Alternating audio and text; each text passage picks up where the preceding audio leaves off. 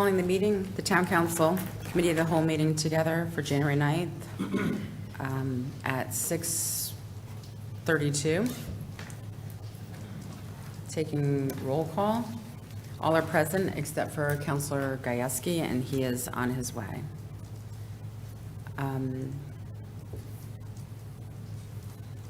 Calendar and communications, we will start with Councilor Merritt.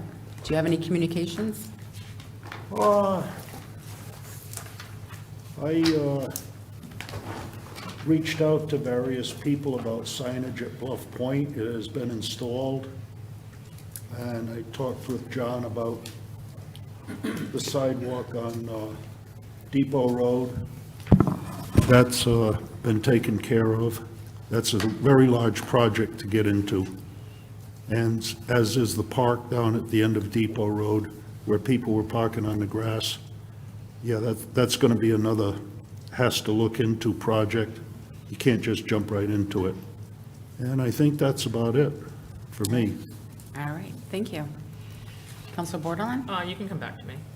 That's, Madam Mayor, Yes? that's yielding the floor. Are you yielding the floor? I'm not yielding the floor, I'm just not ready to speak yet. You can come back. That's yielding the floor. Time, When it- Councilor's time. And I guess they have this discussion is if you are called upon and you choose not to speak, you are yielding your time, and So that's a new thing in this council, it's a rules passed already? Because all of us have passed. I so believe it that's- is currently in the rules. Even yourself, Mayor, you've passed at other. I have done it once in 6 So I years, don't understand yes. if you want to pass and just gather your notes here, why couldn't you just pass? I don't understand, and come back. I think that's being, Well, this is not for debate, and you could take your time right now, or we. I just would like to know what the rule is that you guys are using. Madam Mayor? It Yes. is under debate, decorum, page 5 of 10 of our rules, debate, decorum, and debate, limits of debate. Yielding the floor, section E, yielding the floor to another speaker is in place of counselor speaking. That's number 3. Yes, it is. I think it's a misinterpretation of the rules. With all fairness and no disrespect, yielding would be saying, I'm not going to speak and I'm yielding to somebody else, but to pass to come back to is not yielding. According to that's- 43.10 of, Madam Mayor, according to 43.10 of Robert's Rules, it is yielding the floor. I guess the town manager, would you consider that yielding the floor? I'm not involved in the rules. All right, so then how do we, if we have a problem, who do we seek Excuse to me? get clarification because it's unclear? Are you, this is your time, because I would called like on you for your clarification. communications. Well, you're throwing a new I'm rule call- at me that I have not heard of, that we haven't, and you've utilized yourself several times. It is also in It's been Robert's precedent. rules, if a member yields the floor before speaking his full term, he So is, why are we he enforcing is it presumed to today? have waived his rights to the remaining time. So we're going to use that today. It is in Robert's rules. That's fine. So I'd like to have that, who do we send it to have it clarified? Because you can challenge pass. the, you can challenge the mayor's decision. All right, so and how would you respect that I do that? You can do it right now. Sure, I'd like to challenge it because I don't think it's yielding the floor. And we will take a vote on that, and It- does Yielding anybody would have, be giving up your turn, and I'm not. does anybody have anything they would like to say? I do. Madam Mayor, I believe I stated what the rule is, and I'm going to stand by it. I'm sorry, point of clarification, can you give the, where it is in Robert's Rules? It's 4310 in our book. Thank you. I believe it was at 368? 368.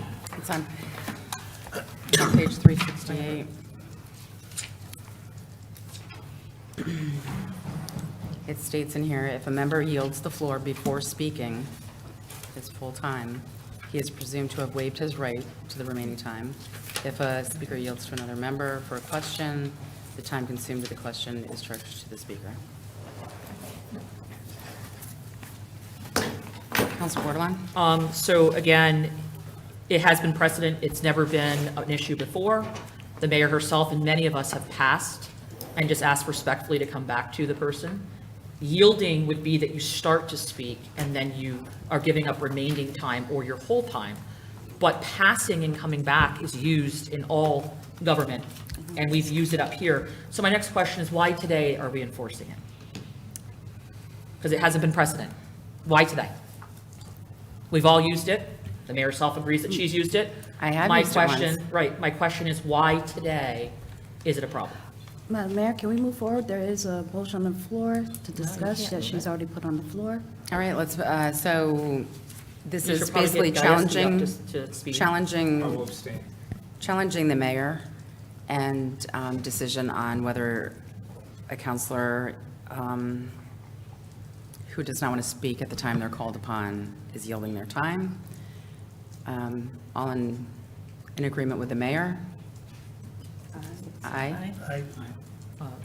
I'd like to abstain because, one, this is new information, and I mean, we have done it in the past, so I'm somewhat conflicted, and I don't have the information in front of me Do you have to your make a rules in front decision. of you? Madam Mayor? Yes. Does everyone have a copy of the rules in front of them? Because it is in section E of yielding the floor. And again, I look for Number clarification of why we weren't enforcing it except for today. No, This it's is a not. different council, and the same mayor is not here to rule over the I, council. I think that So we should all in be, favor, all opposed? I'm opposed to, Abstentions? McBride? Gayasky. All right, that passes in favor, 6 to 1 to 2. all right. Use your time. Yep. So I guess with that, I guess I do have some concerns and I'll send some stuff forward. Changing things just suddenly seems to not be what we've done in the past, not very inclusive, but that's fine. I think we're here to get the job done and not can constantly change the rules to shut people down, but here we are. I attended the Rules Committee, speaking of shutdown. That was held virtually. I also attended the Board of Ed meeting virtually where the superintendent gave her budget presentation.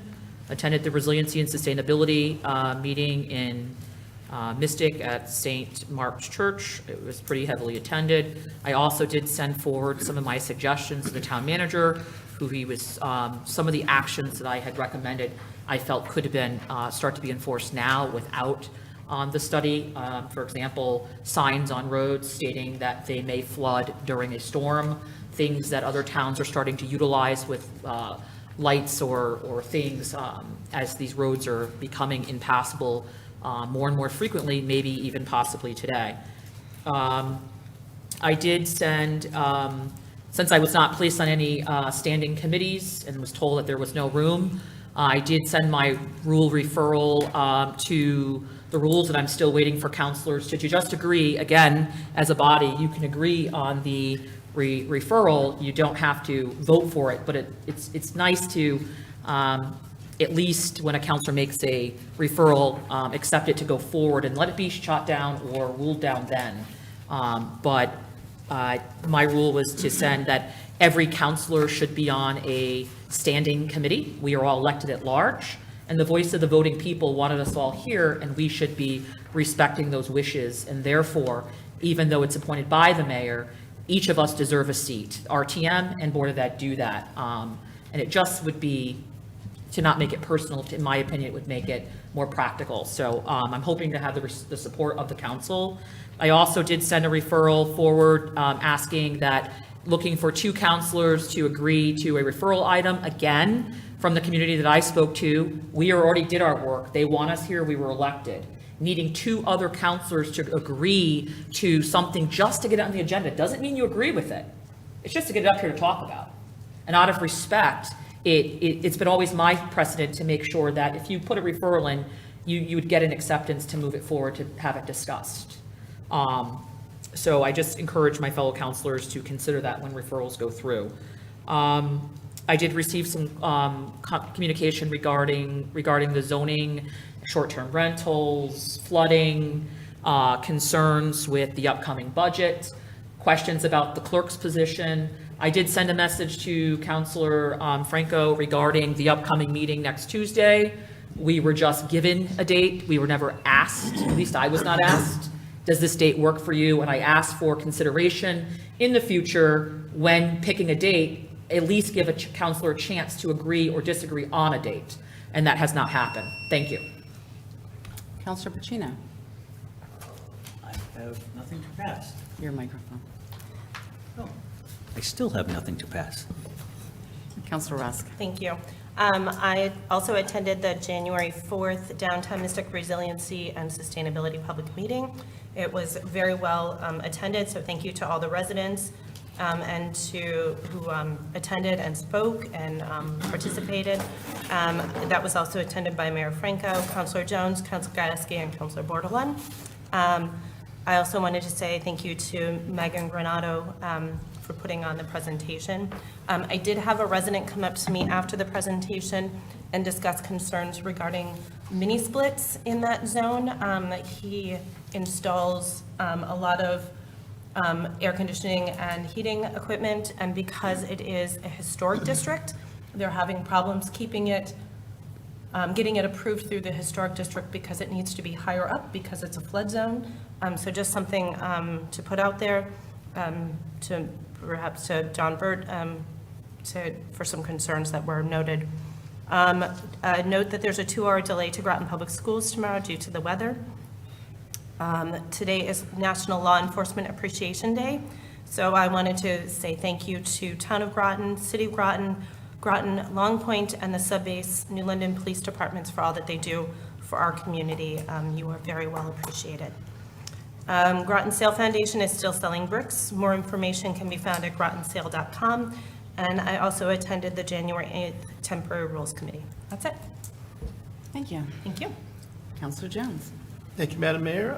Received various emails from different places, along with Councilor Rusk and Gieske and Bordelon and Franco attended the Resiliency meeting. It was really nice to see the overflow of attendance. So people are really interested in the topic, and this is the third meeting that they've had, and people are still interested in coming out. So that was really good. And then did the Temporary Rules Committee last night. Thank you. Thank you. The timer's running Counselor late. McBride? Just a heads up. Point of information. Yes. The time is running late. It's not starting when people are speaking or not, so I'm not sure what's going on with it, if it's broken or what. If we're going to use it, just want to use it accurately. Thank you. We are not professionals here, and we are doing our best. Thank you. Counselor McBride? Thank you. Last Thursday, January 4th, I had a decision to make whether or not to attend the Downtown Sustainability Plan or to attend the Economic Development Commission, because both were on the same time. Being that I am the council liaison to the Economic Development Commission, and that is my only involvement on any committee, I decided to attend that committee meeting after John Burt said that the downtown plan would be able to be reviewed online. I did attend the EDC meeting. It was very, very knowledgeable and provided a wealth of information. I would encourage anyone, councilors or residents, to watch it because it really gets you up to speed on all the economic development that's happening. Mr. Boris is doing a tremendous job on that committee.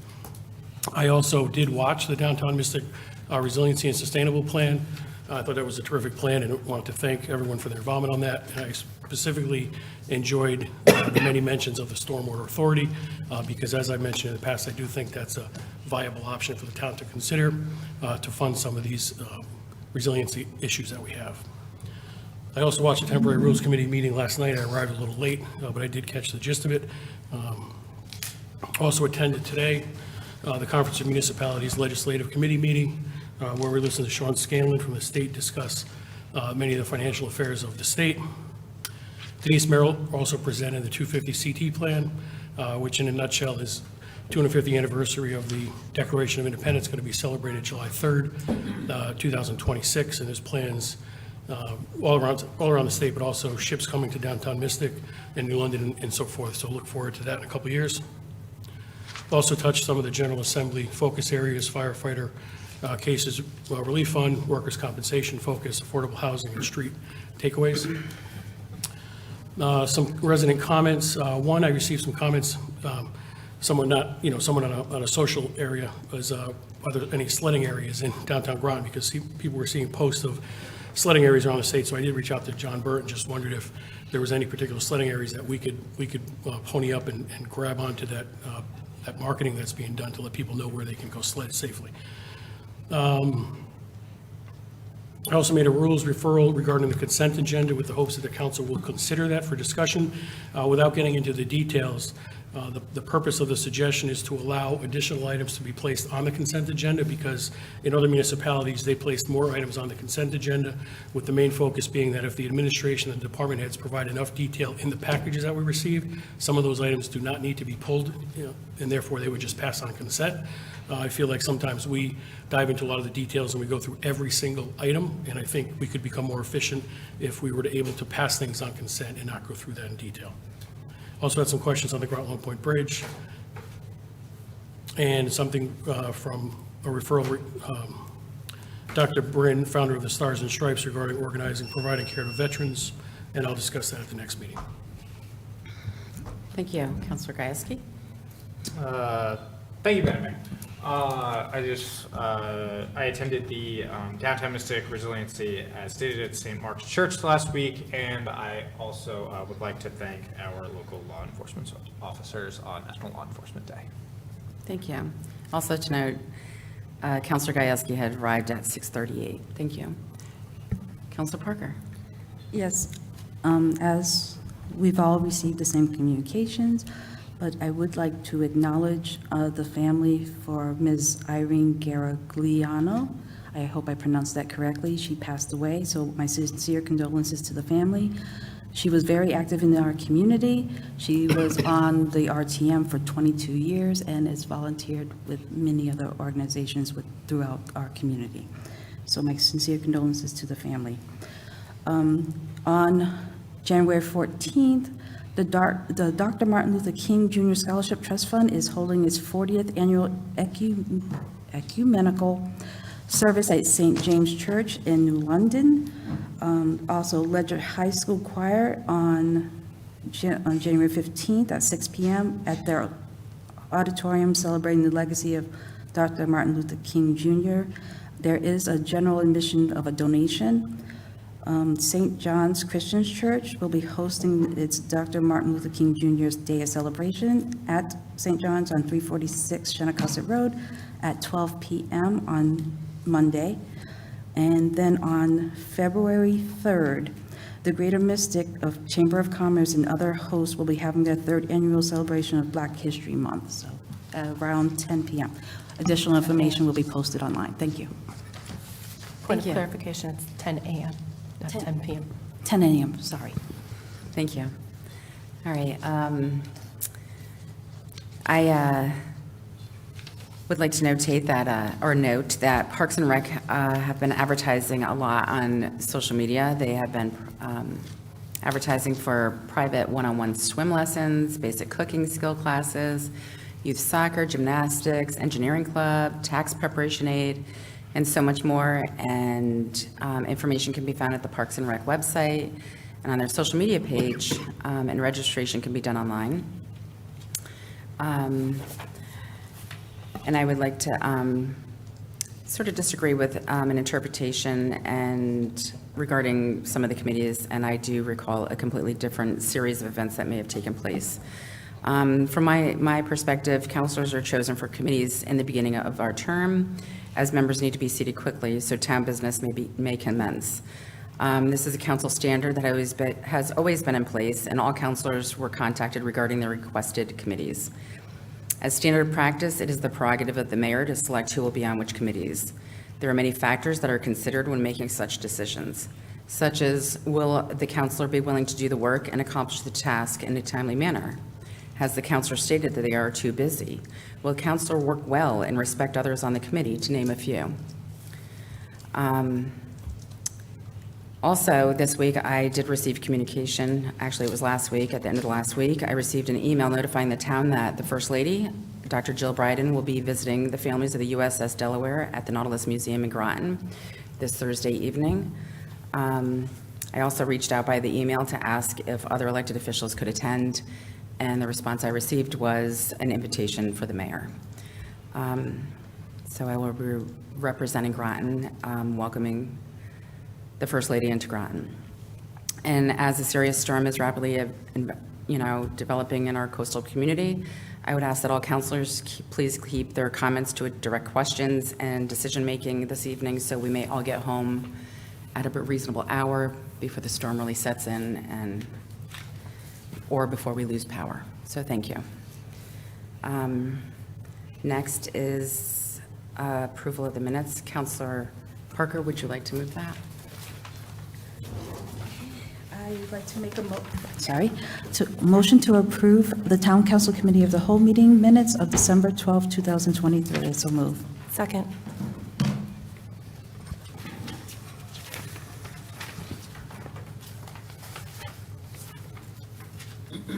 Are there any comments?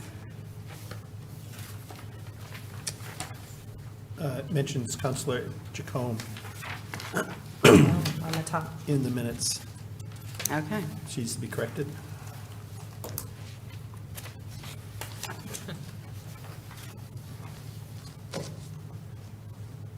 Yes, it does show 10 counselors. All right, well noted, thank you. Anything else? All right, so we'll vote on that. All in favor? Aye. Aye. Opposed? Abstentions? 9-0. All right, moving on to new business, we have the Freedom of Information Act presentation, and that we will be having Public Education Officer Russell Blair. Good evening, and thank you for joining us on Zoom. Yes, I'm, happy to be here virtually, and as you mentioned, we'll keep it to, tight and have some time for questions, mindful of the storm and everybody's time. For those of you who haven't talked to me before or emailed me before, my name is Russell Blair. I'm the Director of Education and Communications at the State Freedom of Information Commission. A lot of times people think of us as kind of the bad guys, where somebody filed a complaint, oh my gosh, we have to go to a hearing in Hartford. My whole job really is to try to give you guys advice, tools, education, so you can avoid all that. So you know what's required of you with FOI, what do you have to do, what you don't have to do, how to run your meetings, how to deal with records requests. If you take one thing away from tonight, I really just want you to know that we exist as a resource to help you. We're not always the bad guys. As I think your town manager can attest, if you have a question, call me, email me, I'll get you an answer. If I don't know, I'll tell you I don't know, or I'll try to find you somebody else who can provide you with that information. So I'm going to take about a half hour, do a quick overview of FOI, and then have some time for questions, and then I'll give my contact information at the end. Please follow up if you have anything else, because I often find, it's the next day or a week later, you're going to think of something and, oh my gosh, I should have asked that. So really, really happy to help out with that. Important thing to know about FOI in Connecticut is it's really about two main things. It's really about public access to meetings and public access to records. We have to let people come to our public meetings. We have to make our decisions in public, and the public has a right to see copies of the records that we use to inform those decisions. So those are really the two parameters of FOI. I do like to talk a little bit about some things that aren't covered in FOI, because there's a lot of things that people think are part of FOI. I heard you guys talking a little bit about Robert's Rules before. I get a lot of phone calls from people asking about, what do I think of my interpretation of Robert's Rules? Just for your information, you may already know this, that's not an FOI thing. There is, to my knowledge, there's not a state agency that is the arbiter of Robert's Rules that decides disputes or that says how it should be enforced. So, with that I can't help you with. Another thing that often comes up in the realm of FOI that is not an FOI issue is public comment at meetings. There is no law, FOI or otherwise, that requires any board or committee to have any public comment at all at their meetings. FOI is strictly about attendance at those meetings. So you can't prohibit people from attending, but you can have any rules you want on public comment. You could say, 3 minutes per person, it's only agenda items, it's only people who live in the town, whatever you want to do in terms of public comment, you're allowed to tailor that. And then in terms of records requests, I know you guys probably deal more frequently with the meetings piece of it, but with records requests, it's really about providing access to the records that you have. It's not about doing research, it's not about creating reports. It's basically allowing the public to view the same records that you have. So if you ever get, somebody sends you something that looks like an FOI request, and they're asking you to do research, create reports. Another one that people find kind of interesting is that there's nothing in FOI that requires any public official to answer any questions. So an FOI request really needs to be a request for specific documents. If a constituent emails you and says, why did you do this? You may want to answer them. You may want to explain your vote or your position, but that is not an FOI request. If they ask you for copies of emails that you may have sent about a topic, or emails back and forth about, you and department head talking about an issue, that is something that you would have to comply with. But who made this decision? Why was this done? How did this happen? We're public servants. You represent the town. I work for the state. We want to answer questions to the best of our ability, but just know, FOI requests for documents are really just about providing copies of the documents that you have. So next thing we'll talk a little bit about is meetings. We're at the town council meeting in Groton.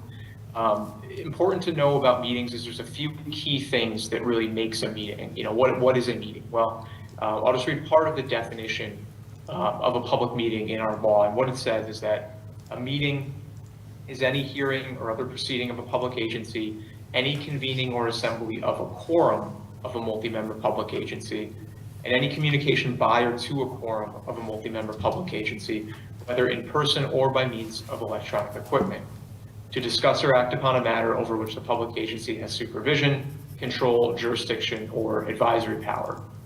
There's a few things in there that I always like to highlight. The first thing is the quorum. That's really important to remember, is that in most cases, except for a few outliers, that is the key thing that you need to have for a meeting. You have to have a quorum of your council together. If you're talking about council business, and again, that part about electronic equipment, whether that's email, texting, you're meeting in person at the coffee shop, if you're together and it's a quorum and you're discussing town business, then the law defines that as a meeting.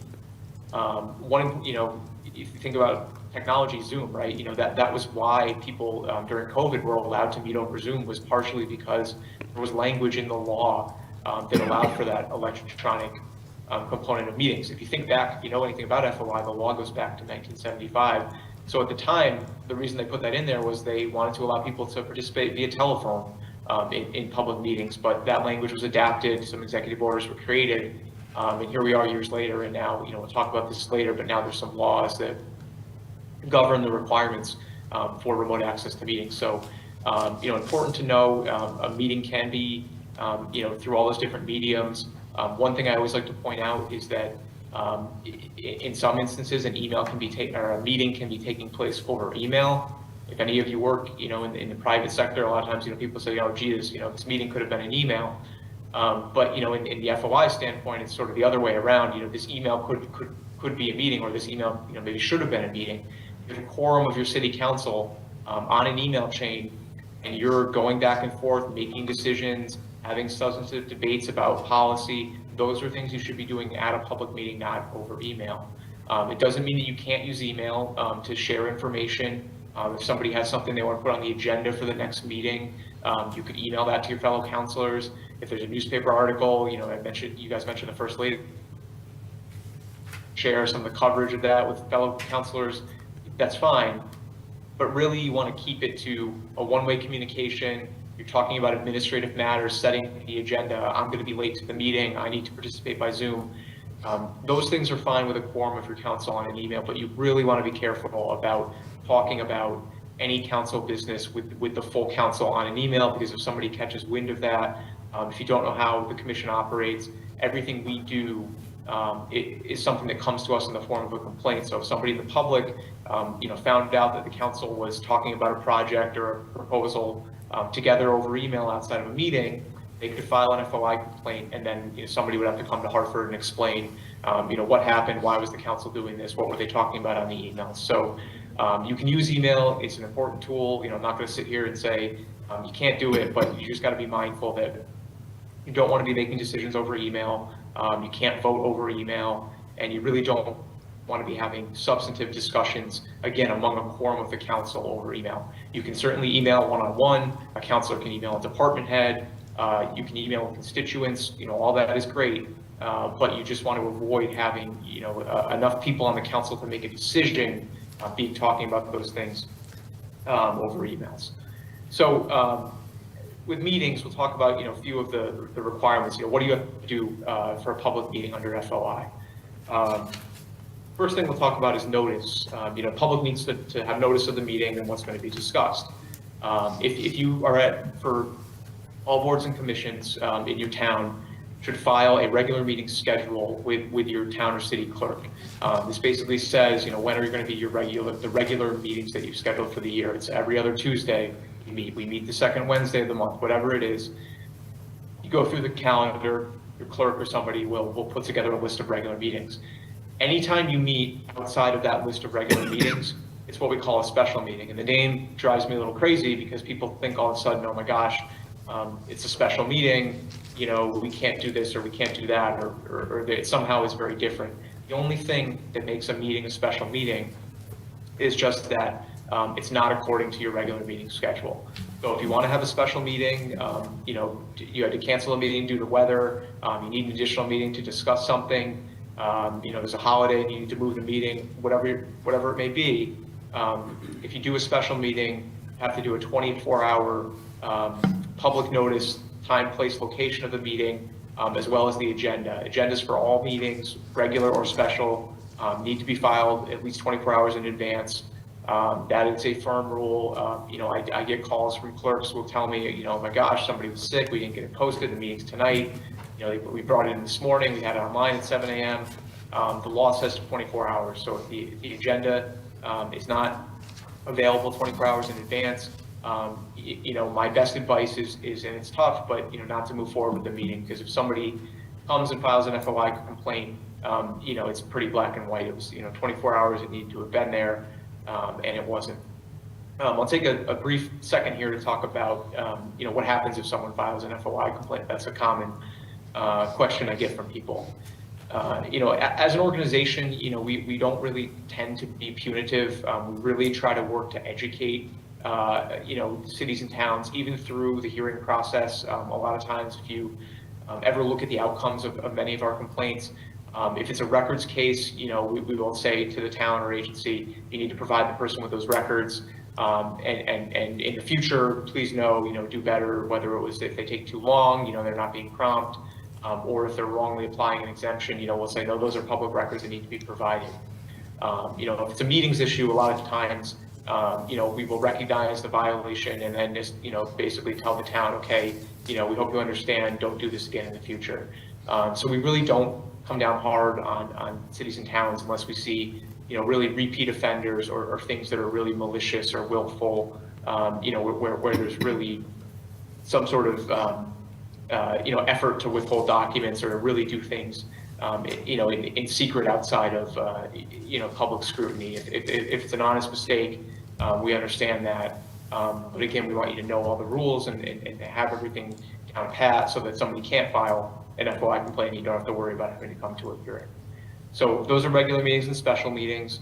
Another thing that is different from a special meeting besides the date and time, you can't add anything to the agenda at a special meeting. So if you ever have a special meeting, if you're ever preparing the agenda for a special meeting, make sure that everything that you may discuss at that meeting is on that agenda. There's nothing that prevents you from passing over an agenda item. We don't have enough time tonight, we're not going to get to it. Somebody's sick, we can't discuss it, we want to wait and let it marinate a little bit more and pick it up at the next meeting. That's fine. But what you can't do at a special meeting is, oh, we got through everything faster, let's move on to topic Z that isn't on the agenda. In a regular meeting, you can add items to the agenda at the meeting. You have to have a 2/3 vote of the councilors who are present. You could add something for discussion at the night of the regular meeting. For both regular meetings and special meetings, minutes need to be made available within 7 days. At the local level, they do not have to be posted online. Many cities and towns do. That's great. We really encourage that. But they really, by law, just need to be available. So they need to be in the clerk's office. And if somebody wants to go get a copy, again, 7 days after the meeting. One thing I'll note that we run into sometimes is, boards and commissions will say, gee, well, the law says we need to have the minutes within 7 days, but, we haven't approved them yet, right? We haven't had a meeting to vote on them. you need to have the minutes within 7 days. If it makes people feel better to call them, unapproved or draft minutes, or, you want to put on there something that they haven't been voted on, that's fine. You could do that. You could always, if there's changes, you could always file the new copy of the minutes reflecting the changes. But you have to have the minutes available within 7 days. So don't let, a review process or waiting for some approval or a vote or something like that hold up the 7-day timeline there. There is a third type of meeting. We don't see it too often, but it's kind of apt to mention it tonight. It's called an emergency meeting.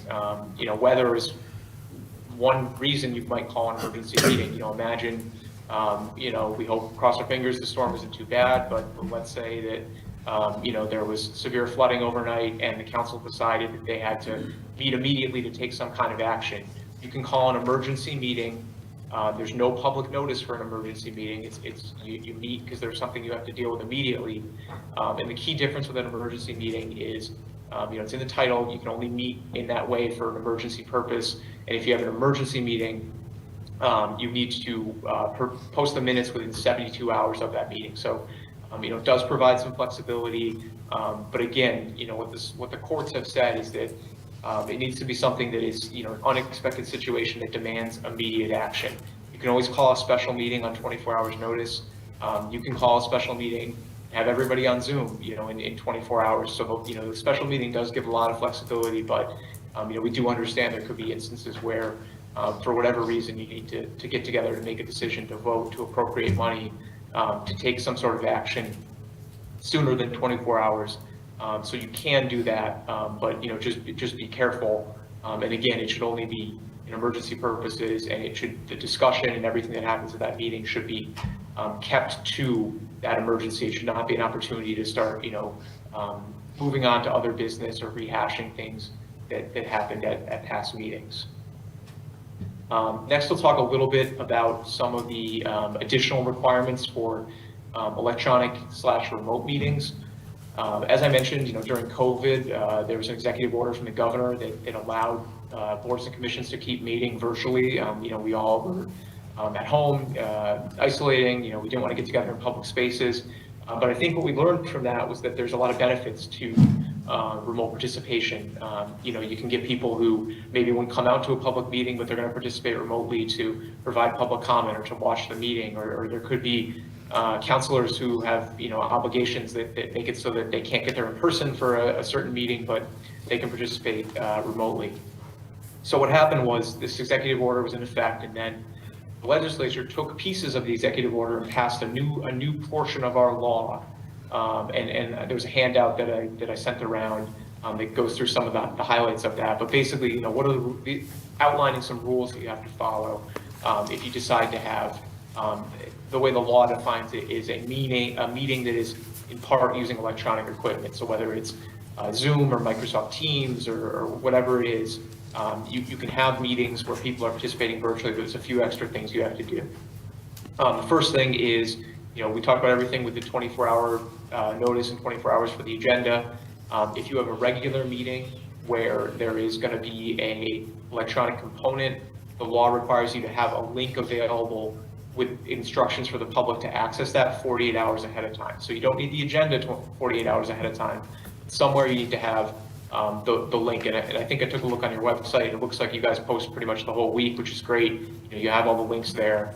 So you're doing well on that front. And then this comes up sometimes too. People ask, do we have to record the meetings, right? It's a Zoom meeting. Do we have to make a recording? I know this one's being recorded.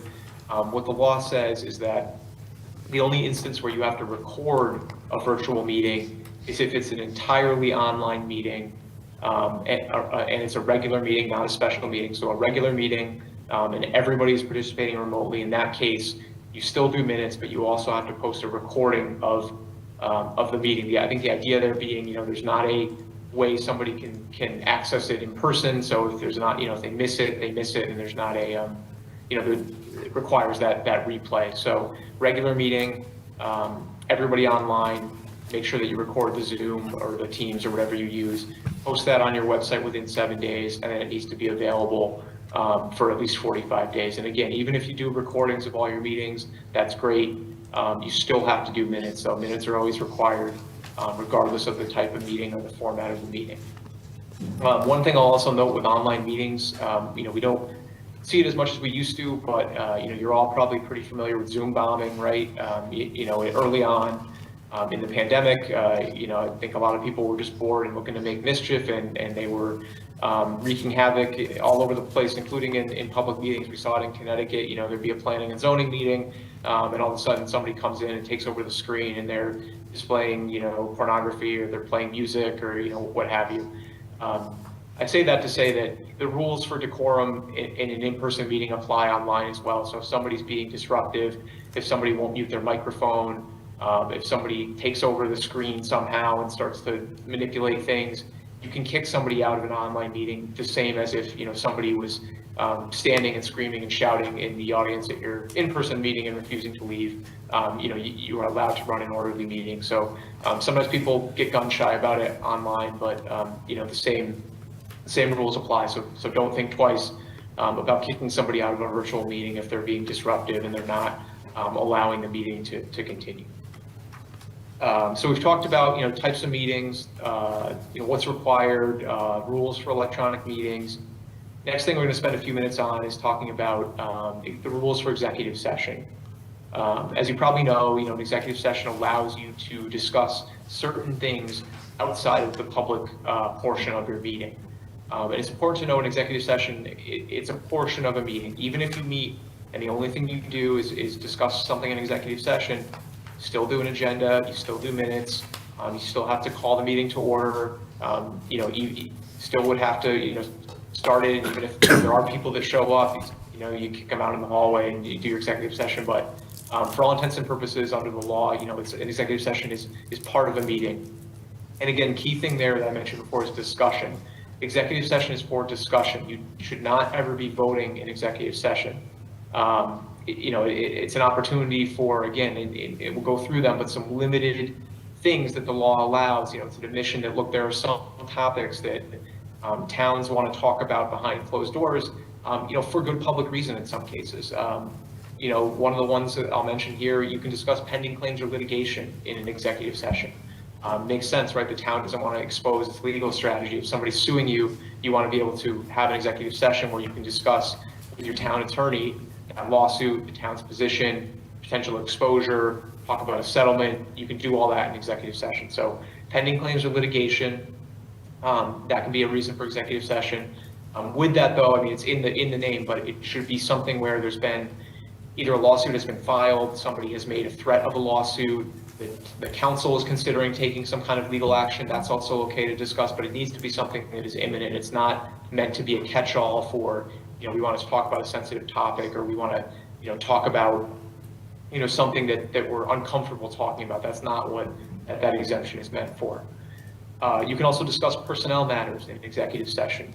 The number one important thing to remember with this is that personnel matters, meaning dealing with an employee or a group of employees. I've seen some people who've called me and asked me and said, well, talking about the staffing budget, is that a personnel matter? The answer is no. It's about whether you're appointing an employee, you're disciplining an employee, there's an investigation, internal investigation involving an employee or employees. It's really related to, could be an evaluation of an employee. It's about the performance of an employee or a group of employees. And important thing to know with that is that the employee being discussed in that executive session has the right to attend that executive session. So you have to notify them, explain to them, Joe, we're going to discuss you in this executive session at this meeting at this time and place.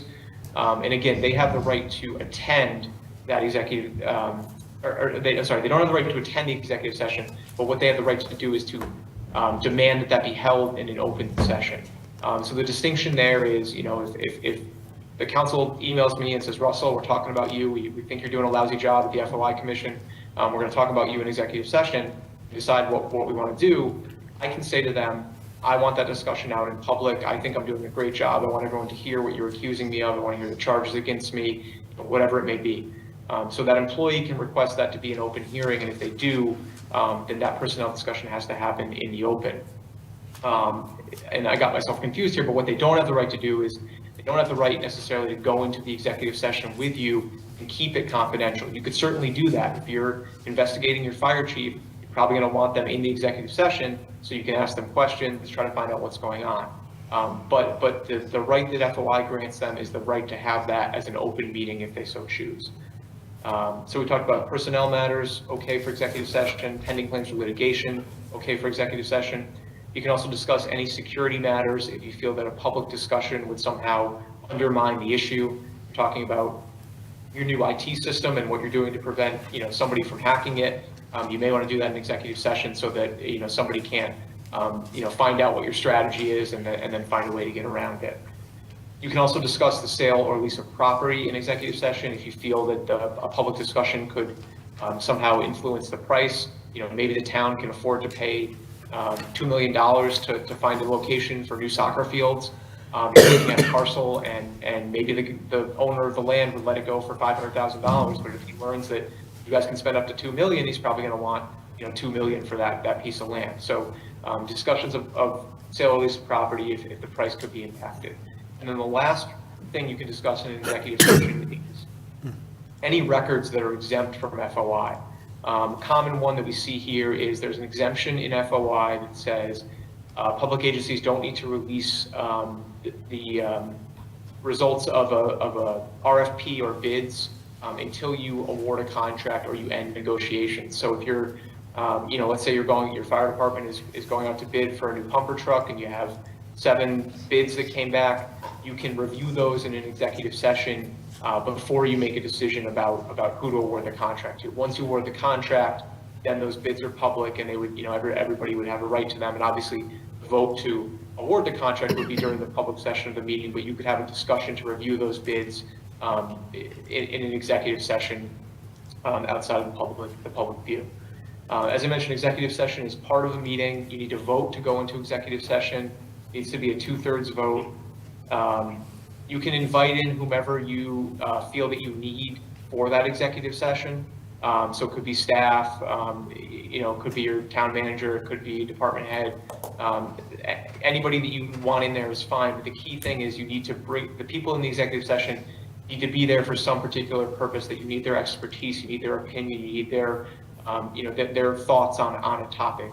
You should not just be bringing people into an executive session to sort of sit there as wallflowers and listen, because then what you're doing is you're prejudicing their right to attend the executive session, over the rights of other members of the public or other people who want to participate in the executive session. So you can bring in whoever you want. It's up to the council who can attend, but just know that people need to be there for a particular purpose.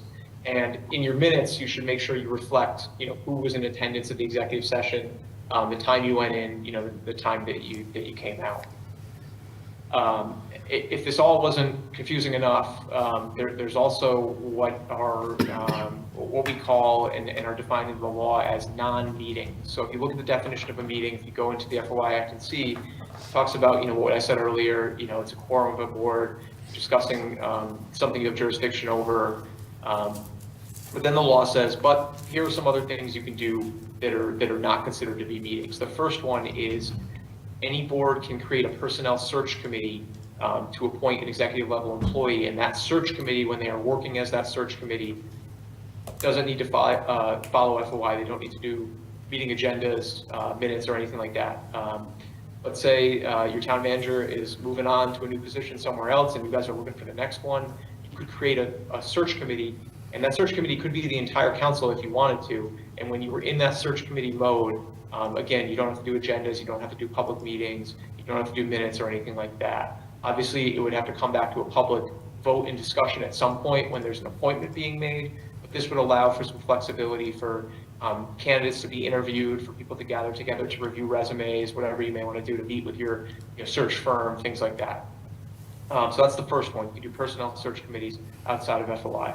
Second is strategy or negotiations related to collective bargaining. So if the town manager wants to discuss collective bargaining issues with the council, provide an update, get their opinion on a negotiating point, that can be done outside of meetings. Caucuses are not considered to be meetings, even if caucus is a majority of the council. In some towns, the example I always give is New Haven, because they they have like 30 alders and they elect them by district, and I think they're pretty much all Democrats. So in New Haven, maybe the case in Groton too, I'm not sure the makeup, but all the Democrats on the council in New Haven could caucus together, even if it was the whole council. It's considered to be a caucus if they're of the same party and they belong to the same board. That's the key thing. So it's got to be Democrats on the town council, Republicans on the school board, and a caucus should really be limited to those participants, the members of the board who are of the same party and of the same board. And then the last two instances where you could have a quorum together that's not a meeting is a administrative or staff meeting. And this is really when, the example I give is, let's say the town instituted sexual harassment training for all its boards and commissions.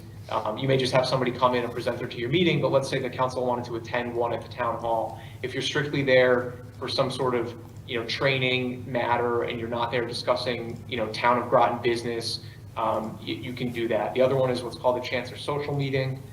This is you guys are together, quorum together in a outside of a meeting setting. And it's for a social purpose. You're at a town event together, you're at somebody's wedding, you're at a birthday party. In a lot of these towns, you guys serve together, but you also may be friendly in a social capacity. That's great. You can be together in those instances. The key thing I always tell people, and it's, we're not out there with microphones listening, but you really want to limit the discussion of town business. If you're at, the Sailfest fireworks in New London, and somebody comes up to you and starts talking to you about, all the things that are going on at the city council, that's great. You want to engage with people, but you want to try to avoid, having everyone together, talking about things, making decisions outside of a public meeting. The example I always give is you want to avoid the parking lot meeting, and, it happens, right? You guys all leave at the end of the meeting, you're standing out there in the parking lot. Gee, can you get a load of what this guy said? Can you believe this? This.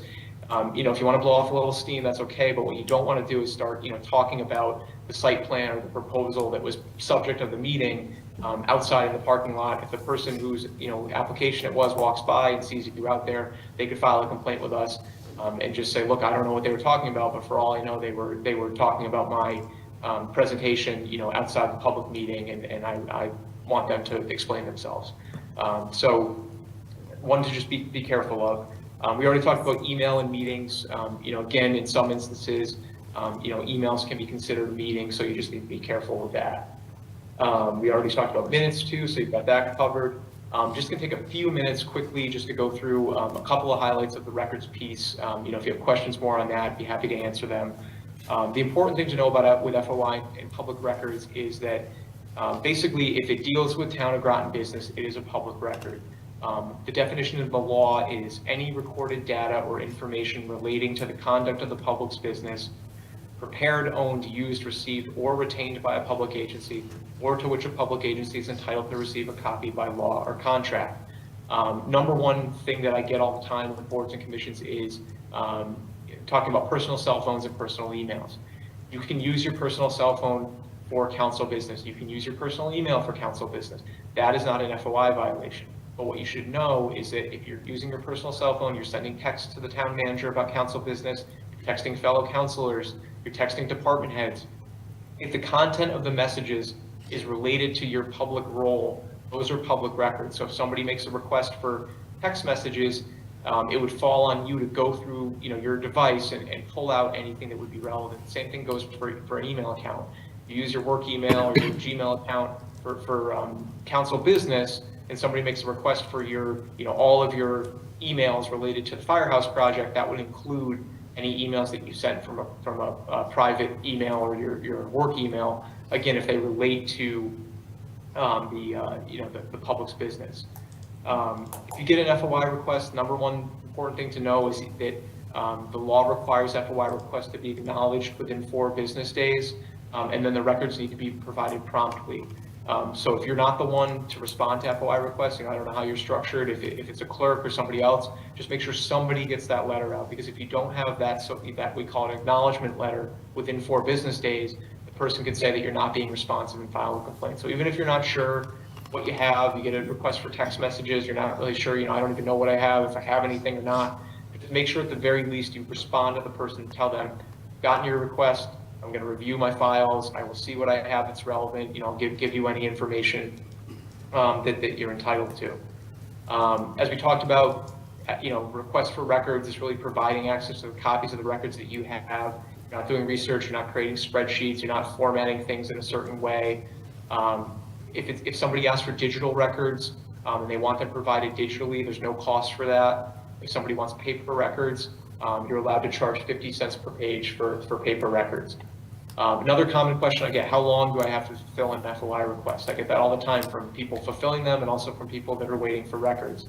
Unfortunately, there is no specific timeline in the law. All the law says is that you need to provide public records when they're requested. You need to provide them promptly. And as you can imagine, there's a lot of confusion, what is prompt and how do you determine if someone's being prompt? So many years ago, the commission created this advisory opinion, and we talked about the things that we consider when we look at whether an agency is being prompt in complying with an FOI request. And the types of things we consider are volume of records requested, size of the public agency involved. Larger agencies are going to have more capacity to work on FOI than smaller ones. The other demands of the agency, if it's a particular busy time of year, if it's budget season and everyone is up to their eyeballs in spreadsheets, we understand it might take longer to fill an FOI request at that point. It doesn't mean that you don't get, you can get away without doing it, but it means that, there's this balance. I think that's the key thing with responding to FOI requests, is that you really need to find this appropriate balance. What you don't want to do is get the request in, fire off the email, okay, we got it, and then push it to the side of your desk and let it sit there for, 4 or 5 months, and you don't do anything until the person calls back and says, hey, it's been 6 months, I haven't heard anything. Try to chip away at these. People can and do request large volumes of records. People can ask for thousands of emails, and we see some big ones. So what I tell people is, you can always ask the person to try to narrow the scope of their request. Somebody wants, all your emails on topic X. You could try to talk to them and say, what are you really trying to figure out? Or the other thing you can do is you can always give people documents on a rolling basis. Hey, I can give you, the last 2 weeks worth of emails I have on this, but then it's going to take me more time to find the rest. That's perfectly acceptable. What I find is if you show that you're going to provide something, you give people a little bit of something in good faith, a lot of times they're more willing to work with you, and they're more patient about waiting for the rest of it. If somebody requests 10 things and 2 of them are right on your desktop and you could send them today, do it. Send the 2 things that you can send right away and then continue to work on the rest. I know I'm running up against time, so I just want to mention just quickly, the way FOI works in Connecticut is basically everything's a public record, either unless there is an exemption within our law that says that you don't have to release it, or if there's another law, if there's another state or federal law that says something is privileged, you don't have to give it out. That'll always supersede FOI, so that's important to know. You guys probably don't deal with this a lot, but the 2 big federal ones we always run into are FERPA for education records, and HIPAA for health records. So if it's protected by HIPAA, it doesn't come out under FOI. If it's protected by FERPA, it doesn't come out under FOI. And then there's a bunch of statutes throughout the state that protect certain records. DCF records, for example, there's a statute there that says those are only available to a limited number of people. And then there's the exemptions that are within our law, and these are a little bit trickier because these are things that you can choose. You can give the record out, or you don't have to give the record out. It's up to you. They're called permissive. So it's basically a tool that you have, one of the rights that you have as a record keeper to decide, do I want to give this out or do I not want to give this out? Most common ones that we see there, the law says that you don't have to give out something that's considered to be a preliminary draft or notes. You don't have to release personnel files if you believe that it would constitute an invasion of privacy. There are exemptions granted to law enforcement for certain records. We talked about pending claims or litigation before. You don't have to release records related to that. There's records protected by attorney-client privilege. If you're getting a legal opinion from your town attorney, you wouldn't need to turn that over necessarily under an FOI request. There's a trade secrets exemption if somebody submits information to the town. Let's say that the town is a potential vendor from some company and the company is sharing, proprietary pricing information with the town. That could be something where, you wouldn't have to release it. It's a trade secret of that company, and therefore you wouldn't have to provide it, in response to an FOI request. We talked about bids already. Anything related to security, if you have security plans, for town hall and things like that, where are the security cameras located? you wouldn't have to necessarily to release those. Last thing I'll mention, just because I like to mention it when I talk to towns, because sometimes people ask me this, we have this person and, they're coming to town hall, they're demanding documents, they're screaming, they're shouting, they're being nasty, what do we do? Well, up until a few years ago, there really wasn't any recourse for that, other than sometimes towns would just get frustrated and they would just throw up their hands and say, we're just going to stop dealing with this person. About 4 or 5 years ago, the legislature passed what's called this ability to file a petition for relief from vexatious requesters. We hope that you never have to use it, but I just mention it because it is a tool that's available to towns. And basically what it says is that if you believe somebody is using FOI as a weapon, if they're making a huge amount of requests for a large amount of records, and they're doing it in a way where they're being aggressive, they're being intimidating, they're being nasty, they're using foul language, they're berating people, that they're using FOI as a way to really slow down government. They're using it as a way to settle a score. Somebody got fired and now they're bombarding the town with all these FOI requests that don't seem to be related to anything. If somebody does that, there is a mechanism available. You would want to talk to your town manager, town attorney and all that, but I just leave you with that because oftentimes people call me up and they just say, oh my God, what do we do? We don't see a lot of them. It's really meant for, extreme emergencies. It's kind of like the, in case of emergency, break glass type of thing for FOI. But I just mention it because it is out there. Again, we hope you don't have to use it, but, that's really the only tool that you have to get recourse from somebody who's being a, abusive, serial requester. So I know that was a lot in a short period of time, but I wanted to sort of cover cover the ground, and then make sure I leave time for questions. If it's about specific things that are going on or scenarios or anything like that, and I'd be happy to answer them. Anybody have questions? Councilor McBride? Yeah, thank you. I just have one quick question. Excuse me. We have several committees, and it occurred this week where the council had a committee of 3 held a meeting. 3 councilors, the members of the committee showed up. However, 3 or 4 other councilors showed up as well, which then created a majority of councilors. And the question arose as to whether or not that quorum was a concern and that councilors were then not able to speak, although the meeting was made public. Is there any concern when a quorum of councilors participates in a committee meeting? So, but this was, the committee meeting was publicly noticed, and, Yes. Yes, so the law does say that a board can attend another board's meeting and participate as long as it's been publicly noticed, properly. In some town, if the town council wants to go to the Board of Education meeting, they can go, they can participate, even if there's a quorum there. The key thing is that if it's another agency's public meeting that's been noticed, there's no issue there if they're at that meeting.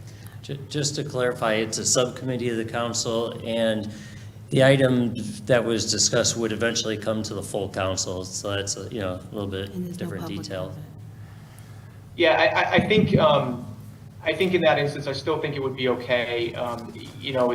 Again, because it was at a public meeting, what you don't want to have, though, and I don't know how this, was it, I don't know if it was councilors participating in the meeting or, speaking and things like that. But what you don't want to do is you don't want to have, the councilors show up to this other meeting, they listen, and then they go off in the hallway afterwards and start talking about, what the full council is going to do. One thing I'll mention, just because you're talking about subcommittees, because this does come up sometimes, whenever you create a subcommittee, you're basically creating a new public agency.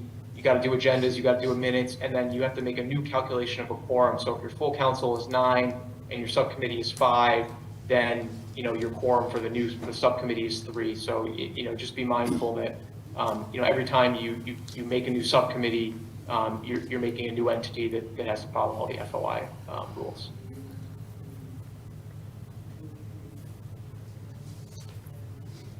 Just wonder, how many vexatious requester, filings have you had to try to ban them? Last I heard a few years ago, there had only been 1 at that point. Have you had others? We're only at about, I think, last count, it's like 12 or 13. We have started to see more. more of them, but it is a lengthy process. And what happens is, I forgot to mention this, so the relief you can get if you go through the whole process and the commission says, yes, this person is vexatious, you wouldn't have to comply with any FOI request that they filed for a full year. So, we've only had a handful of them, and I think only a few have been declared to be vexatious, but, again, it's really the only option that towns have, to sort of make somebody go away. Otherwise, if they keep making requests or they file complaints with us, there's no mechanism other than that petition. Counselor McBride, are you? Yeah, well said. Thank you very much. Counselor Parker? Yes, thank you, Mr. Blair. Piggybacking off of Councilor McBride, there's 3 people, but the agenda has to say it's open to the public to have public comment, correct? It's not on the agenda. If it's not on the agenda to have public comment? So there's no requirement to have public comment. Are you asking, could you have public Because- comment if it all wasn't right. on the agenda? No, we did not have public comment on the agenda. It's the committee of the 3. So the meeting ended up having 7 counselors at the meeting. Only 3 are part of the committee to decide to make decisions on the thing, which Mr. Burt was saying that it's going to be forwarded to the whole council. So per our rules, per the charter, 6 is majority, 6 to quorum to open the meeting, not the subcommittees. 5 is a majority to vote on something. I had 7 people attend the meeting, and only 3 of the people. Were they They're not like up on participating. the dais, or is this like they were in the audience? They're in the audience. Yeah, so I think again, I would fall back on that there is that provision that says that if a quorum of and it's hard because it's kind of, it's a council and it's a subcommittee, but what the law says is that if a quorum of a committee or board attends another committee or board's publicly posted meeting, it does not make it a meeting of that other committee or board. But what you want to avoid is having them, so in this instance, if the other counselors wanted to attend because they were interested in what this committee was going to do and they wanted to sort of see what they may end up with, they could attend, but you wouldn't want them then to be starting to talk about what the full council is going to do before it comes to the full council. So they can attend to get the information and to listen, and they could participate in public comment, there's your residents of the town, but you don't want all those members then to be deciding in the audience, okay, now we know the council is going to vote on this next Tuesday, and I think this and I think that. You don't want to have that discussion at the other committee's meeting, but you can attend the other committee's meeting and it doesn't create an issue. But the agenda has to say public comment, does it not? Because the agenda does not have public comment on it. I would think if you're going to have a public comment, you should have it on the agenda. You can always add items to the agenda at a regular meeting, so if you want to add a public comment, you could do that, but. It could be, but Mr. Burt, am I correct in saying that we did not have public comment on that agenda? Correct, you do not have listed. Okay, thank you.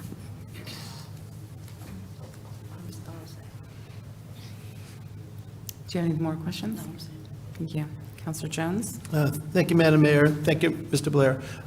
So my question is about if you have counselors or committee members who are texting on phones or emailing on laptops during an active meeting and they're connecting with people outside of that meeting, so basically having a meeting in a meeting, are those texts and comments FOIable, and what would be your ruling on what the course should be?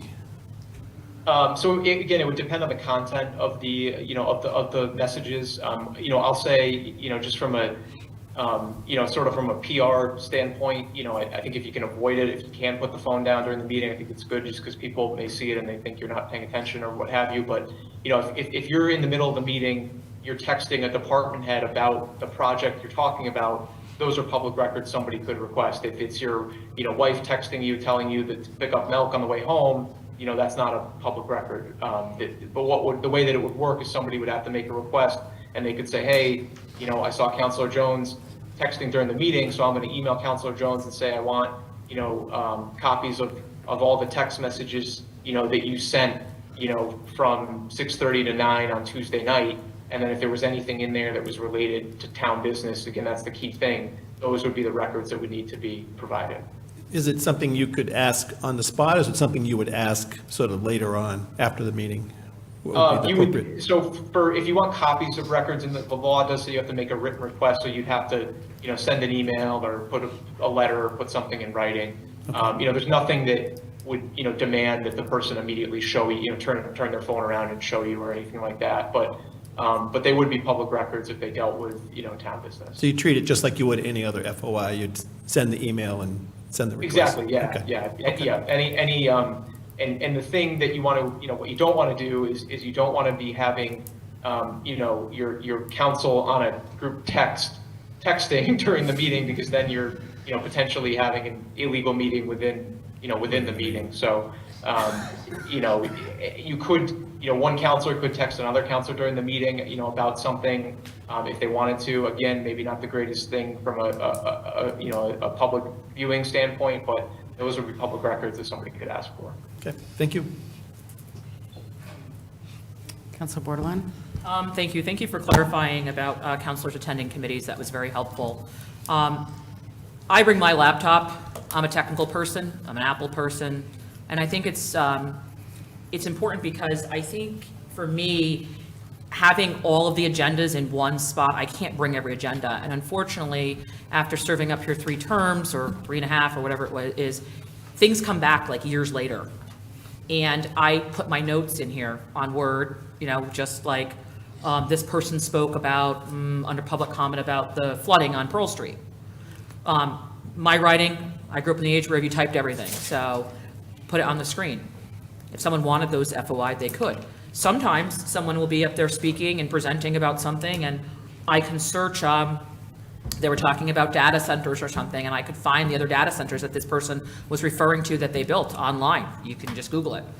Also, I put notes on here, if I'm going to send a referral, I'll log in right to my town email, which is town. I'm at my work, I'm here now, in my town email, and I will just queue it up. And sometimes I hit send. It doesn't mean anyone has to check it now, but it just puts like, I'm referring that we look at rule 3.1 or whatever. I mean, most towns are issued computers, which I would prefer. So that way you can just have your issued town computer. Board of Ed in our town is issuing computers if you'd like one. So I just don't see the problem. I mean, I think if you're up here playing video games or something, that's a lot different. I think the laptop is a little different. I think the phone texting is the one you want to just be more careful with, because especially people in the audience are going to assume that, and a lot of times you aren't, but they're just going to assume that you're texting. I mean, if think about it, if you're a developer and you're making a presentation and you see multiple counselors texting back and forth, you may say, gee, maybe they're texting privately about my project, about whether or not they're going to approve it. So, you can do it. You can have the computer, the laptop, that's fine. But, I think the texting thing, you just want to be mindful of texting. And I think, up here, we're all volunteers first. And I think last night at a rules meeting, someone stated that they wanted to ban all technology. And it's like most places are moving towards everyone being issued some form of a database and actually getting away from the paper agendas and putting everything electronic.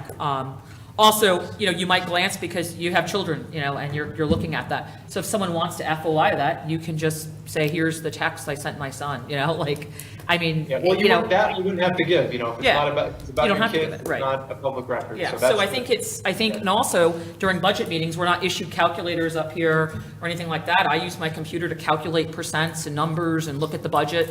Also the calculator on the phone. I mean, I watch many other towns and council meetings that use it. If the perception is that, I mean, there's a few that may say something, but overall, I think most people, it's your honesty and your integrity. But also what wasn't mentioned at that meeting, which, was stated up here, what I see is a lot of people sliding paper to people and using pen and paper to communicate during meetings, but that's a concern, because as a counselor over here, I want to know what the 2 counselors down there are writing back and forth and sliding and communicating and then pointing to read to, which you can see very obviously from other corners. So wouldn't that be FOIable as well? I would say if somebody, if you're, the only thing that may not is there is an exemption in the law for what's called personal notes.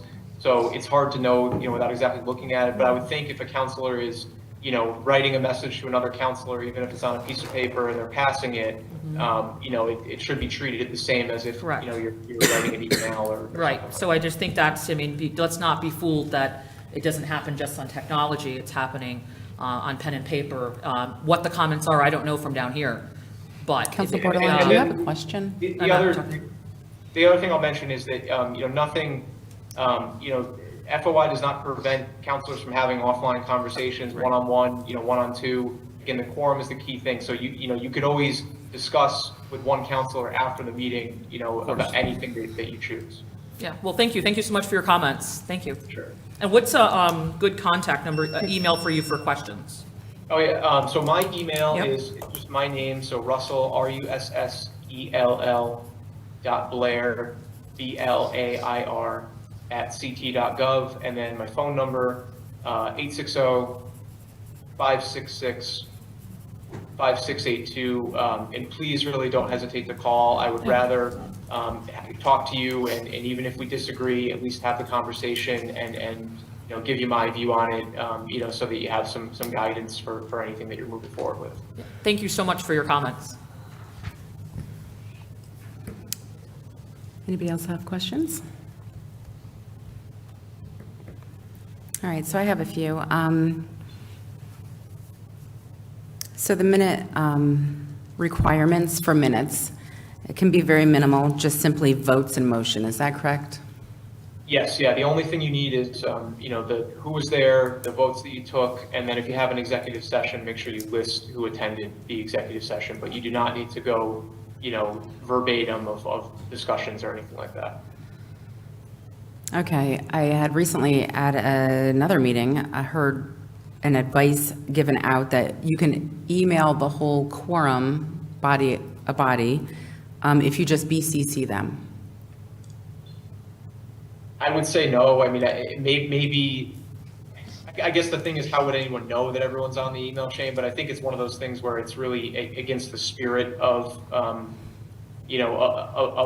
FOI. I mean, I guess if it's a one-way communication, so I guess the idea with the BCC is people can't reply to it. If the mayor wants to send a notice to all the councilors or wants to send an email stating position, and nobody replies back, I guess that's the thing with BCC, right? Is people can't reply. Is that the reason? Well, they can reply, but it just goes to the person that sent it, not to all. It would not go to all. I think that you want to be careful with that because it's almost like you're sending it, what a little bit different than that, but we've had cases where we call, what we say is you're not allowed to have a serial meeting. The chairman of a board cannot call up all the other members of the board and tell them all, I want you to vote yes, I want you to, it seems like it's almost in that vein. It's like you're trying to skirt around the requirement. So I think for something like that, I would urge against it. If you want to have a conversation one-on-one with somebody, that's fine. If you want to send something to everybody, for their consumption, and you can even tell, sometimes people send an email to everybody and they'll say, I don't know how often it works, but, please don't reply to this. I'm just sending it for your knowledge. But I think the BCC thing, it seems like it's sort of trying to get around that requirement, and it could fall into that, what we call a serial meeting. You're basically having a meeting, but by doing it, one person to one person to one person to one person. Thank you. Also, emails regarding like what we're going to do on an agenda or what we want to add to an agenda, things of that nature, is that also? That's fine, because you're not, hopefully you're not discussing the agenda item. What you don't want to do is say, okay, let's talk about the school renovation project at the next meeting, and then people start weighing in on it. You just want to say it to, put it on the agenda and then make sure you save the comments for the meeting. All right. And then I want to get back to the electronics for a moment. So communications outside regarding an item that's on the agenda, that is a no-no to anybody if you're communicating with people outside the meeting. Is that correct? Well, it's not necessarily depending, because if it's just one person, it's not a no-no in terms of it's not an FOI violation. But it's a public record, and I think it's more just from a, again, as I said, it's more of like a PR, type of thing. It would, it's not a, I saw the counselor texting at the meeting is not an FOI complaint, but somebody could request those, those text messages. What would make it an FOI complaint would be if you had a quorum on the text message. So if you guys have a council text thread, you don't want to be texting in there and, trashing the guy who's talking during public comment, amongst yourselves on that chain if there's a quorum. But if one counselor is texting somebody outside of the meeting about the meeting, not a violation, but those would be public records. So it's not really a private conversation if that's what people think. All right, so then you're saying that the personal items are okay, such as shopping while you're at the council meeting, or watching a football game, or perusing social media. They're Well, I mean, allowable? Again, not probably not what you want our elected representatives to be doing, but it's not, it's not an FOI violation for you to watch football. So if you asked on FOI to get those items off of counselors who may be doing this during a meeting, they wouldn't have to hand that in, is that what you're saying?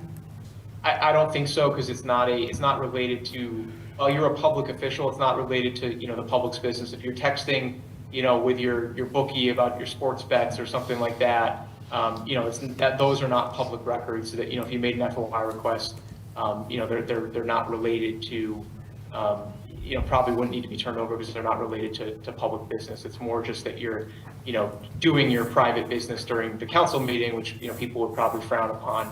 But I think for it to be a public record, it's got to relate to, the public's business. Not everything in the possession of a public official is automatically a public record. There needs to be some link to your, your position, and your role and what you do in the town. All right, well, thank you. Councilor Bordelon. Thank you. I had a question in relation to, I just drew a blank, I apologize. The BCC. So if you disclose that you're blind, because what would be different if you just said to someone, hey, I'm sending this email out, for example, we have to get 2 counselors to agree to a referral, right? And so instead of sending each counselor the referral individually, we can send it to the town manager and he disperses it. Or we can put the town manager on it and individually disperse it, or send it to the town manager and tell him to disperse it. So what would be the difference of doing that and saying don't respond versus blind copying and saying, at my job, we would say, hey, just, everyone's been blind copied on this. This is just a request it's not a discussion, it's more for your information. No one responds to that because they respond to the town manager and say, yes, I support this referral, and then it moves. So Yeah, I think. the blind copy, the BCC prevents, because we had, in the many years I've been up here with several other counselors up here, we've had people reply all and disobeyed the don't respond to this and then responded. So the blind copy, I don't see it as a way of getting around anything. I see it from preventing a meeting. So if you're saying, hey, all counselors are CC'd on this, it's a referral I'm proposing, how would that not be? Let me just clarify that they're not giving an opinion on the referral. They're just saying 2 people have to say, okay, let's throw it on the agenda. So you're just agreeing whether, you're just deciding whether there's enough support to even discuss it. Right, and I'm not There's no looking. commenting on it. Right, and I'm not looking for them to Yeah. comment to me. I guess they sent it back to the manager. So my referral I just sent was I think all 9 counselors, we have 3 committees and 3 seats per committee. And so I didn't realize that wasn't a rule. I thought it would be custom that all elected officials get on it. So I said, well, I'll send a referral requesting that all members of the 9 up here serving should have a seat at a standing committee. And you could just, I could CC or BCC each, or just if you think I should send it to each counselor individually, that's fine. I think that, I'm just not I don't use BCC, so it's a little bit of a blind spot for me. I think what you don't want to, and it doesn't sound like you're doing this, I think what you don't want is, you don't want to send something, have a person send something BCC and then have everybody replying all back to that person discussing like if you're doing that, then I think you're kind of in the territory where you're kind of skirting around it. But if it's strictly to just sort of send it to everybody, and then people are, almost the same way as if you sent an email to all the counselors and individual counselors responded to you directly, that would be fine. So I think if that's the way it's happening, that's fine. But you don't want to have it being a replacement for, a discussion among the full group, because people start, all replying back and forth through that process. So I think you can use it, but you don't want to use it in a way where you're, sort of circumventing the spirit of not having everybody weighing in on something. Right, because in the past, in different forums, not just in my political life, we use blind copy and say all members of this, nonprofit I'm a part of, all members of this nonprofit are blind copy on it. Let's not create a meeting so they can't hit reply, but they can reply back to the sender, to me, and say, hey, I have a question regarding your rule change that you're asking. Now that's one-on-one. Yeah, and I can that's clarify fine, yeah. individually, but we then Yeah, say, it's basically a read-only, and then they respond to the town manager, yay or nay. And as soon as I get two people saying, yeah, let's put it on the agenda, I send an email out just cutting off, okay, we've got the two, we're good. Right, so Yeah, that, I think, I think that's fine. I may have been a little misunderstood with the BCC thing, but yeah, I think that's fine. But again, what you don't want to do is be using it as a way to, Okay. let everybody start, you don't want to send something out and say, I need everyone to give me all their thoughts on this. And then with the BCC, they're replying, back to you without, getting around it. and then the BCC etiquette now is that you should disclose, which is, some people send blind copies and don't disclose. I have forgotten in the past, but the etiquette is that you say, I'm blind copied all, counselors and town manager on this thread. That way, and it, you're not looking for a reply, it's just a read-only, it's an FYI. Maybe it's a flyer of an event coming up that they might be interested in, or just information that you want to get out. Or I'm interested in joining this committee, please put my name forward, versus individually doing each person, all 9, copying and pasting, so. Yeah, I would say the things you're describing, you could if you wanted to include all the Okay. council members, and it wouldn't be a meeting if you're sending them a flyer about a community event or something Yeah. like that. If it's a, as you said, if it's a communication for them to read Right. and just take in, you don't need to BCC if you don't want to. If you want to, I think that's fine, but you just don't want to be using it as a way to, get everyone to respond to something, but not, oh, it's not a meeting because they all responded individually. That it would fall under when I said that serial meeting thing. You basically can't, the chairman can't say, everybody give me your thoughts on the project, and then they all individually email within, an hour their thoughts on it, and then say, oh, well, it wasn't a meeting because, all 9 of them emailed me individually, but you kind of put out the feeler for everyone to weigh in, but that doesn't sound like what you guys are doing. Well, thank you for that. Yeah. Counselor Gajewski? Thank you, Madam Mayor. Thank you, Mr. Blair, for attending this evening. This session was very informative. My quick question is similar to Councilor Bordelon on the discussion that we were having on FOI materials, and as discussed in that discussion about requests. That question was answered, but a question I do have is, say the town manager or the police chief or some other town official sends a mass email out to all the counselors just as an FOI, and then just happens with, say, like a thank you, and then it evolves into a further discussion. When is it the point that it could become FOIable? So it would always be FOIable. I think you're saying, when would it be like a meetings violation that you need to be? worried Correct. about? Thank you for Yeah. clarifying that. So, if you look back at the definition, it's, a meeting is when you're discussing or acting upon something that is within your purview. So if, let's say you guys were talking, it's Law Enforcement Appreciation Day, the chief sends some message and, somebody responds. What you don't want to do is, people want to respond, hey, this is great, we support you, that's all fine. What you don't want to do is have somebody say, this is great, and I think we need, in the police budget next year, we need to add, $500,000 for more officers. And then somebody else says, yes, I agree, this is great, we support the police, let's add five. So I think, if once you get into starting to talk about what you want to do, that's when you're starting to get away from, you can take the communication in, you can read it, you could respond, got it, great, let's talk about it at the meeting, this is perfect, but once you start to give your opinions on something, I think that's when you want, that's when you're getting closer to the, the meeting territory. It's really, it's a judgment call. I mean, a lot of our, that's why we have hearings and that whole process is that, it's one of our attorneys is going to look at it and look at those definitions I talked about, and they're going to sort of decide there. But I think the key thing again is discussion or action. So you don't want to be really discussing or acting on town matters, over email. You can share information. You can send, somebody can send a communication to all the counselors, that's fine. but you don't want it to morph into a discussion about what you guys are going to do in response to this. If a constituent emails the whole council about an issue, that's fine, and you could say, thank you, we'll look into it, or thanks for bringing this to the, bringing this to our attention.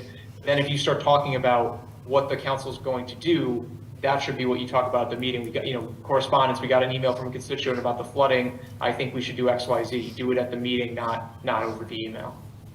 All right, thank you for the clarification, Madam Mayor. Sure. Thank you. Counselor Parker? And just one more question. Thank you, Madam Mayor. We do have a rule that says that the counselors, if they have a referral, to send it directly to the town manager so that he can send it out to the council, so we're not blind copying anyone, just to avoid issues of the possibility of responding and say yes, not only yes and no, but to start a discussion. So we do have a rule that says that, so we avoid doing blind copy.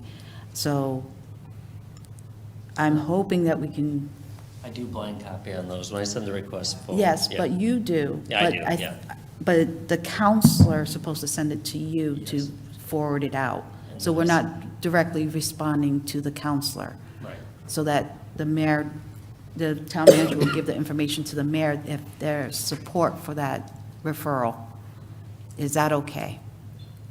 Yeah, I honestly, I wouldn't get so hung up on the, how many people are on the email. The real thing that's important is what is in the email. So if somebody wants to talk about, cracked sidewalks at the next council meeting, and the way you guys operate is you need 2 people to put that on the agenda, I would argue that, that is not something, that doesn't make it a meeting. I want us to talk about this, a constituent brought this to my attention, can we put it on the agenda? But as you said, you don't want to get into the substance of the issue. If you're just talking about whether or not you're going to discuss the issue, I think that really falls into that kind of administrative, matters, agendas, setting, things like that. So that I wouldn't get so hung up on that. But I think, as you said, you don't want to start discussing that point. You really just want to say yes or no to having the discussion, and then you have the discussion at your meeting. Thank you. Any more questions? No? All right, well, thank you for coming to our meeting and taking a little over an hour of your time to explain FOI to all of us, and I appreciate it. And we have your contact information if any of us need to reach out to you. So thank you, and thank you for all you do for having transparent government in Connecticut. So thank you. Thank you. I appreciate your questions and your time. And yes, please call with any questions. I'm more than happy to talk to anyone about anything. All right, thank you. May we Take take a care. recess? I was going to suggest the same. I would say we're in recess if there's no opposing person. What time back? We'll take about 10 minutes or so.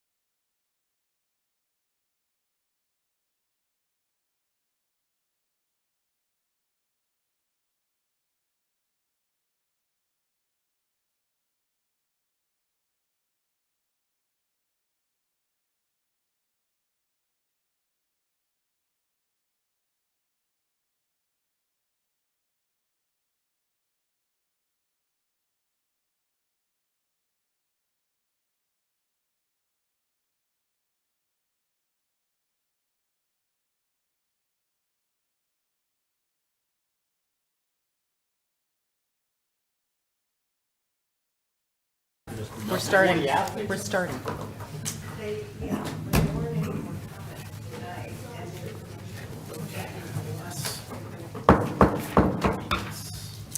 Thank you. We're back from recess. It is 8:20. Next on the agenda is the Groton Long Point Road over Amtrak Railroad Bridge. And we have Mr. Hanover here to give us an update, as well as members from the Connecticut Department of Transportation. Who is online?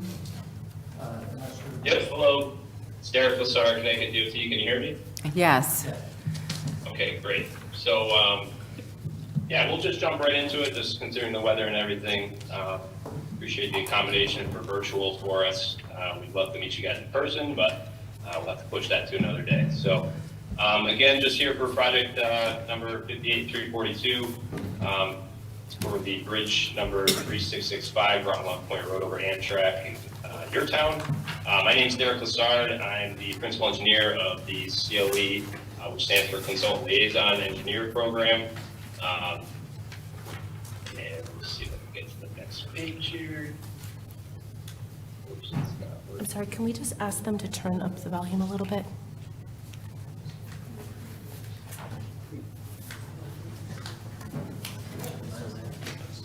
Just bear with me for a second if you don't mind.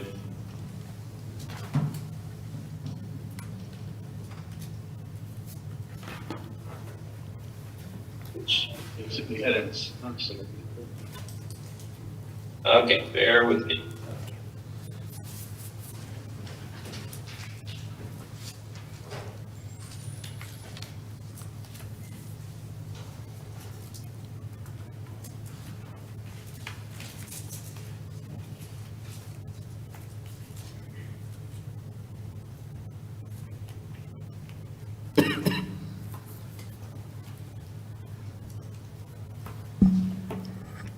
Thank you for your patience.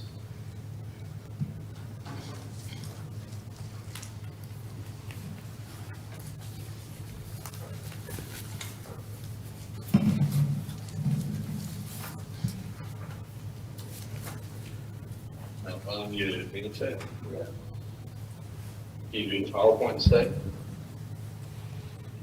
Yeah. Hey, Francisco Arisu, do you have it up right now? I can't get out of full screen. Ah, here we go. Yep, I do have it up, but I don't think I got I'm able to share. We're going at it now. So, all right, sorry about that. I was trying to do a full screen for everybody, but we're going to have to cater with this here. So sorry, it's a little small for you. So, so with me in the room right now, I have Art Sweeney. He's our division chief of bridges. Again, I'm the principal engineer, Derek Lassard. The people who really do the legwork are under me here. Francisco as a supervising engineer, Isu Flashy, our project engineer. Rich Armstrong is not here tonight. He's part of our consultant liaison engineer at GM2. Dennis Garnso is another CLE member at GM2, and he's going to be presenting today also. And for your information, the designer of record is WSP. I think everybody knows where this bridge is located. I did want to highlight here in this slide specifically, mainly because I wanted to give you the vicinity of the structure in question here, along with one of your local bridges, bridge number 4675, which is in our federal local program, which we're going to be replacing it there. So we're obviously coordinating internally with these two projects, making sure they jive, and yeah, I just wanted to let you know we're well aware of that structure. So I'm going to cover a little bit of our Connecticut regulations. This is really what determines how we handle orphan bridges. And the definition of an orphan bridge, I think we covered this last time for you. It's any bridge which spans over a railroad right-of-way not owned by the state that carries a municipal road. So this structure, Bridge 3665, is one of those structures. So we are held to this regulation entirely. With this regulation, it states the municipality is responsible for all non-structural elements, and that includes roadway pavement, appurtenances, and for those types of activities or any repairs associated with that, the municipality has to pay 100% of the cost. The DOT is ultimately responsible for inspection, which we do on a biennial, so that's every 2 years. And we're also responsible for the maintenance of the structural elements. Now, the routine maintenance, really the cost share probably should have been on a separate bullet here, but the inspection and routine maintenance, the state covers entirely. So we do that routinely. If there's issues with the structure, we will. However, when the bridge, as it is now, right, we're reaching the end of its service life and it has to be replaced, requires a full project, and that's when the regulation requires a municipality to share 15% of those project costs. Continuing on with the regulation, and this is really what we've been doing. I know this is our third meeting with the town, second with the town council. I believe we met with the town manager initially. We are here on behalf of the commissioner, and the regulation speaks of the commissioner doing things, but it's really us representing him. So here, I'll read it verbatim. Commissioner shall solicit input from the municipality for the purpose of defining the scope of the work. Again, that's what we're doing here today. That's what we've been doing the past couple meetings, and just making sure we're on the same page. And ultimately, the regulation does state that the commissioner shall have final authority in determining the scope and allowable costs. There is a caveat to that, obviously. Going down to the third bullet, commissioner shall consult with the affected municipality to determine the most cost-effective measure to ensure a safe, reliable, and long-term solution. For us, we take cost into consideration. Here today, we're going to answer the questions that the group had asked us previously, and hopefully answer more if you have any.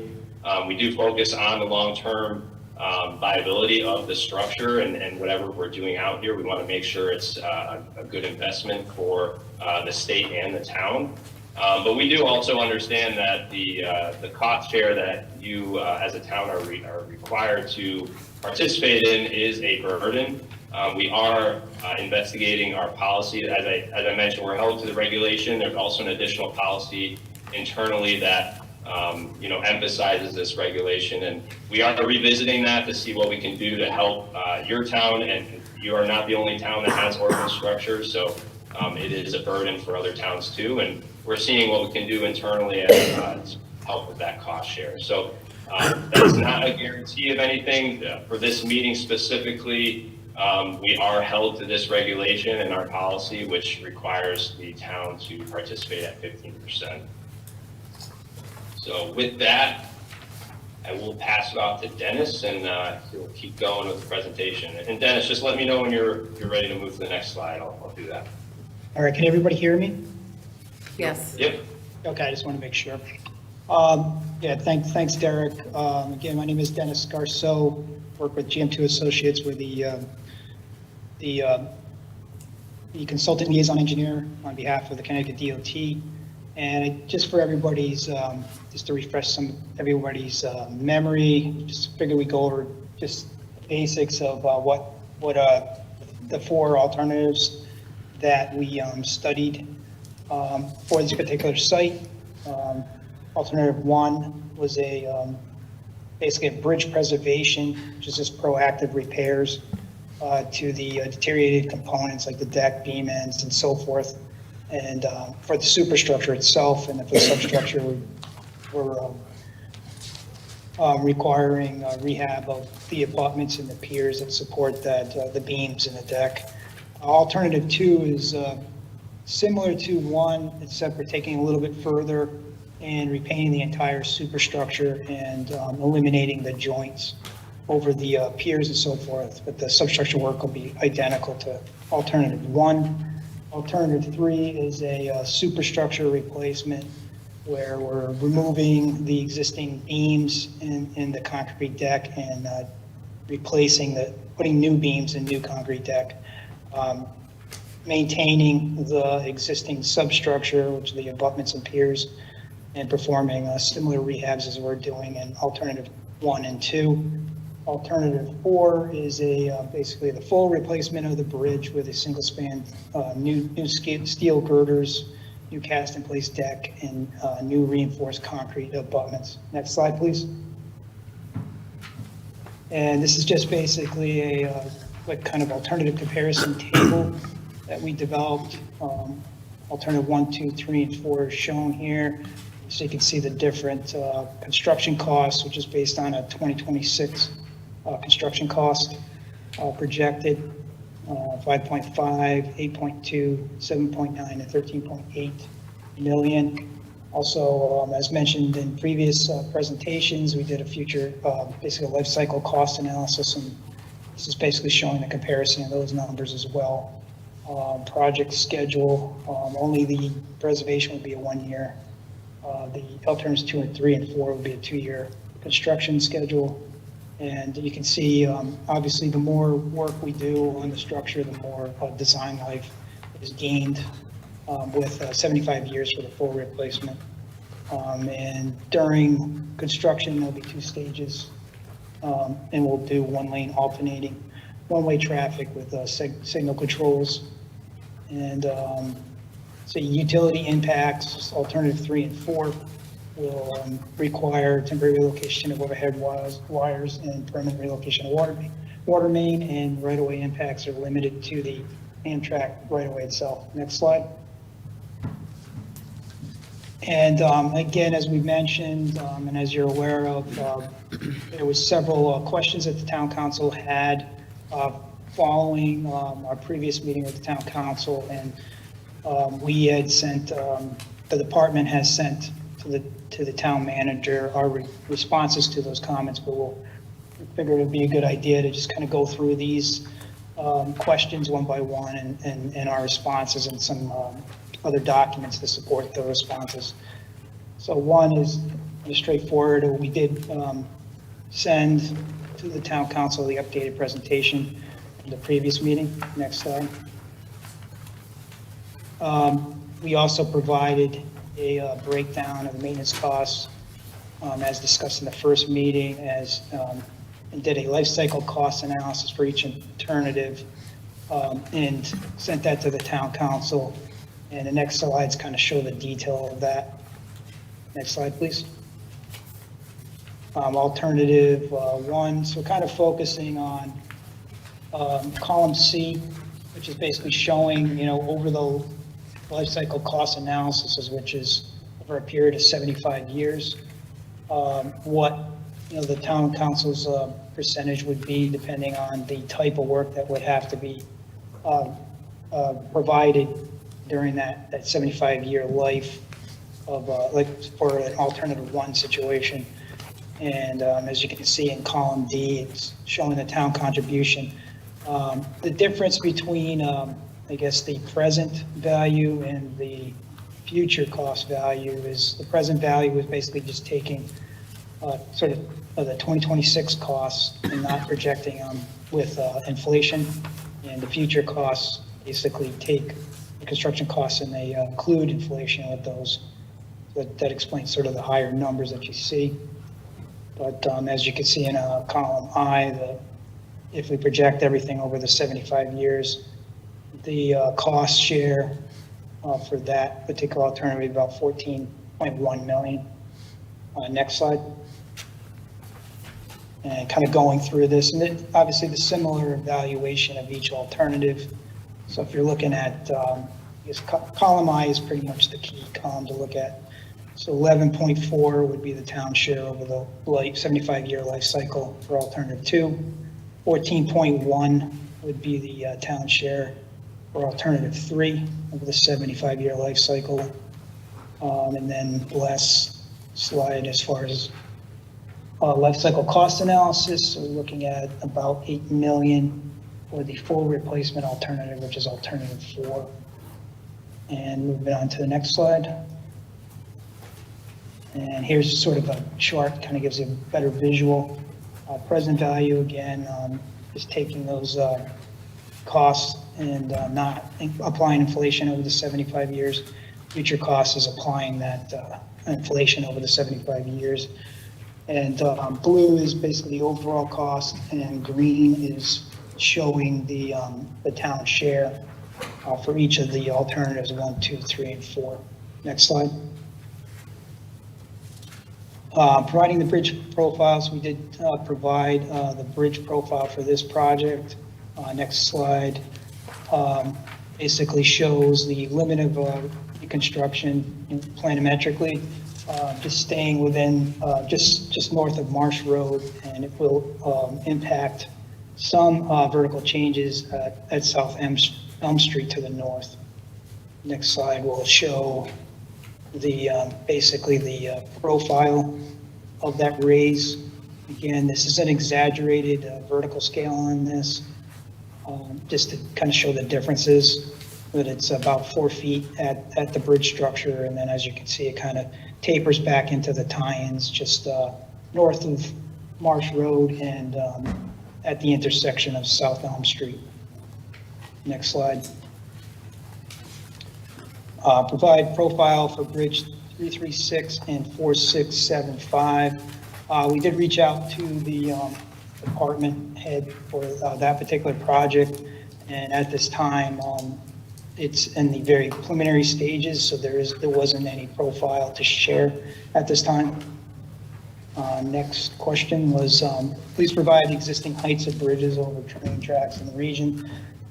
So the department had gathered data on over 66 bridges in the New Haven corridor, and it's like 3 of those bridges meet the Amtrak requirement of 22 feet 6 inches.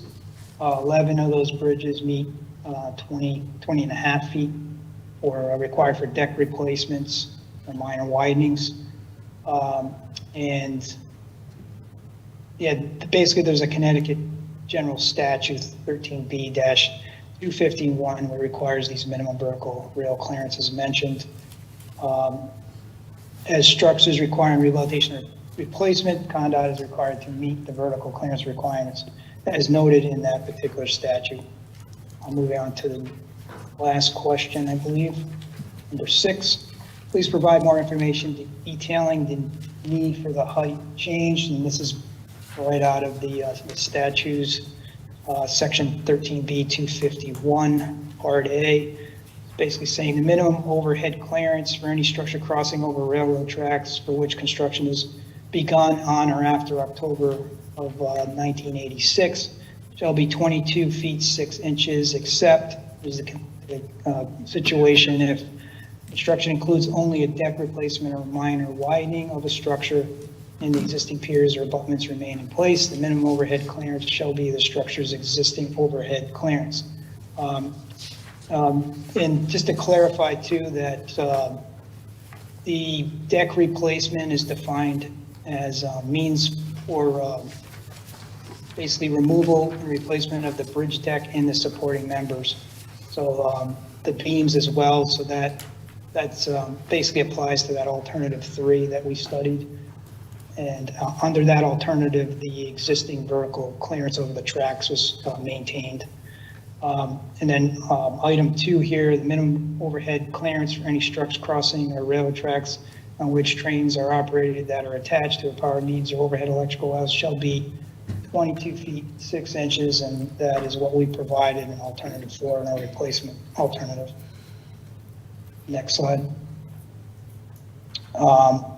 So just a quick discussion on what is the next steps. As Derek had mentioned before, the process is that CONDOT department will compile all the comments and finalize the proposed scope of work. And we're anticipating a public information meeting in the spring of this year, anticipating design completion in summer of 2026 with anticipated construction start spring of 2027. And next slide. And we can open it up to any questions that you may have. Thank you. Questions? Councilor Jones? Thank you, Madam Mayor, and thank you, gentlemen from the DOT. I'm not sure which one I'm speaking with, but, so just a couple questions. Can you explain, just to educate me on alternative 3, what is the superstructure of the bridge? What part of the bridge is that? I can answer that. This is Dennis Garceau. The superstructure is basically made up of the beams, the steel beams, in this case, in the concrete deck. So it's everything, basically the component that carries the traffic across the crossing. So to do alternative 3, you would take off basically the entire top of the bridge, but leave the concrete structure that's underneath it. Correct, I believe the abutments And then, and that were up in the piers that are in the railroad right away as well. and then in alternative 4, you'd be replacing all of the concrete foundation underneath? Is it basically Everything is removed, yes. the whole Everything's thing's removed. gone? Yep, everything is completely removed, and then they basically build the new abutments and place the new beams and the new concrete deck. Looking at, in the previous presentation that you gave us, you had some pictures of the deterioration, excuse me, the rust and deterioration that's going on under there. Do you have any faith that if we did alternative 3, that the concrete that's underneath this is still good enough to be used for a new superstructure on top of it? Yeah, there would still need to be some repairs that would be necessary to the existing concrete abutments and the piers supporting the new superstructure, which makes up the beams and the deck. And we need to do, it's very preliminary at this point, but if we move forward with that, we would have to do structural analysis and determine if basically the existing piers and the abutments can handle basically the new loadings and so forth and requirements. So is it possible you could get the superstructure off and then discover that you actually needed to go and replace the concrete underneath and sort of have to go to option 4 just because it's deteriorated? Is that a possibility? The process would be, we'd evaluate that during design before we even got the construction. So we would actually determine from calculations, if the piers and the abutments can't handle the loading. So we would have that answer before we'd even develop the plan specifications that go to construction. So would you be coming back to the council for additional contributions, or those contributions aren't figured out until you've done that analysis?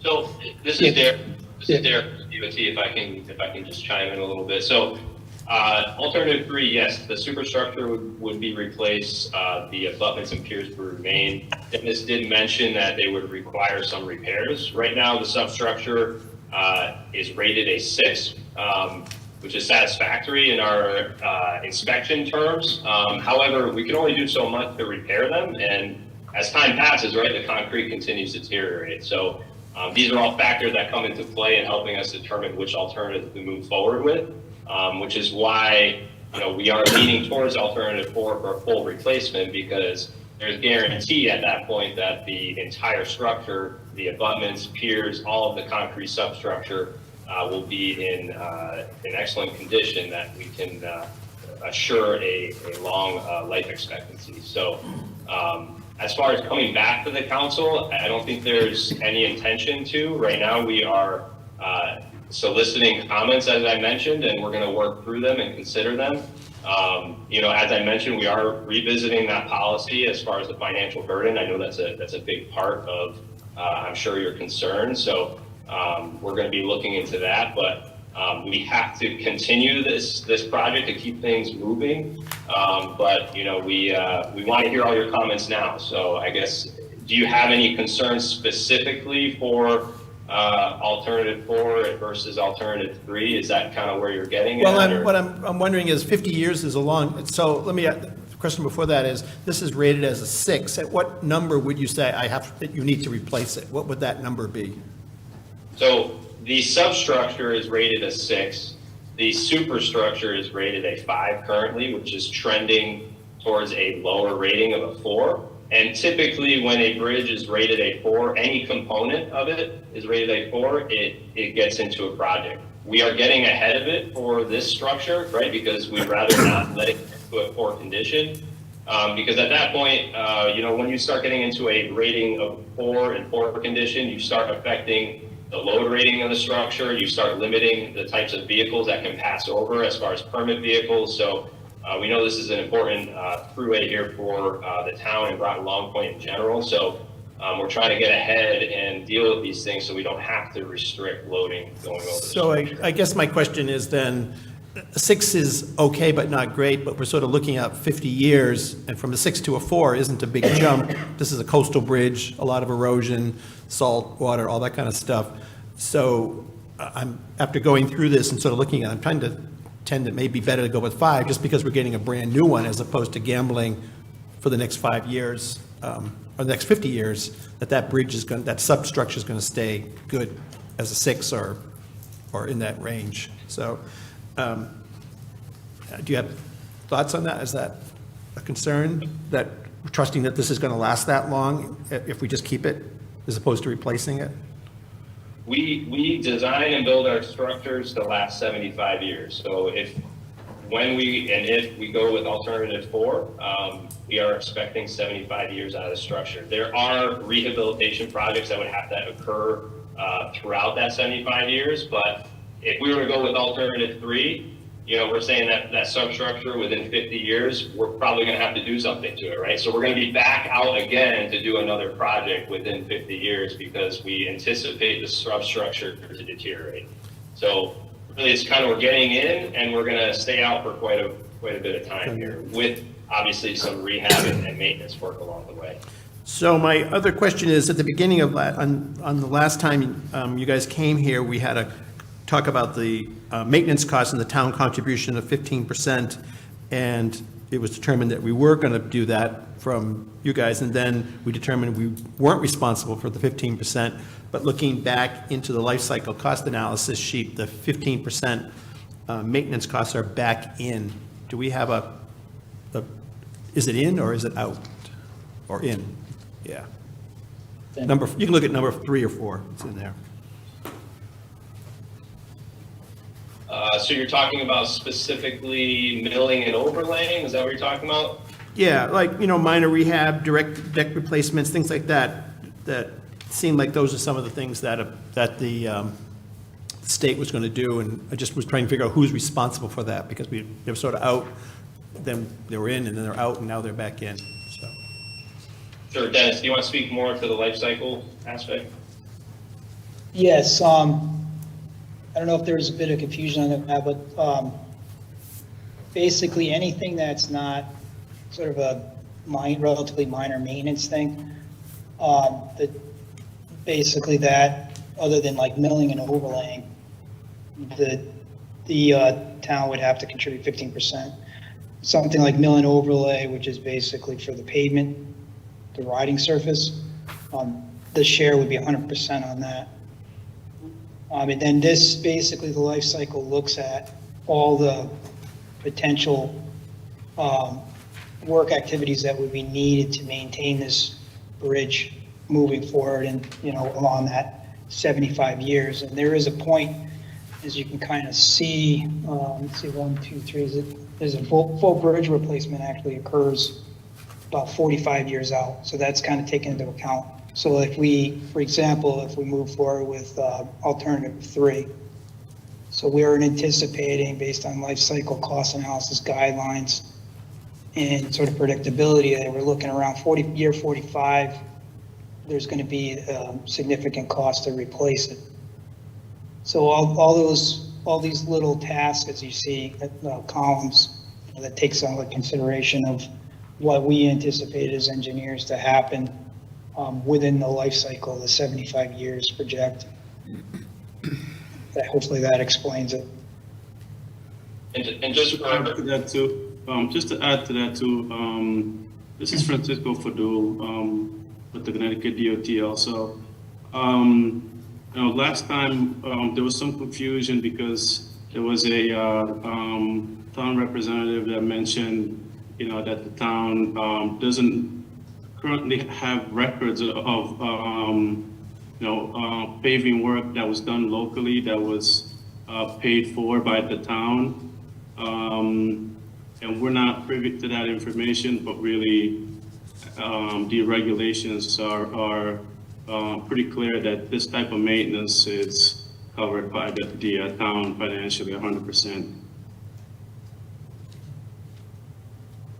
just to clarify, I think what Greg had said last time was, we know the paving, yes, that type of thing is 100%, but we've never done a 15% match for anything in the past.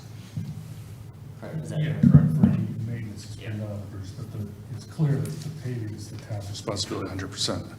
Right. It's the other numbers. All right, my time's expired out. Counselor Merritt?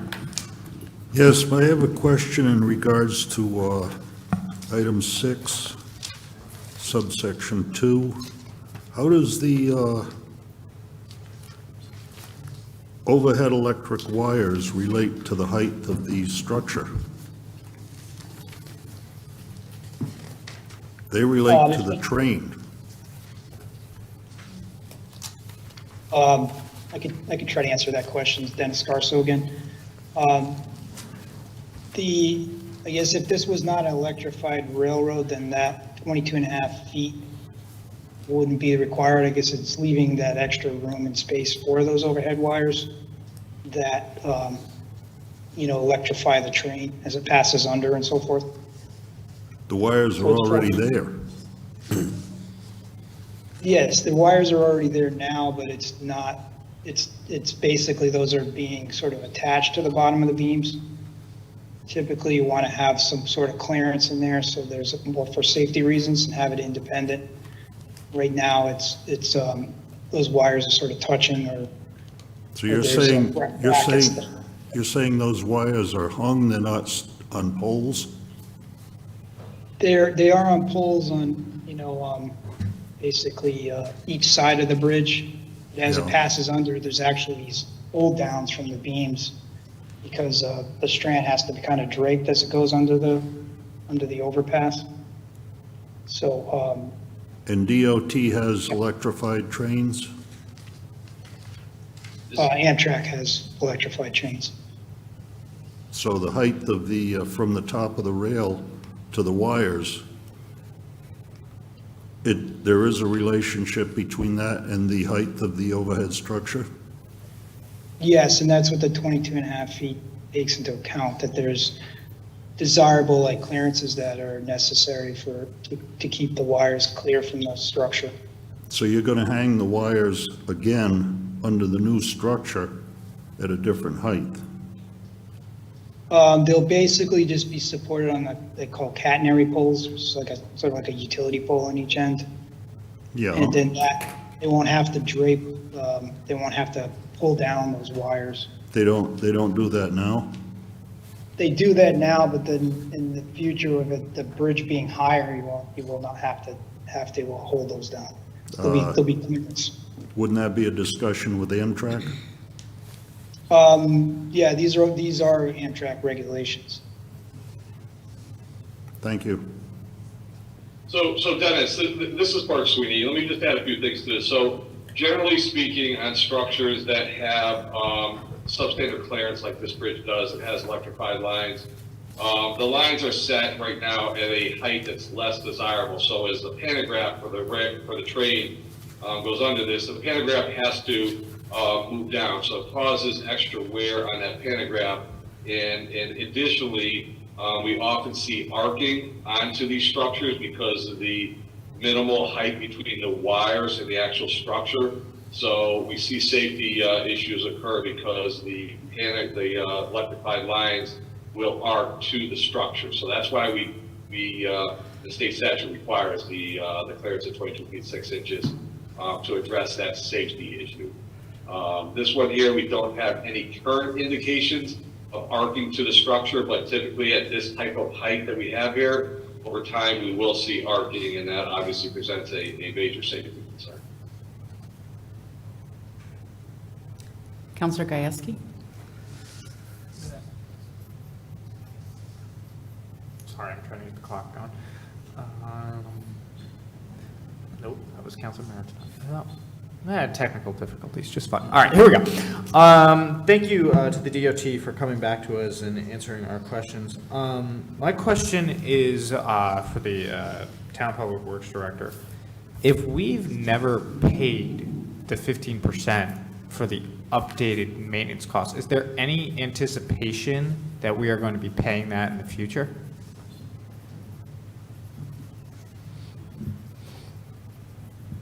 for some of the other items that they're listed here?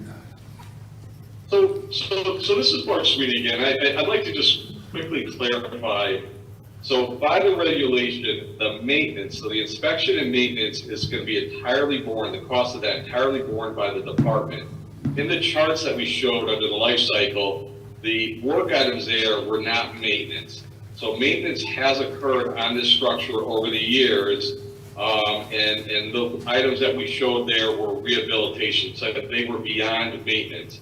Once this project is completed, the maintenance that is required on the structure, those costs will not be passed to the town. The town will not be 15% will not be sought from the town. So just want to be really clear, maintenance up till now, there has been no cost to the town. Inspection up till now, there's been no cost to the town, and there won't be in the future. The costs that we showed on that chart were for the current project as well as ongoing rehabilitation type of work. And there is a differentiation between maintenance and rehabilitation. Could you, what is the difference between maintenance and rehabilitation? Because it sounds like the same thing to me, I'm not gonna lie. So maintenance would be the joints, the asphaltic plug joints that you have up in the pavement.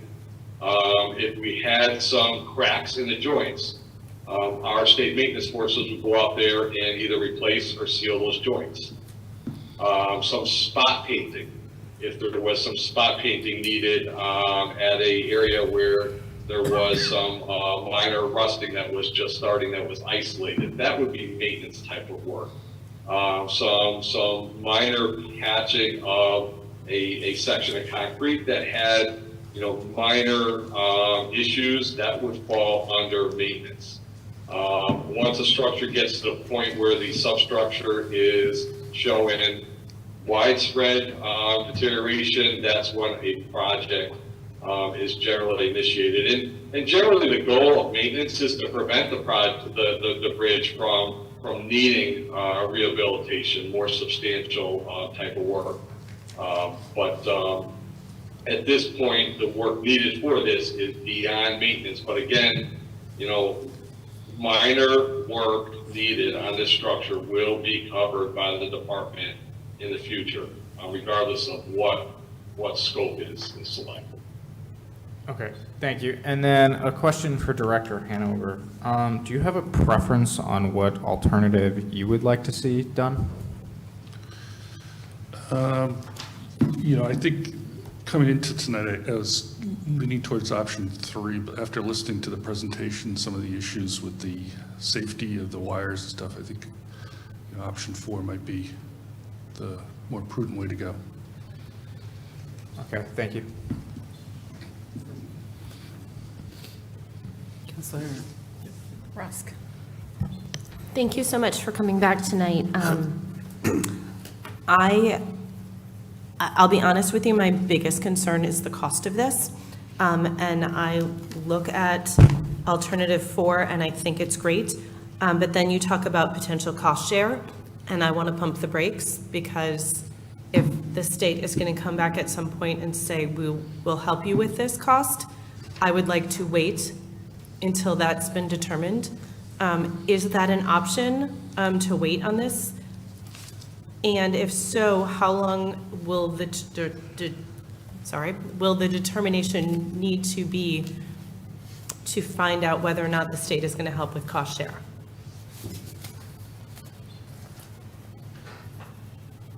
So, can I take it?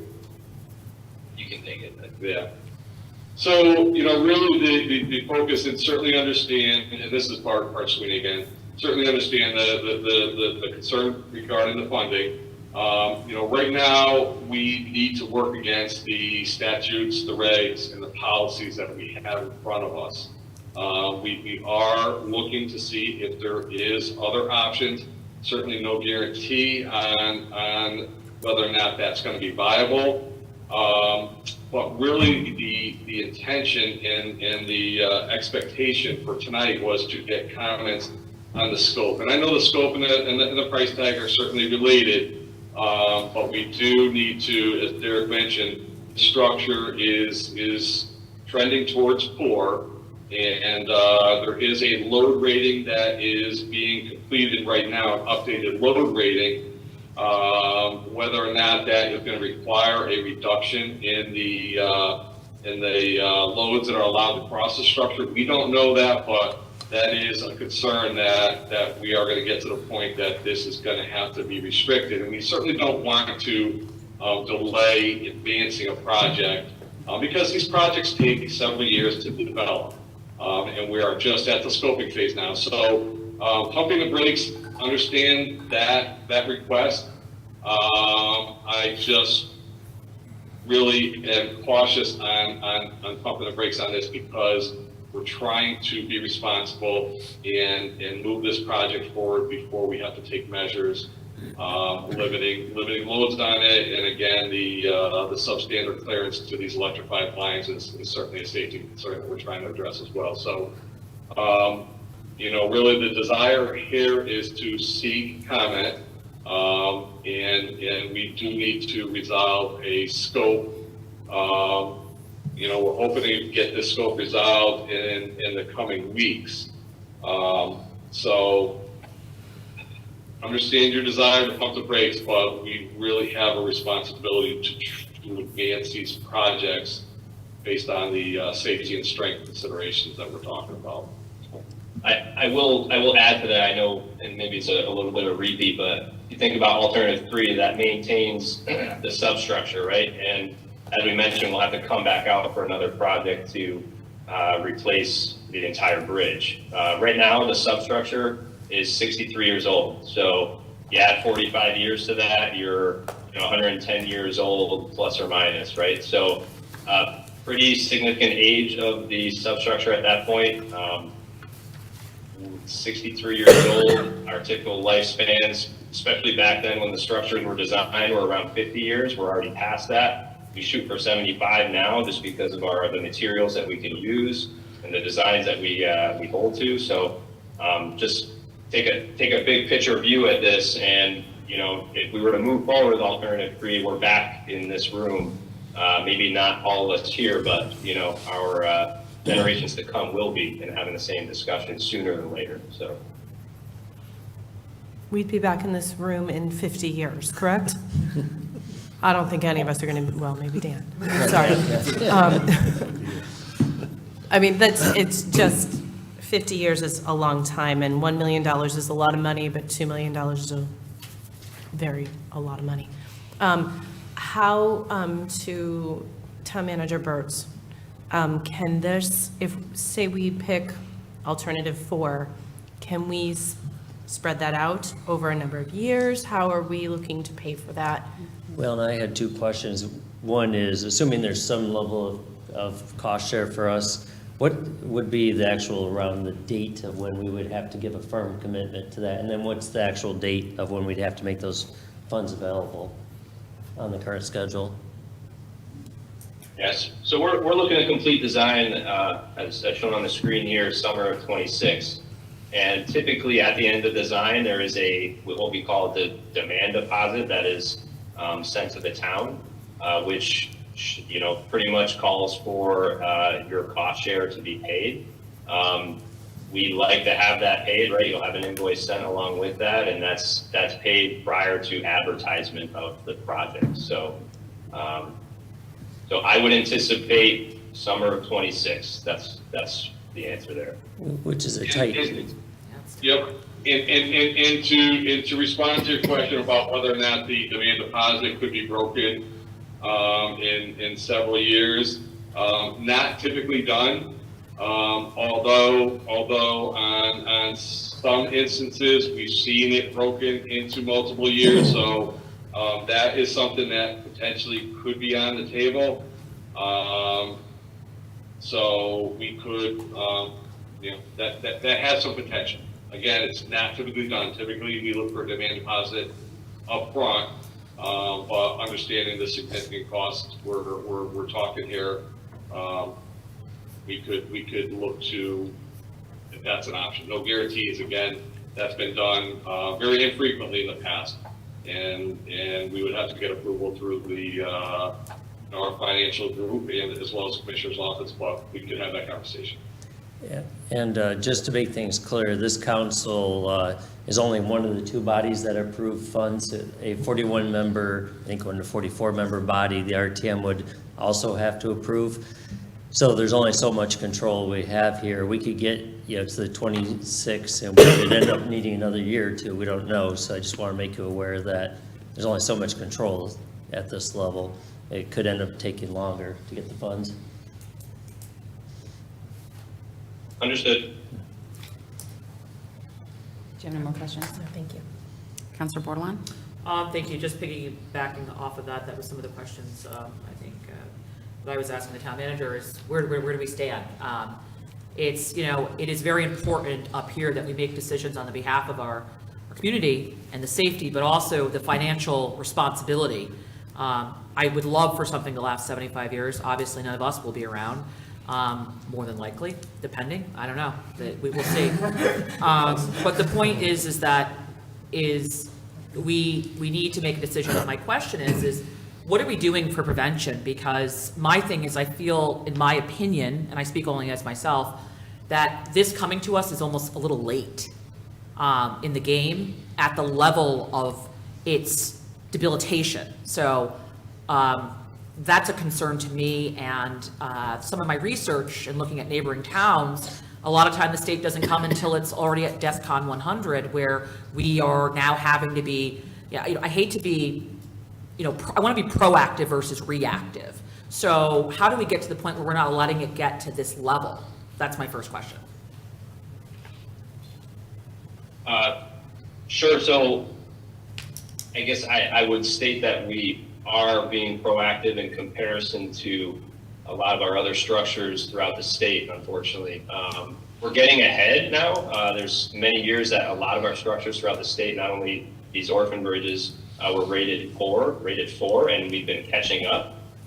We're on top of that now. So a lot of the structures we're moving into design are rated 5. So we are slowly picking away as a department to get ahead of those things. I can understand the $2 million for the cost share here is a shock, and it's 2 years away, 2 years plus away. So I guess there could be more of an effort on our part, and that's something we can do internally to notify the towns of the orphan structures, make sure they're aware, and so that they can plan for larger scale projects in the future. So I apologize if this is late for your town, but something we can do for the future. If I'm not mistaken, I think you have another orphan in your town already. Is that right, Francisco? That is correct, Derek. That is the I-95 ramp over Amtrak also. Just wanted to also add, this is Francisco Fadul again. So that is true, Councilwoman, that the state in preparing projects, maybe the state could do better in talking to the town partners that are going to be partners financially. That is true, just like Derek mentioned, but it is true also that we notify the towns of the condition of the bridges in town. That includes the orphan bridges. So in terms of partnering and sharing information, the state sends out letters on the 2-year inspection cycles to the towns. That includes orphan bridges also. But yes, thank you for your comment there. We acknowledge the fact that projects could probably be brought up, and that information could be shared earlier. So my next question is, since these all, we got a list of like 5 or 6 bridges here, and there's nothing written here for the Meridian Street Bridge, I guess to the town manager and department staff, what is Greg Hanover, what's that one rated, do we know? Because my concern is I want to look at the whole picture, right? When I look at $2 million on one bridge, now I'm questioning all bridges. So I guess my next question is, what is that one rated, and are we staring down the barrel of more? I don't have the inspection report in front of me. I'm sorry? I don't have the inspection report in front of me for that bridge. I know it was rebuilt in '92 when we did the road reconstruction. We do have a project to redo the joints this year. That was the only thing that was noted that needed to be done in the last inspection report. So, I can't say it's probably, it's well above a 6, I know that. It's probably like in the 7 or 8 range. I do remember that bridge, I think it came back a while back, maybe 4 or 5 years ago, about the joints and. No, it was only a couple of years ago. Only a couple, okay, I just vaguely remember it. And is there any other bridges of concern that the DOT has identified, I guess the DOT, that you guys identified that should be on our radar? Well, we're doing the Thomas Road, which is a box culvert, and we've got an engineer doing the design work now for that.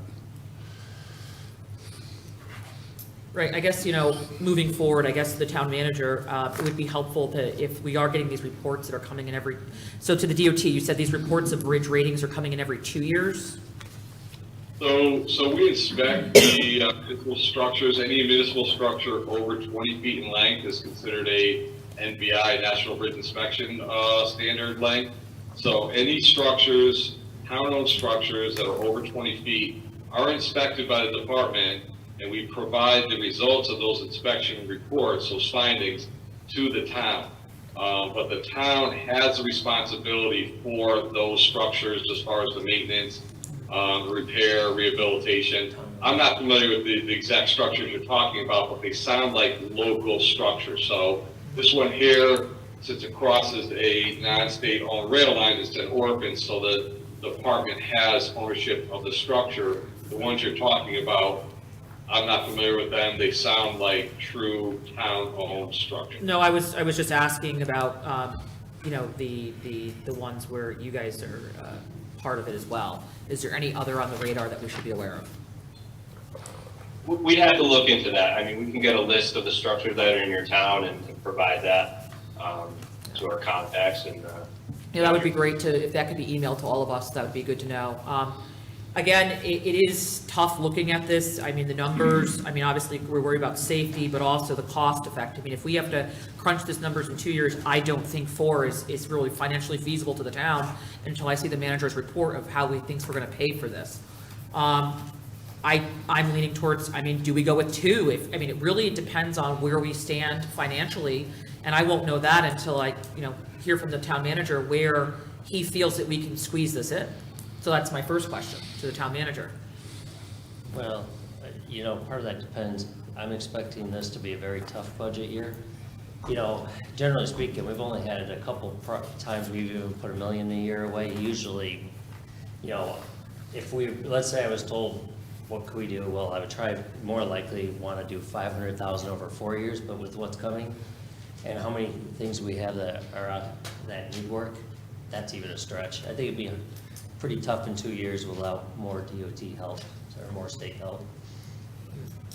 So those are my concerns is, we can't break the bank and, but we need to do something. And, you've admitted that this is late coming to us. So I feel, now the burden is being placed on us, and I encourage that maybe some more research is done.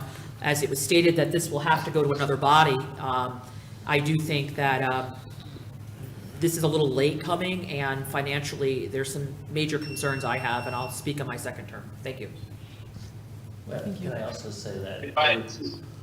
This is Derek Lassard again, so if I can clarify, I didn't say that we were late. I said how do I put it? We had other structures that were rated 4 prior, and now we are ahead of the game. So we are jumping on structures that are in fair condition, which in the bridge world, just for clarification, it is not being late. We're, I feel, being proactive. Now, to you, it may seem late because you have two and a quarter years to come up with the $2 million. So I can appreciate from that point of view, but as far as the structure goes, we as a department do not feel we're late bringing this to the table. Though I think to Councilor Bordelon's point, Director Hanover and I, we didn't find out about this project until there was 4 alternatives already. There, as soon as they start being planned, it seems like we could have been at least, told some things about the project. So in that way, the notice was late, I think. Thank you. Councilor Pacino? We just started studying this project, so we are right in the study phase, the scoping phase of this. So We are right consistent with the regulations as far as we have developed scoping alternatives, which we are now presenting to the town. So I fully understand what you're saying, but this project is not even scoped yet. So we are at the early stages, and this is the point where we have an idea of the order of magnitude of the cost here. So coming much earlier than this, we would have had very little insight into what the cost might be. Now we at least have some costing associated with these alternates. And again, I hear what you're saying about coming to you within 2 years of the demand deposit being required, but this is really the time when we have some costs that we could speak to that we have confidence in. Thank you. Councilor Pacino? Thank you, Mayor. I'm looking at a list of bridges that go over Groton Amtrak. Bridge number 03662 goes over Bridge Street. It is Bridge Street, goes over the tracks, excuse me. It was built in 1936. 60 years later, in 1996, it got reconditioned. That tells me that they didn't go with whatever their plan 4 was. They didn't replace the bridge. It's now 28 years later, that bridge is 88 years old. My question is, do we have any statistics on that bridge? Because that's pretty much the equivalent of what we want to do now, 28 years ago. Yeah, so that structure is a culvert. It's rated a 6. I just looked it up. So typically culverts last much longer than a typical steel girder layout for a structure. So obviously steel is more prone to deterioration due to moisture. You guys are near ocean water too, so there's some salts that you have to worry about. But typically that structure itself is a concrete box culvert. Also, the loading is not really impactful on those because they're buried underground. So a little bit different style bridge. So I don't know if we can compare the two. Okay, thank you Did very you much. get the right I didn't bridge? It realize was that. 3662. I just want to make sure, because it's not, this is Bridge Street over Amtrak is a steel girder bridge. It's not a box culvert. 03662, Bridge Street. Looking at, okay, I thought you said 3362. So 0, can you say again, 0362?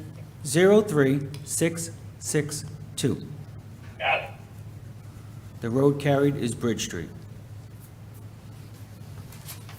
So looking at this one, that's fine. It is a steel girder, so apologize, I had the wrong number there. So rating factors are, it's rated a 6 currently.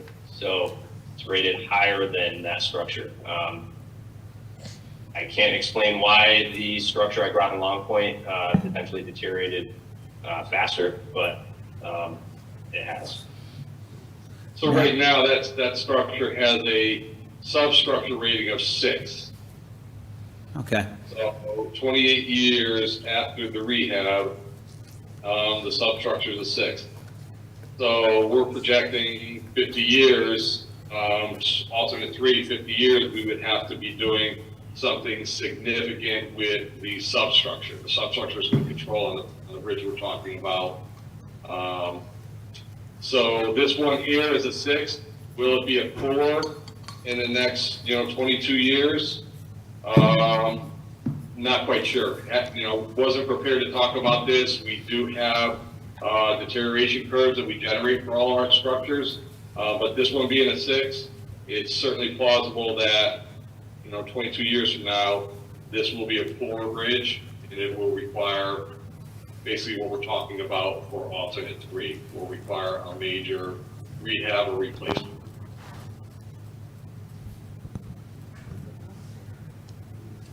All right. Thank you for the terminology. That's something we might want to put on the radar. I'm sorry, we didn't hear. What comment? I said, might want to put that on the radar then. I think that's really good to know. Yeah. All right. Now, my next question would be then, if we chose option 3, what would you be doing with the electrical wires that go under the bridge? How would you make that less of an issue? Or a non-issue, hopefully? The arcing that you were talking about. Yeah, there are designs where we can shield the wires underneath the steel girders. So there's shielding that would put a buffer between the wire and the superstructure. That is an option. Our preference is to have the clearance, right? And that's why the regs are written the way they are. So that would be the solution in all three. All right. So if we chose option 3, and the state's preference is option 4, would they pick up the rest of that tab? So that'd have to be something we move up to management and have a discussion, right? The policy's written at our commissioner's level, so if that is something that you guys are asking for and requesting, we can certainly bring that up. It'll be a decision over our heads. Okay, thank you very much. Counselor Parker? Thank you, Madam Mayor. Okay, so I have a few additional questions, and forgive me if we've already asked this, but when was the inspection done? How long ago? What month? It was January, wasn't it? Yeah, just give us a second. I believe it was it was 2022, so. It was January 363. I'll tell you in a second. Yeah, January 12th of 2022. So we are due for another inspection coming up. Okay. So the other question is, you mentioned something about the scope, you just started it, but I'm going to ask additional questions with that. So the numbers you've provided us, is this actually from the vendor you're choosing to use, or is this just numbers that you're anticipating? Because I want to be sure that we have firm numbers that we're discussing, not anticipated numbers yet. I know you're going to anticipate a little bit, but where are the numbers coming from? Yep. So to speak to the process that we have, so I mentioned the consultant liaison engineer GM2. We go through a rehabilitation study report for all of our structures that get placed into a project. So ultimately, they vet through all different types of alternatives that are feasible for our structures. Here, GM2 came up with 4 varying ones, different options. They came up with anticipated cost estimates for those structures. Yes, I think where you're getting at, they are preliminary, so they're as defined as we can get at this point with the level of design that we're at. As design progresses, right, the cost estimate obviously gets refined as we understand more of the quantities and items that are required to build the structure. As far as exact numbers that you have, Mark, you want to speak to that? So, I mean, we won't have the exact numbers until the bid. I mean, these projects are low bid. So these are the engineer's estimate at this point, and they are refined to the point that we have, refined the project. So we don't have specific quantities right now, but we have, through the years of building bridges, we have approximate costs based on square footage, based on structure type. The engineer's estimate is the best number, the most accurate number that we have at this point. And generally, they are within reason, close to what we expect for a bid price. And these numbers are inflated out to the year of construction. So it is what, if we were bidding it, in 26 or 27, this is what we expect the bid to come in, but it's a low bid system. So sometimes we see the bids come in less, sometimes they come in more, but they are bids. So we don't have the exact numbers right now, and we will not have the exact numbers until the project is bid. But the estimate that we would look for the town to provide based on their share would be based on 60%. Is that when we look for? Yeah, we look for the demand deposit from the town once we get to about the 60% design development level. And that's when we have much more refined quantities and we're able to really refine the number much more closely than we are right now. Right. So, but we won't have the final price for the project until we get the bid from advertising. Okay, so these numbers could change on us, so we're making a tentative guess on how we're going to fund this. And 2026, let me, Yeah, may I? yeah. 2026 is around the corner, because it's not, this should have been brought to us in 2022, technically. Once you inspected it. So we are now going to have to try to play catch-up and put a burden on the people, on the citizens, to cover the cost of this bridge that we did not anticipate for. Secondarily, these numbers, you said, could change. And ultimately, you also stated somewhere that the commissioner is going to make the ultimate decision, not the town, it sounds like. So for us, and we have, like Mr. Burt said, we have two bodies that have to vote on the money. So we could, that money, dollar amount, that 3.4 could change, depending on what you guys get for numbers, which you're not going to get until December of 2026 for the design. And my other question is the completion of the construction supposed to be the fall of 2028 or 2027? Thank you. So before we get into the completion, so I just do want to address, the estimate that we have here in front of you is certainly not a guess. It's an engineer's estimate. And there is a lot of information that goes into the estimate at this point. So I do not want to portray it as a guess. It is a engineer's estimate based on what we know as of right now. And as I said, the town will be responsible for a demand deposit based on a 60% estimate that we develop once the project reaches 60% design. So we will not be waiting for the project to be bid before we give the town a request for a demand deposit. So that number will be set earlier in the design, so the town will have the benefit of being able to, whether, I'm not sure, how the town would go about, whether they were going to bond or however they would come up with the demand deposit. But that is not, we do not wait until the project is bid before we request the demand deposit or before we assign the value of the demand deposit. So as far as the completion of construction, Dennis, I don't know if you can address that. I'm not sure when we expect to be done. I'm assuming it's a 2-year job. Yep, that's 2 years. Yeah. So it'll be a completion in the fall of 2028, anticipated right now. Yep, and as far as initiating a project based on the 2022 inspection, this project was not initiated. Again, as Derek had said, we are not waiting for bridges to become poor as a trigger for the initiation. We are trying to embrace more of a preservation approach, a more proactive approach. So this project was not determined to go to project based on the 2022 inspection.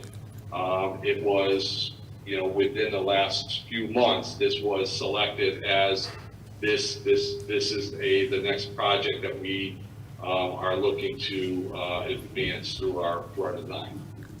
So, the timing of it, I know we talked about this before. We are as early as we would be comfortable bringing costs to the town based on what we are looking at for scoping.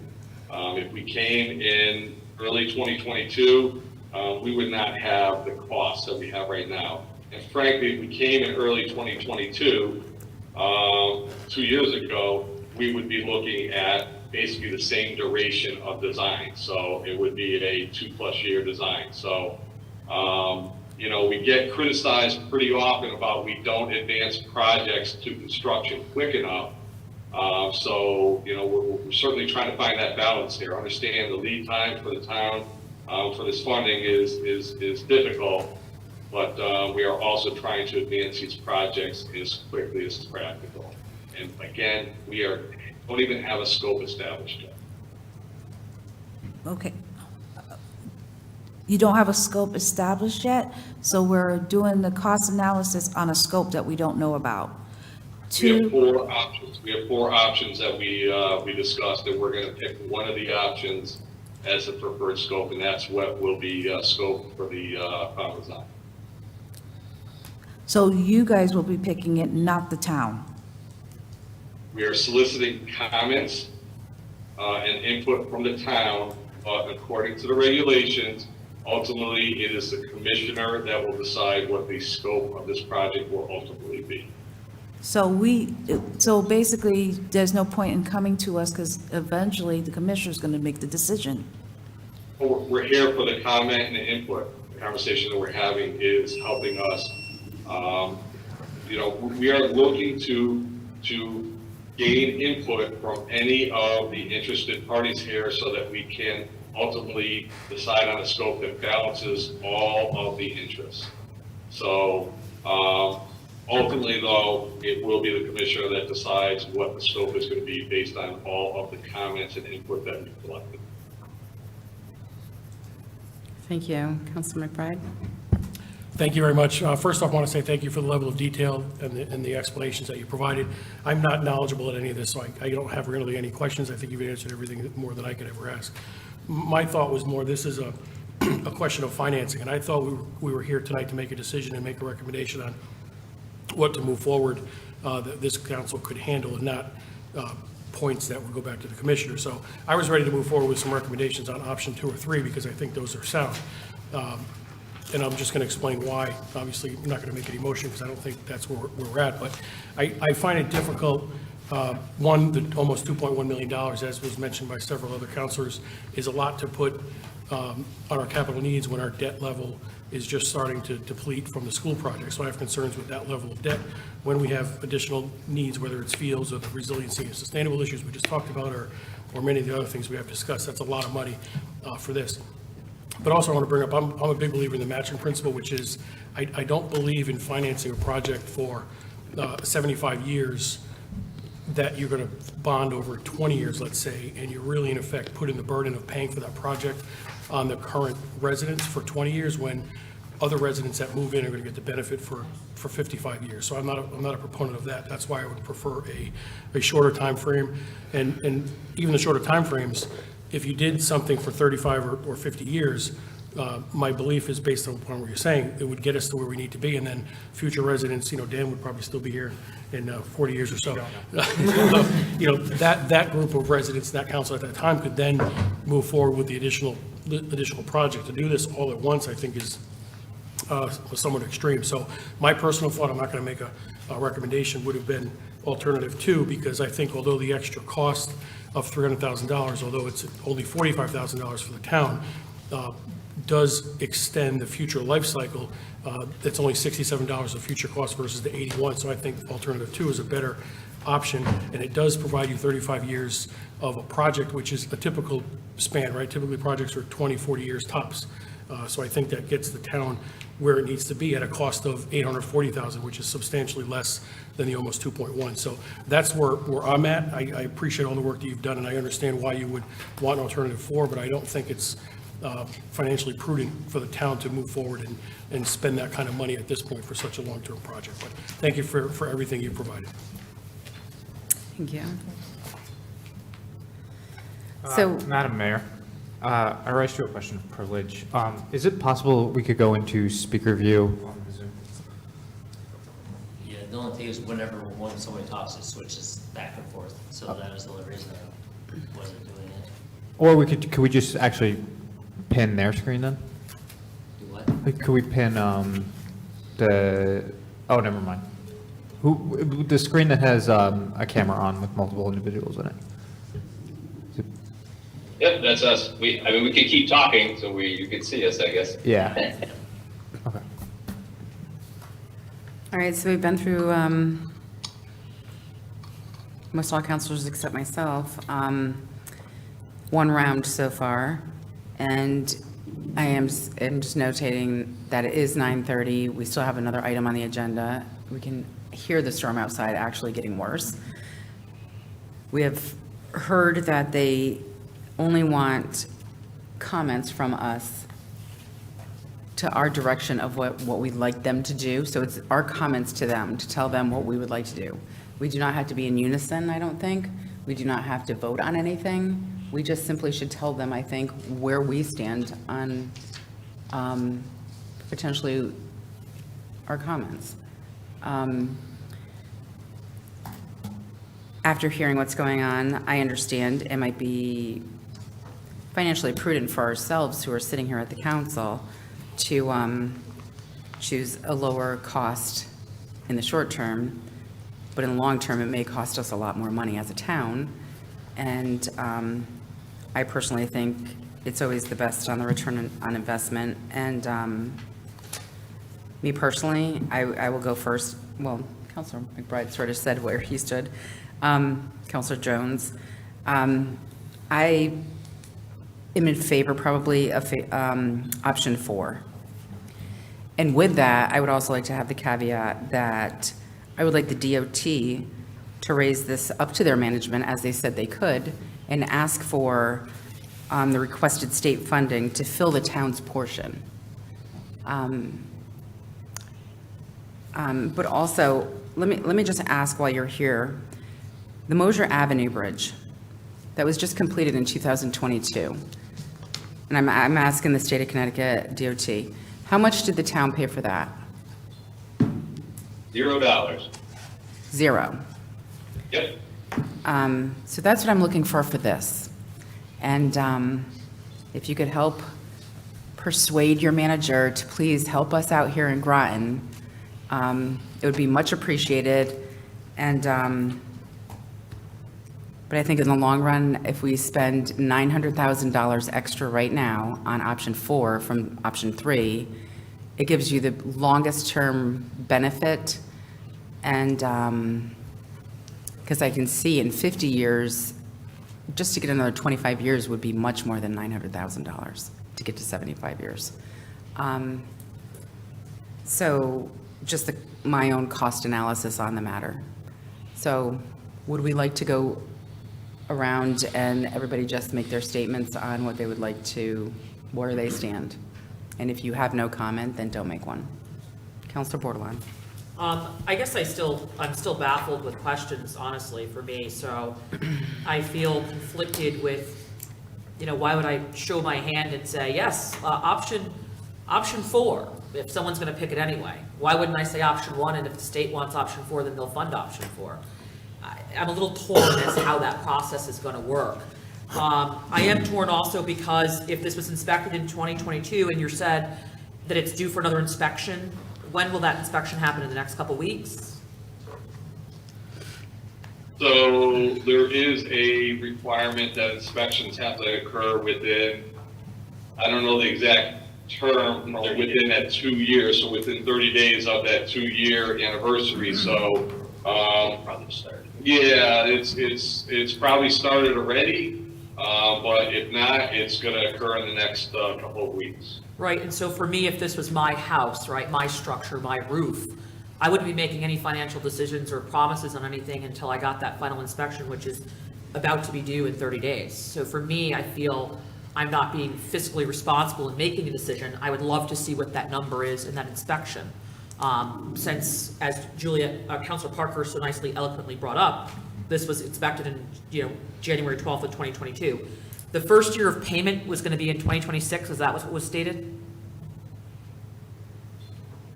Summer of 26, Right. the town's required, correct. So, right, so had we have known as a town, as a taxpayer, as a homeowner, as, because I'll be paying that tax. that's 4 years from the time the money had been produced. So if we kind of, you said it was inspected, but it wasn't chosen at that time, and I got confused by that. And then you guys said you selected it. Well, now you selected it 2 years later. Now that slows our process to be fiscally responsible on our taxpayers. So now now the ball is in our court to make financial decisions with a smaller turnaround time without really having the choice. So for me, what I say to the commission is, we don't have the money. Help us out down here.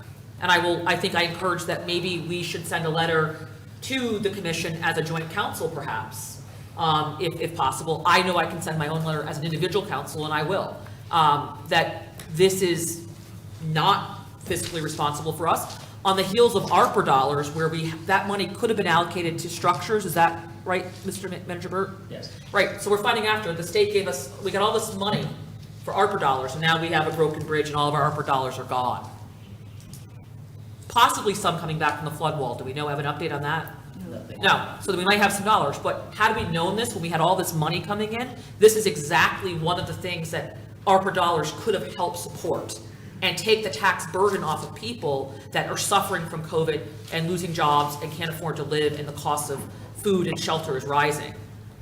To put this burden on taxpayers in our town where we're considered our school district is considered, Alliance district. We have kids that can barely afford school lunch. So for me, I will not pick an option today. I think that we need more information, and I send it to the commission that Thank you.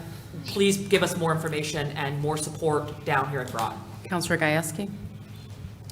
Thank you, Madam Mayor. I sort of also agree with Councilor Bordelon on this, just because. Counselor Bordelon, I'm sorry, you keep making comments. I can hear you over here, and you've done it throughout the whole meeting. Would you please not speak when you don't have the floor? I wasn't speaking to anyone indirectly. I just was. You're I'm in speaking out shock. loud. Thank you. Numerous times. Thank you for calling out. Thank you. Counselor Gajewski? Thank you, Madam Mayor. I agree with Councilor Bordelon that, yeah, and to piggyback off what Councilor Parker said earlier, that if the bridge is going to be, if the next inspection of the bridge is going to happen in the next couple weeks or so, or it's already even started, and that bridge inspection could come back as level 4, correct?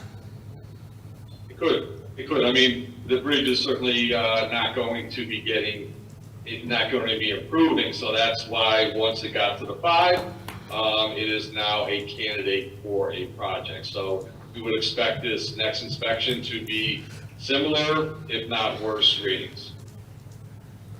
And if it's a level 4 bridge, it is advised that we completely redo the structure, correct? It would support the recommendation. And again, the concern is, as the bridge condition worsens, the load carrying capacity is going to be affected. And posting or reducing the load allowance of the bridge is certainly something we're trying to avoid. And when it comes to upper management, what happens if we, as a council, or even the RTM that also has to approve the money we allocate, what if no money is allocated? And does the commissioner still approve the project, and does the project still go forward regardless if we pay our share or not? I don't know the answer to that specifically as far as the legal aspect of things, so we're following state regulations, and it's a requirement for the town to participate 15%, so that's where we're at. Okay, then that may be even a town attorney question, because if we weren't to pay our share just because of, the timing, the fiscally responsible, the commissioner says we have to do a certain project based, Manager Burt, you have something? Well, it's based on their internal policy. We probably first want to get their legal opinion on, we'd want the DOT to say yes or no, you do have to pay it, and then we'd react to that. So I will state that we are referring to our Portland Bridge policy, but there also is regulations and statutes that govern this as well. And I'll read right from the regulation here. On demand but no sooner than 30 days prior to the contract advertising date, the municipality legally obligated to participate in each project during that fiscal year shall deposit with the state the full municipal share of each project. So again, we don't have anybody here from our legal side, but it certainly alludes to the fact that there is a legal responsibility for the town to participate. So I do also want to highlight, I think the timing of this coming to the town is kind of a repeated concern.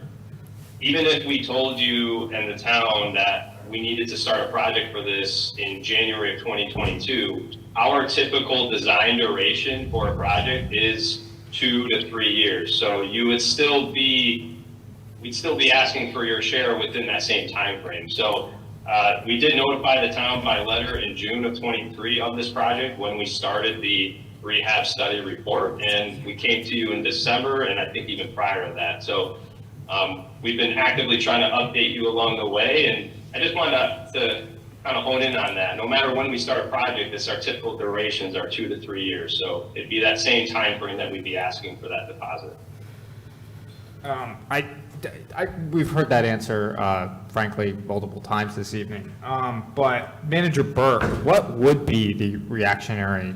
Is there any, if the state DOT and the commissioner said, this is what we're doing, this is what your cost of the bill is, what is the process for that? I'm not aware how that would play out, especially if it's option 4 and our share is $2 million, especially with a budget issue. Yeah, I'm not prepared to answer that right now. That just something to think about in the Yeah. future. With home, then you also have home rule and town charter and the duties and responsibilities of both council and RTM. With home rule, our charter takes precedence over, certain state acts also, so it would be quite the fight, I think. I think it'd be, it wouldn't be, they'd end up having a couple of years of waiting anyways after that. So, I think if they're going option 4, you should plan on having an extra couple of years to give us to raise money if we had to. Just one final question. Since it's at a level 6, the bridge isn't in any immediate danger. I just want that to be aware for the public, correct? it is not. It is not. Again, we're trying to be proactive here and address it before it requires any sort of measures to limit any sort of loading on it. Thank you, Madam Mayor. Thank you. Counselor Jones. Thank you. So my question is, looking at alternative 1 and 2, it looks like the repairs are sort of painting, replacing joints, bearings, that kind of thing. And at the moment, I think the superstructure was a level 5. And you've already sort of hinted that there may be some load-bearing issues on that, which I'll know more in a couple weeks when you do the thing. So it just, to me, as I see this, that if we do have some load-bearing issues, just painting the beams underneath and replacing joints doesn't improve that at all. It doesn't change that. In fact, it probably just makes it worse and deteriorates further. Already a weakened bridge, you're just painting it. And I'm looking at the pictures that were in the last presentation of the deterioration, the rust, all that kind of stuff. Is that a fair assessment, that just scraping off the rust and painting it doesn't improve the structural integrity of the bridge? We do a little bit more than scraping when we repaint a structure. It's really kind of localized paint removal. So the paint is just I'll call it a Band-Aid, right, to protect the steel underneath for a longer duration. So if I recall correctly, alternative 2 would be good for a design life of 35 years. But we would potentially do some steel strengthening, right, when we do those types of rehabilitation projects. So there's opportunity for that too. But design life, I guess, to answer your question, frankly, it's just 35 years for that alternative. I know this was inspected in 2022. The rust and deterioration from these pictures looks like it has been going on for quite a while. Was this noticed in 2020 or 2018 that this bridge was deteriorating like this? And was there any maintenance done on the bridge, even by DOT, to kind of stop this or prevent it? We'd have to look back at all the other inspection reports and see kind of what we've done out there and see if there's any maintenance logs. Every time there's an inspection that happens, there are work items that get sent out to maintenance for them to do, such as, spot painting or small concrete repair in certain locations. We can look back in our logs to see if we have anything tracked, but we're not ready to speak to that right now. It takes some time to dig through the records. Yeah, I guess my hope is this looks like it's deteriorating to a certain degree, that the bridge moving forward, whatever you do, you keep it up in maintenance so it doesn't get to look like this. It just looks like this got missed somehow, but. Yeah, that is our goal. And obviously, when we replace structures now, we're using newer materials. We coat our bridges a lot of times. Either we galvanize the steel girders or we metalize them, which is it's a coated or a colored galvanization ultimately. So we have a lot of different techniques now that we use to prolong the life of the structures in general. But yes, to the point of general maintenance, yeah, we have a lot of structures in the state, and we do our best as a department to stay on top of them. Are you able to galvanize a bridge that's existing? We are able to field metalize, which is a generally costly endeavor to do that. But as far as full galvanization, no, that's done in the shop prior to installation, where they do a hot dip galvanization, where they'll drop the beam into a bath of zinc and other mixtures to galvanize the structure. So, Okay. I guess my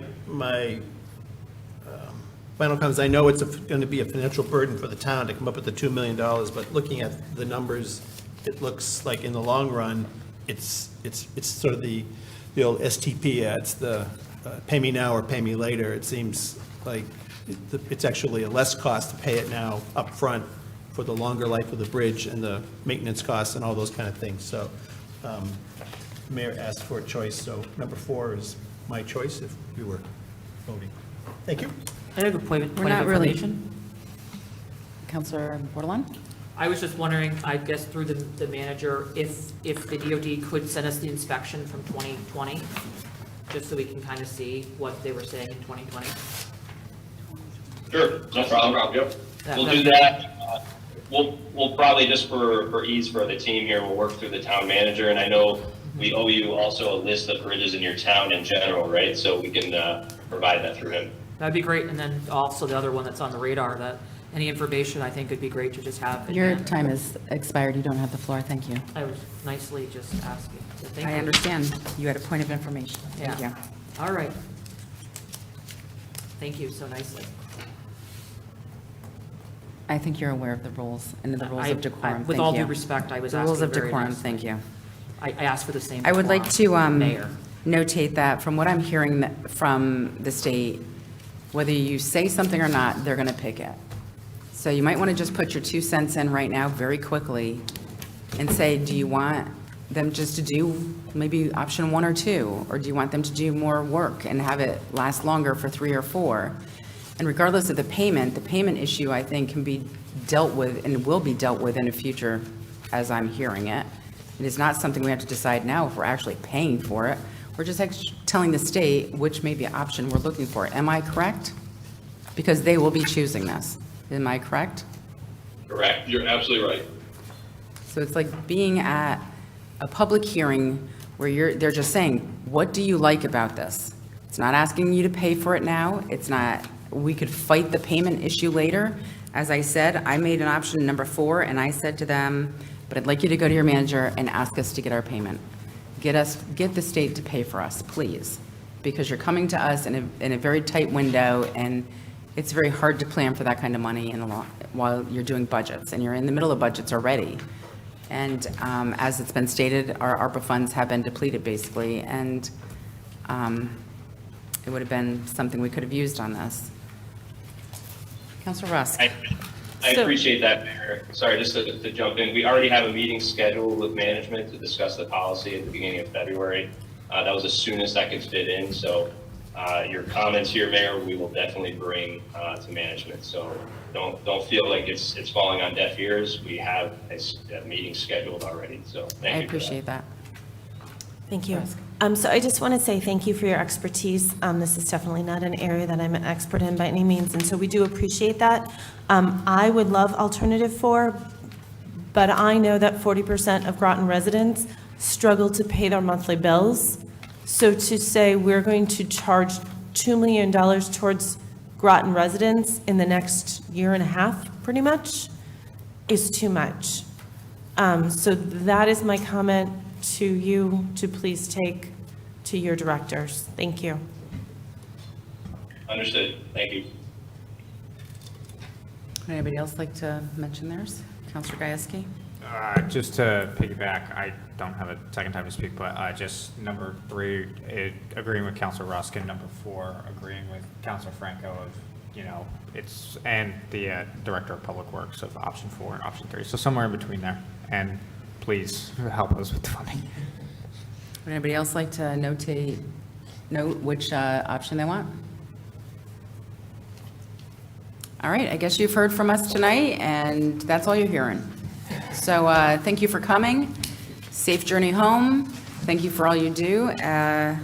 Taking care of our bridges around the state. I think you have been doing a lot more in the past couple of years than I have seen historically, so I appreciate that. Thank you. Thank you. Thank you for that. Have a good night. Appreciate that. Good night. Thank you. Bye. Thank you. Thank you. Thank you. Madam Mayor, Yes, Counselor Parker? it's almost 10 o'clock. I know you mentioned that before, but it is 9:55, and we still have one agenda item, and the weather's starting to get bad.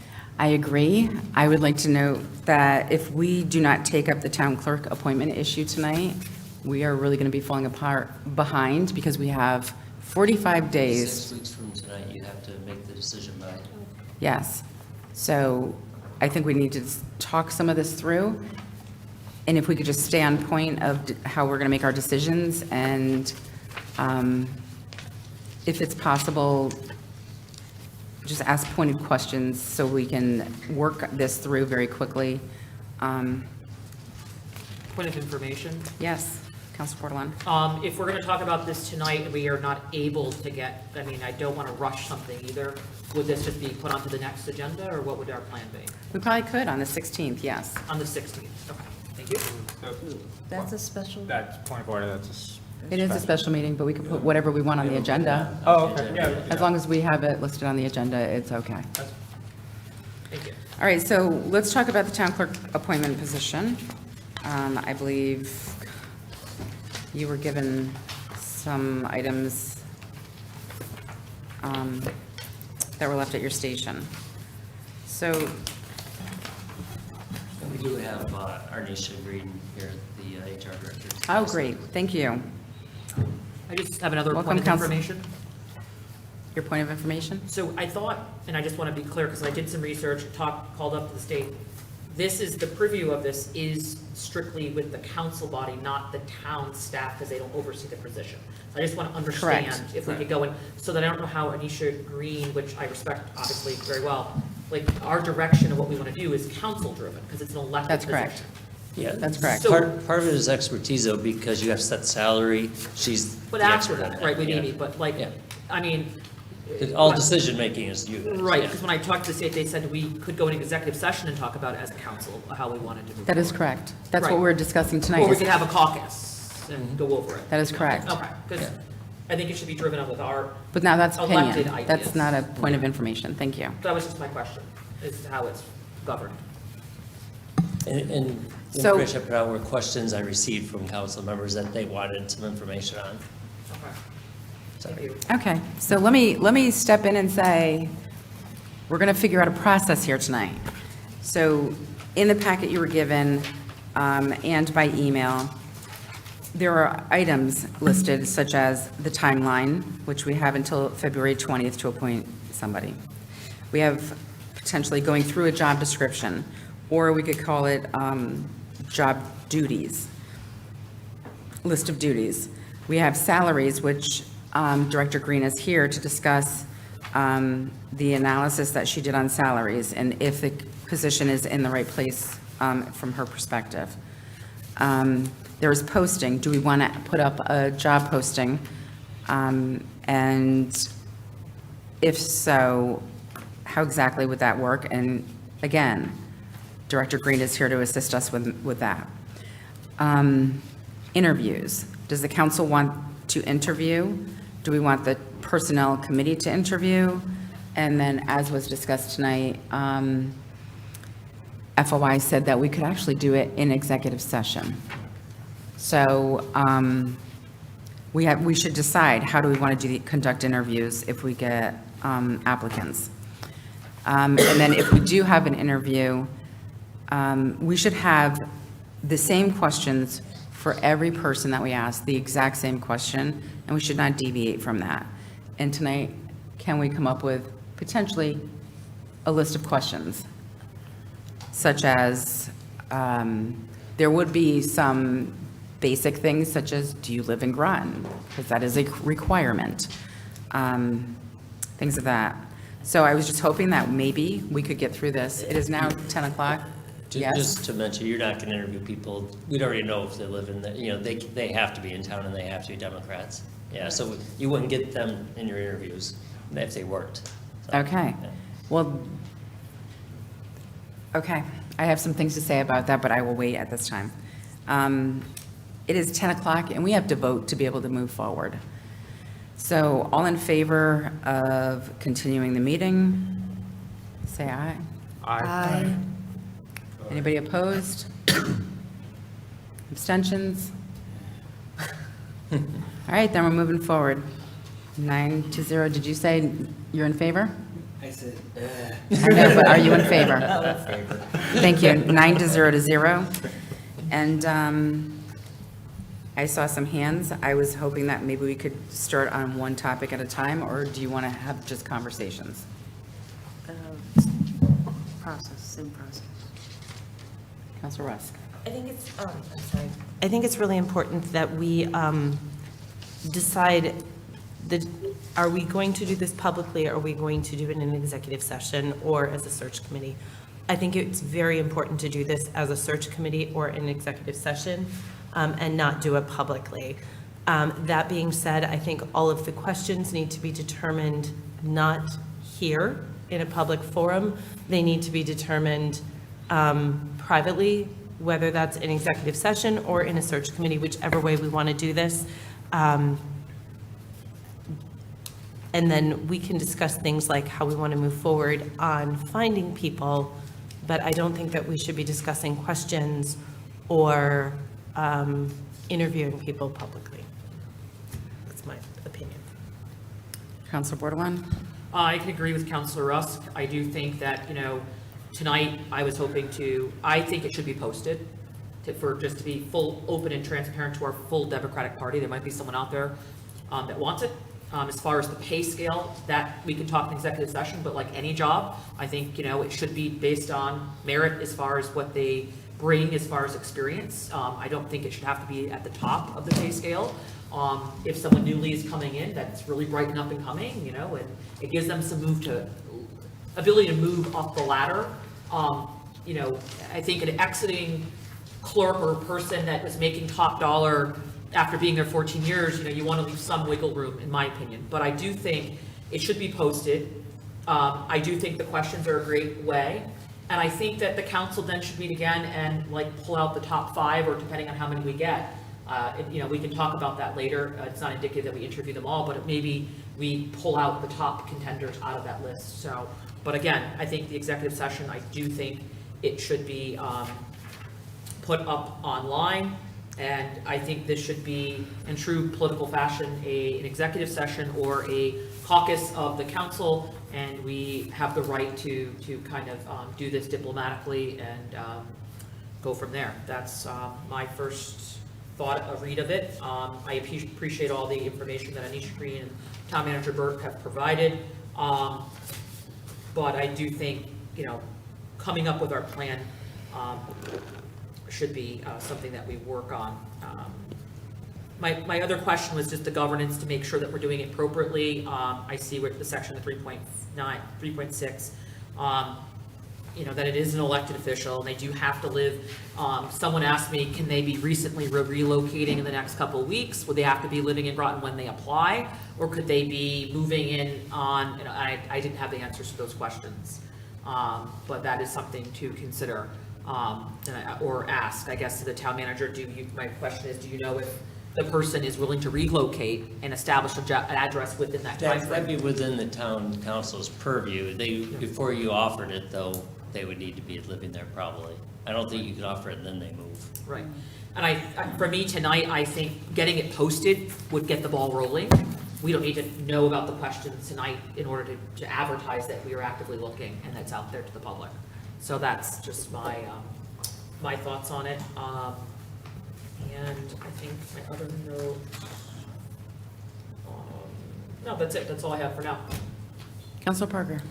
Okay, I can agree with Counselor Rusk about a search committee or executive session. My concern about posting it as a job position, we're on a tight deadline.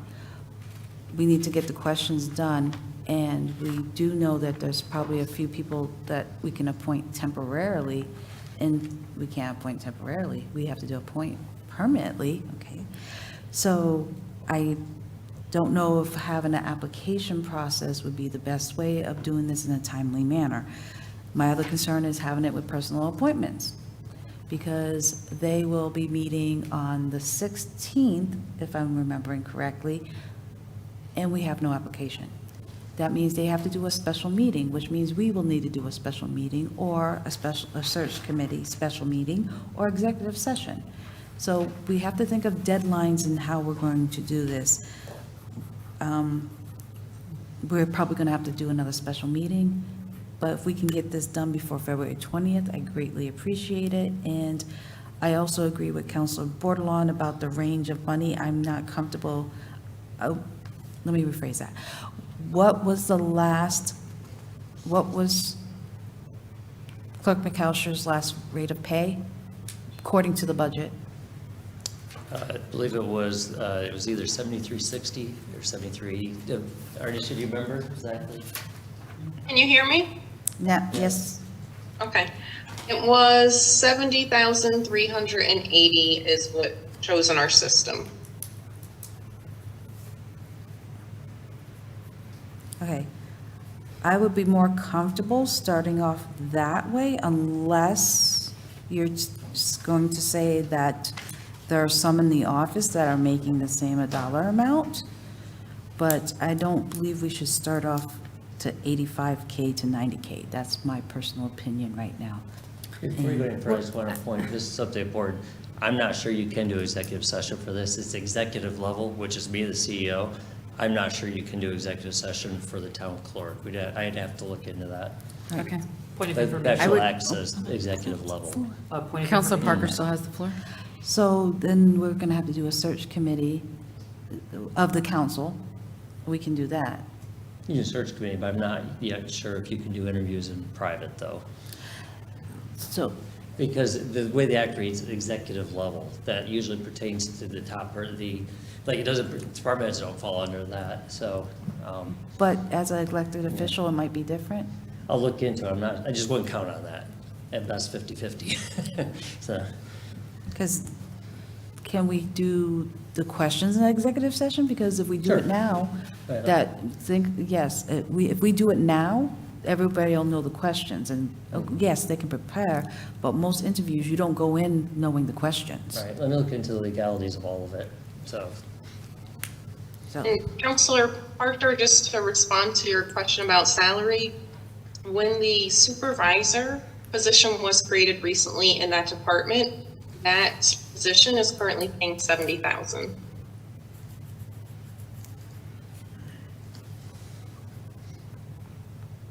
Okay, I'm still not comfortable with 85 to 90,000. Thank you, I'm all set. Point of information. Counselor Bordelon. Can we, and again, my question is about the interview part with John Burt, just the town manager, to say, could we review applications or people or whatever in a caucus, since it's a Democratic caucus? Yes. And it's a Democrat that we're You can do bringing whatever you in, want so we in could caucus. bring a Democrat into a Democratic caucus, right? No, I don't think that's how, I think So I'm that. just confused. No. Yeah, that doesn't work. You that way. you cannot bring in outside people into a caucus. But we could talk in a caucus form. Amongst yourselves, We could yeah. just say we would like to recess and go into a caucus. Yeah, amongst yourselves, We yeah, wouldn't have to yeah. go We into can't make any executive. decisions in a caucus. But we can Correct. discuss. Yes, We that can't is make correct. decisions, but we could review applications or resumes, let's just say. If we didn't do an application, just a resume. Yes. Okay, all right, that makes sense. Thank you. Just another one quickly. Counselor Gajewski? Thank you, Madam Mayor. So being a recent college graduate and applying for jobs, I have seen that some job applications for the pay scale, they put pay based on experience. And that could be a way to alleviate Councilor Parker's concerns. Also, my question would be, since the $73,000 of the clerk's position has already been budgeted, doesn't that have to remain $73,000 for the budget cycle, or would we have to add more money in? So the way the pay works for town clerks, you can only raise it once in 4 years, but it's right after the 2-year mark, which is right now. So you can set it one time, and you could post it wide open, like said, and then just determine it once you have your applicant and you can negotiate that. But, we'll figure it out through a fourth quarter transfer if needed, for the budget. But you have to, you're going to want to set it now, as soon as you offer the job, obviously. And then once that's the money for 2 years. That can't change again. Point of revision, 2 years or 4 years? 2 years, because you're only appointing for the remainder of 2 years. Okay. Once the term starts, you can give one raise, and it's after the 2-year mark, so. All right, so I was, Madam- oh, I'm sorry, Yeah. you still have the Thank- floor. Thank you. So then, my next question, the way I was originally, or more of a statement, the way I was thinking of it, since it said executive manager, correct, and you are an executive as well? Executive level, I'm the CEO. Yes, correct. Right. Did you, when you did your interviews, were you in executive session or were you in public session? And since it's executive level, you see where I'm going with this? Yeah. I think I would, but like I said, I don't think that will be considered executive level. They mean the CEO is what they mean, the top person. And I know it's different, but it's still not a CEO. But I'll check, I'm going to ask Russell Blair directly. And then if based on Russell Blair's earlier presentation, earlier tonight in the meeting, he stated that, if I remember his wording correctly, it might not be exact, but he did state that if you were discussing personnel in executive session, that person technically did have the right to have it in public. Would that be also, and is that also required for filling a vacancy of the council? So say we wanted to do all the interviews in executive session, but the candidate did not want to do it in executive session. They wanted to do it in public. Do we have, based on FOI, do we have to honor that Likely, request? I'd want to double check that with, I don't know if someone would really ask that, but yeah, it's a good question. I would think the candidate would not be an employee. So they don't have that. Point of order. You don't have the floor. Counselor Pacino, you have to raise your hand and get the floor. So then that goes, and then I am comfortable with putting an application out if the majority of the council wants to do that, to solicit. Also, it could be, the way I'm thinking about it is structurally when a federal judicial nominee is appointed, it is tradition, I believe it's called the blue slip rule, where the senators, if it's a federal district appeals judge, say for the District of Connecticut, it is tradition that the president asks the senators for potential judges. So what would be the process if a potential candidate came to an individual counselor who may be watching this meeting? What is the process for that person to come to? Like, if I receive it, if I'm aware of a candidate and they come to me, do I go to you that they're a potential candidate? Do I just, how? That's what we're figuring Okay. out tonight. Okay. Counselor McBride? Thank you. I'm just wondering, just do a do we need to solve this all tonight, or do we need to decide on a couple of We things? need to decide some things tonight. No, I know, a couple of things. I'm just saying, the way I see it is, if you post it tomorrow, you got 2 weeks or so application due the 124, 131. And then over the next two council meetings, a special meeting the 16th and the 23rd, couldn't you go into executive session and decide the questions on the answers? And at that time, at the end of the month, the council can determine how they want to move forward with the interview process. But at least that gets us to where we need to be with the application, posting the application, and people, and that's how I see it. I agree, but there are a few things that, such as, do we want to set a salary to say, because that's typical when you see a job. I mean, some of them do say how much the salary is, and that might influence you whether you apply or not. Maybe a range that it's wide Yeah. enough where.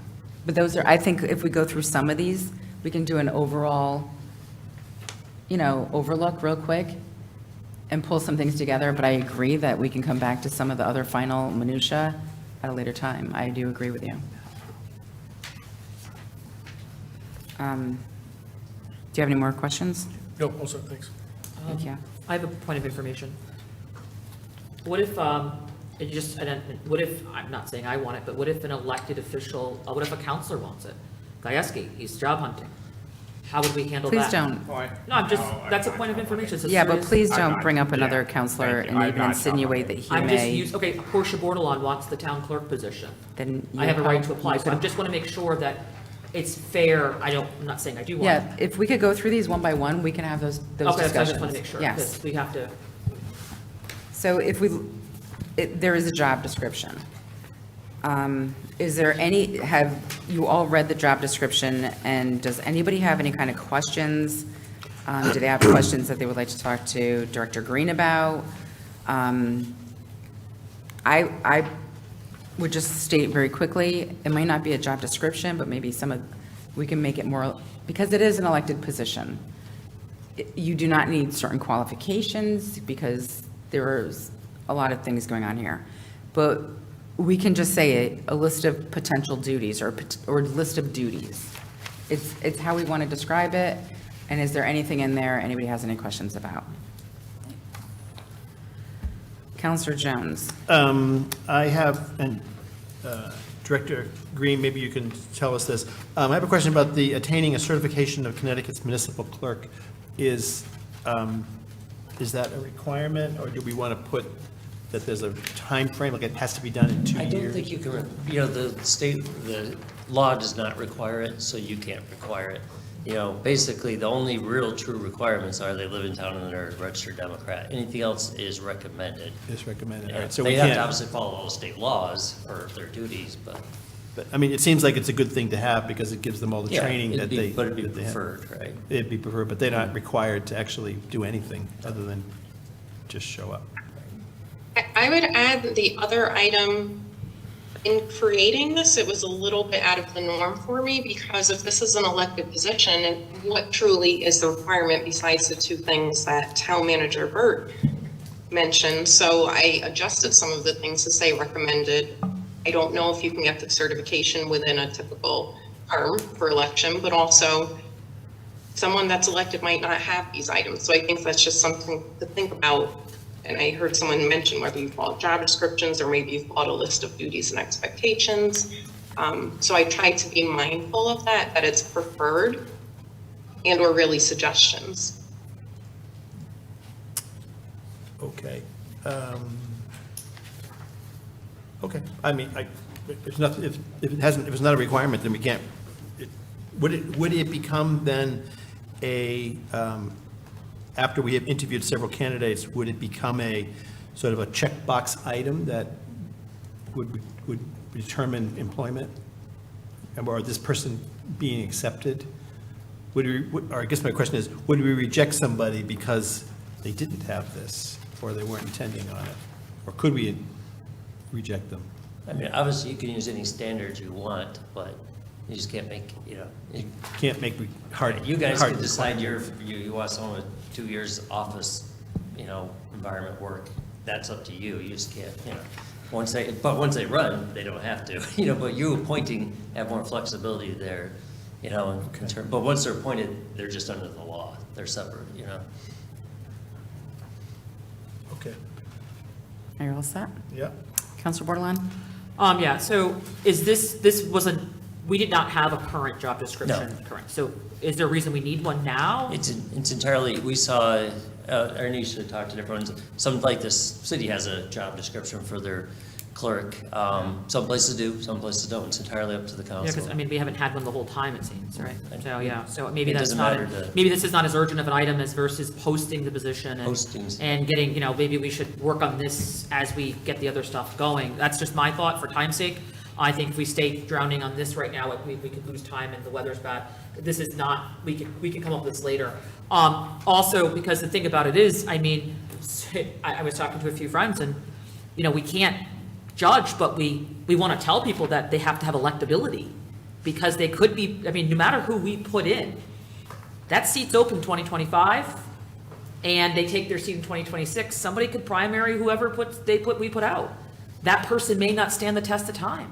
So how do we say that? I mean, because we don't want to discriminate, but it is a competitive position in that respect. It's anybody can primary and your seat's always it's at large. So we want someone that really wants to run again. So, I mean, would that be a fair question to ask? Because in the Democratic committee or in an elected body, we just say I'm we're. sorry, this is the job description we're talking about? That would come under like interview questions, That's I what I'm think. asking about, I job think that, description. I think in the interview I'm- questions, you should ask I'm that. talking about the job description, the quality of the person and what should be in there. How do we have a job description if, when someone says they want to run, they just say, I want to run? So it's kind of weird, right? Because when the next person runs, it's just they run. No one does this process. So that's where it's tough because it's also electability. There's a chance whoever we put in could be primaried. I don't know, just thought. So there's a lot to think about here. The person has to be willing to run for an elected seat, and they need to be aware of that. Some people aren't really understanding of the full ramifications of the elected seat. As far as the job description goes, I think we're ahead of the game here. I think first we need to decide, are we posting it? That should be our first question. If we are, let's just get it out there. I think it's fair. I mean, eventually the paper, I heard Drellick is doing an article saying that the Betsy resigned, so people are going to know that the seat's open. So not posting it just seems kind of, in my opinion, would be a little careless. We should have a statement that we are trying to fill with a Democrat who lives in the town of Groton. I think that would be the responsible thing to do for me. I don't know that we need a job description yet. We haven't done it ever. That would be going under the section of posting. We will talk about it then. Right, so I'm just wondering, should we save time and not go over the job description right now? Just for time's sake, whether, It is up to the council and what their So what my- their my wants are. opinion Are you saying you do not want a job I'm description? not saying we don't need one. My vote right now would be, I think, to get this moving, to get out of here, to get home, would be, are we posting it? And what's our plan to meet over the next several days or All right, weeks well, to? we do have, there's many things we have to discuss tonight, so Yeah. it's just like, if you don't want the job description, just say right now. Say that you- I- But at this moment, if you don't think it's necessary at this moment, just say so, and then we can move on to the next person, because I have Right, numerous I people still that have their time hands to up. speak. You do So, have time. Thank you. I'm just saying, like, if we could sort of make decisions, that would be the best I think thing. I think it'd be wise of us to get the position posted. That way we can talk about the details and set our meeting times and dates for caucuses, executive sessions. Town Manager Bert's not sure how we can meet. I just am curious to why. I mean, whose idea was it to, I guess the Town Manager, did you request this job description? I did. Okay, so you felt that there was a need. So maybe you could speak to why you thought there was a need. That would help me to I can, understand. when it's my turn to talk, I'll speak about it. Yeah, I'm just 'cause asking. not what yours knowing are. that and not being part of the agenda making, and there wasn't a job description before, I'm just curious, out of all the years that we've had a town clerk, we've never had one, so, they really kind of govern themselves. And is that correct, Town Manager? Yes. Yeah, so I just don't know why now we need a job description is all. Okay. Anyway, that's it. I think we're. Counselor Parker. Thank you, Madam Mayor. So I think we can hold off on the job description. We can post what is required of the town clerk, according to town charter and what other things she does, or he. Again, I think it would be a resume. I'm also going to stipulate that the person has to have lived in the town or the city for a year before applying as a Democrat. Because I know when you move into a position, you have to, as an elected official, we had to be in our place for a year. So I'm just want to make sure we stipulate that as part of a requirement. And also notate that this town clerk position is under the purview to a degree of the town manager, and that they will be subject to the hiring process of it, the drug screening, the criminal background, all that other stuff, just so that they know up front, not based on the job description right now. Because, again, we have a timeline issue. Other things, I know I'm going to just say it all out right now because it's getting late. Interview questions due later on. We post it, and I would say salary is up for negotiation at the time, because I think it needs to be a range, but not up to 90,000 still. That's my 5 cents worth of everything. No application, because who's doing the application? Who's vetting it? Just, if we post, there has to be a job application, I believe, part of it. Otherwise, what you're doing is just kind of shopping around, but you still have to tell them, how are they gonna express their interest? My question is, we didn't have it before, or we did not have a job description for her right now. No, I'm talking about application, though. I don't want an application, I just think, I think our system can't. Arnisha, can you weigh in this on what we need from our I end? believe when you click on a job on our website, there's 3 options, but all of them lead you to complete an application. The resume or any other attachments are supplemental and are not required, but from I don't want to say entry level, but when you click on the job and you go into it, it prompts you to start filling that out. but this is technically not a job, it's an elected You just official can't use our position. system, though. And what are they gonna turn in? Do you just want to email, anybody just whatever format they want to say they're interested? Right, and I understand it's not a job, but if we're going to utilize the HR system, that's how it's built, because typically we have we're doing typical jobs. Well, then it's got to be very basic then, because who's vetting these applications? That would be you? You get them all. We would get them all. Yeah. So I'm still going to say we need a cover letter and resume, attach a letter of interest, a letter of intention, letter of interest. Most jobs, you can do that. I wonder if there's oh, sorry, what was that? I was just saying, they can require whatever they want. Just if you want us to go through our system, we have to have them fill out a job application. It's a set application. And I haven't tabbed through every piece of it to say, can you just put a name on one page and that's good, and on the second one, can you just write like 2 letters and that suffices filling it out? Could it be filled out very slimly? Possibly, but I'd have to create probably a false profile and try that out, because that's typically not the way we receive them. Point of information? Council Parker still has the floor. That's fine. All right. So if we do an application process, we need to make a firm deadline of the time. I agree to, Councilor McBride did come up with the idea of having the timeline. But in order for us to make a decision in a timely manner, which is we're going to have to do this at a town council meeting, which is the first February, first week in February. We can have a special town council meeting on account night as well if need be. On the 20th. So, yes, I just want to ensure that we're doing everything in a timely manner and not being held up because you guys post it, we won't have time to review this stuff. That means you're going to email us everything unless we're getting a packet in via mail to review this stuff, set up interviews and everything else. I need a firm timeline unless we only do a week around turnaround. That's my thought process. Thank you. Point of Thank you. information. Couldn't, I guess the question to the town manager. couldn't The we just questions do- actually come to the mayor. I have a question for the town manager, which is what I've done, and we've done this in the past, you've done it. is can we just post it generically and put it on our Facebook and the newspaper and up on our website? It doesn't have to be on that nice database system per se. Certainly, we would just want to know what you want in there. Right, What just- you want them to turn in, is an No, email but this is an actual acceptable? question that is actually part of the conversation, not like point of I was just information. I know, asking but to get I'm those. just, for things to go in a smooth cycle here, that is actually part of a question that you would ask, as Counselor Parker just did, Sure, do you want- about the process. Put me in We're the all queue trying to then. figure this Put me in queue. out. But Counselor Merritt's been waiting. I asked the point of information, and I thought, So just Counselor asking Merritt. if there's a way to post. Counselor Merritt, you have the floor.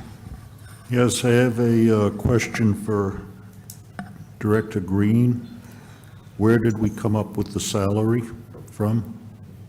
So in the same way that the job description was a little bit out of the norm for me, just with my personal experience of it being an elected position, the salary is a little bit out of the norm because it's not something that's in our purview normally, ever. So it's not an established range, it's not on any pay scale for comparison purposes. So it wasn't an apples to apples comparison the way the other directors would be, because you don't have the purview for it. I can't guarantee that they're coming in with minimum qualifications that are on the job description. Literally, it could be anybody from an election perspective. So I looked at, where is a supervisor? Traditionally, there's going to be some distance between the supervisor and the director. Also, we're in the range comparatively for other towns. And additionally, thinking about the current salary structure that we have for the regular positions also. The suggestion I gave is at the lower end of some of the, say, assistant directors or lower level positions. So from that perspective, that was a starting point for me, just because there's not a lot to go by because it's not a employee in the traditional sense where we can apply some of the same factors. I'm a little concerned, though, that it went from 70,000 to 85. And is this in line with other job descriptions that you've negotiated? If I were to compare it to where our non-elected employees are, directors, assistant directors, and going down the realm, it's lower than some of them. Really, it's a suggestion because it's up to the council. It's an elected position, so this is just my best offering for you. And then maybe for me, abnormal position because I can't compare it in the same way. Yeah, I'll leave it at that. I think it's a little bit on the top end Okay. as compared to others. Certainly a suggestion, so I'm just here to give you information and options, let you know where the supervisor is at, and obviously wherever you guys go from there, just let us know. I just want to say quantitatively, it's not on the high end, it's low internal compared to internals.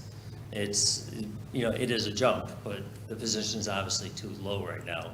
So I think you have to do something to increase it.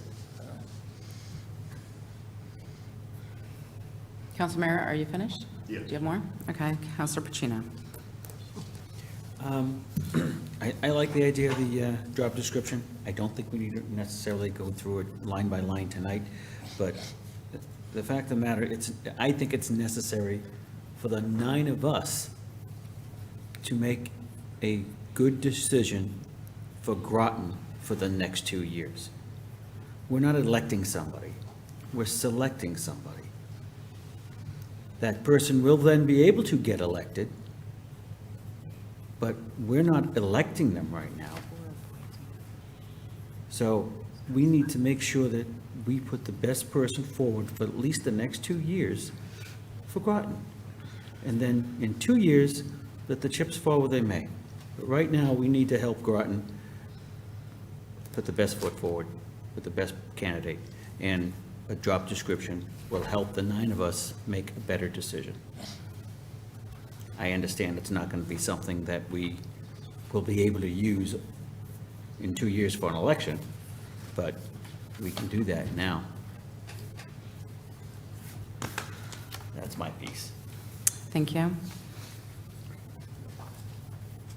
So I requested a job description because there have been people that do not know what the town clerk does. This is not a normal position that you can find anywhere. It's not like it's a receptionist or administrative assistant or, you know, somebody in the engineering department.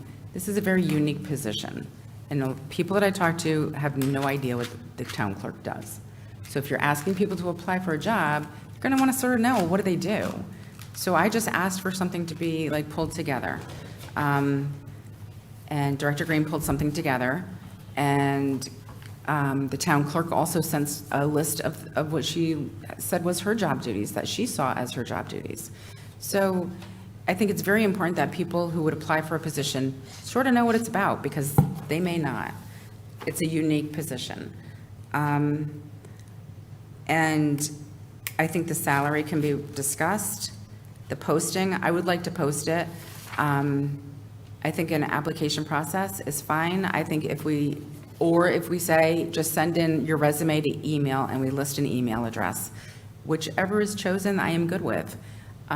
We could discuss interview techniques or questions and such later on. That can probably wait. But I think it's sort of important that if we're going to put a job posting up, I will tell you right now, when people look at jobs, on the most part, if it doesn't have a salary attached, they may just skip over it. So we're not going to be casting a wide web out there to say, hey, everybody, this is what the offer is.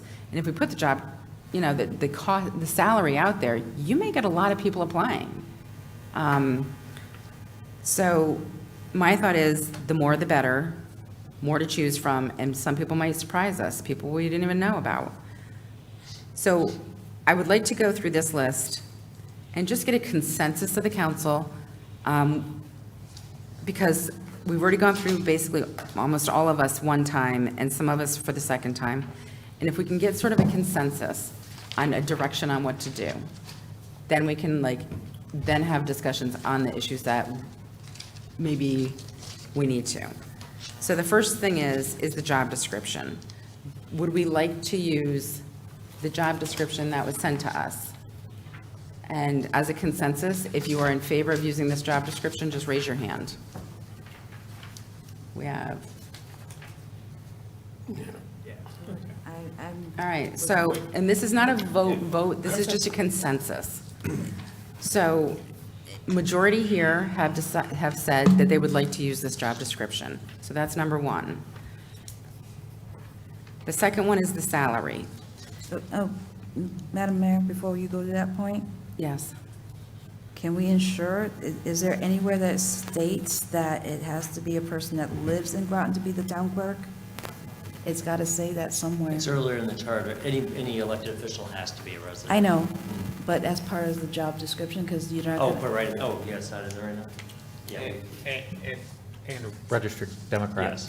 Yes, right now it has to be, because. Right, and that definitely, that's the job description, even on the posting should probably state Oh, it's that. definitely The stated posting yeah. should state that. Yeah. Yeah. Right, A point of information, yes. are we saying that, well, I didn't raise my hand in favor of a job description because we're saying, but not in particular, this one's not edited yet, is that correct? We have. We're going had to edit this job description, or you're saying this one's the one Then we going have to forward? edit it basically tonight, because they have to get the posting up. So this is the one you guys are putting forward? Yes. Do you have any notes on it that you would like to change something? I mean, I think we need to go through it. I mean, Well, did you have notes? that's why I think. I'm okay with it. I'm asking if you had notes. I have notes in here. More information? Counselor Pacino? Can it be changed later? It can, but we are posting it, so Okay. it could go online tomorrow. So we can put this online tomorrow and then change it in a week?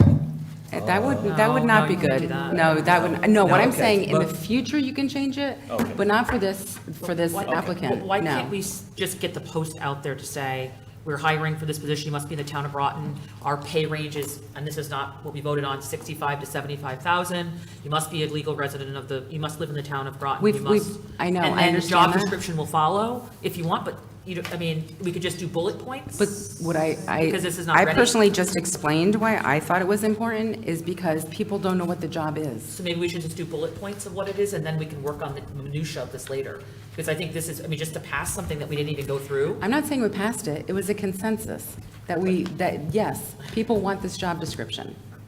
That's it. If we could even say, if by a certain time or by next Tuesday, you send in whatever you want to change on this and we could have it on the agenda.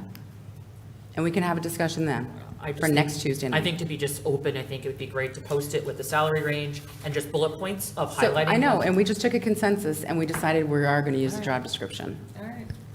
So And next, yes. Sorry, I have my hand raised.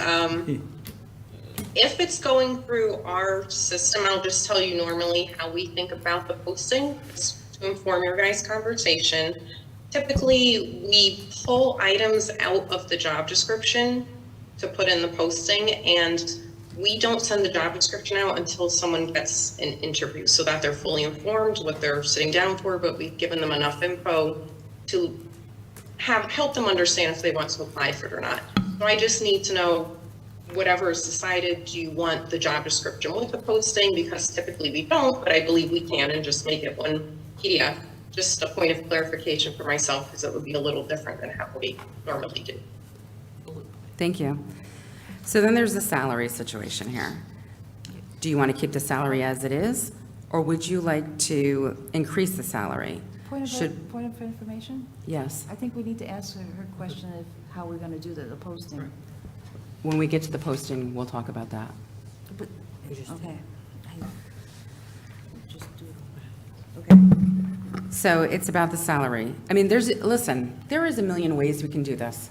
We could be here for the next 5 hours and we can go through every little thing. So I'm just trying to go one step at a time. That's all I'm trying to do.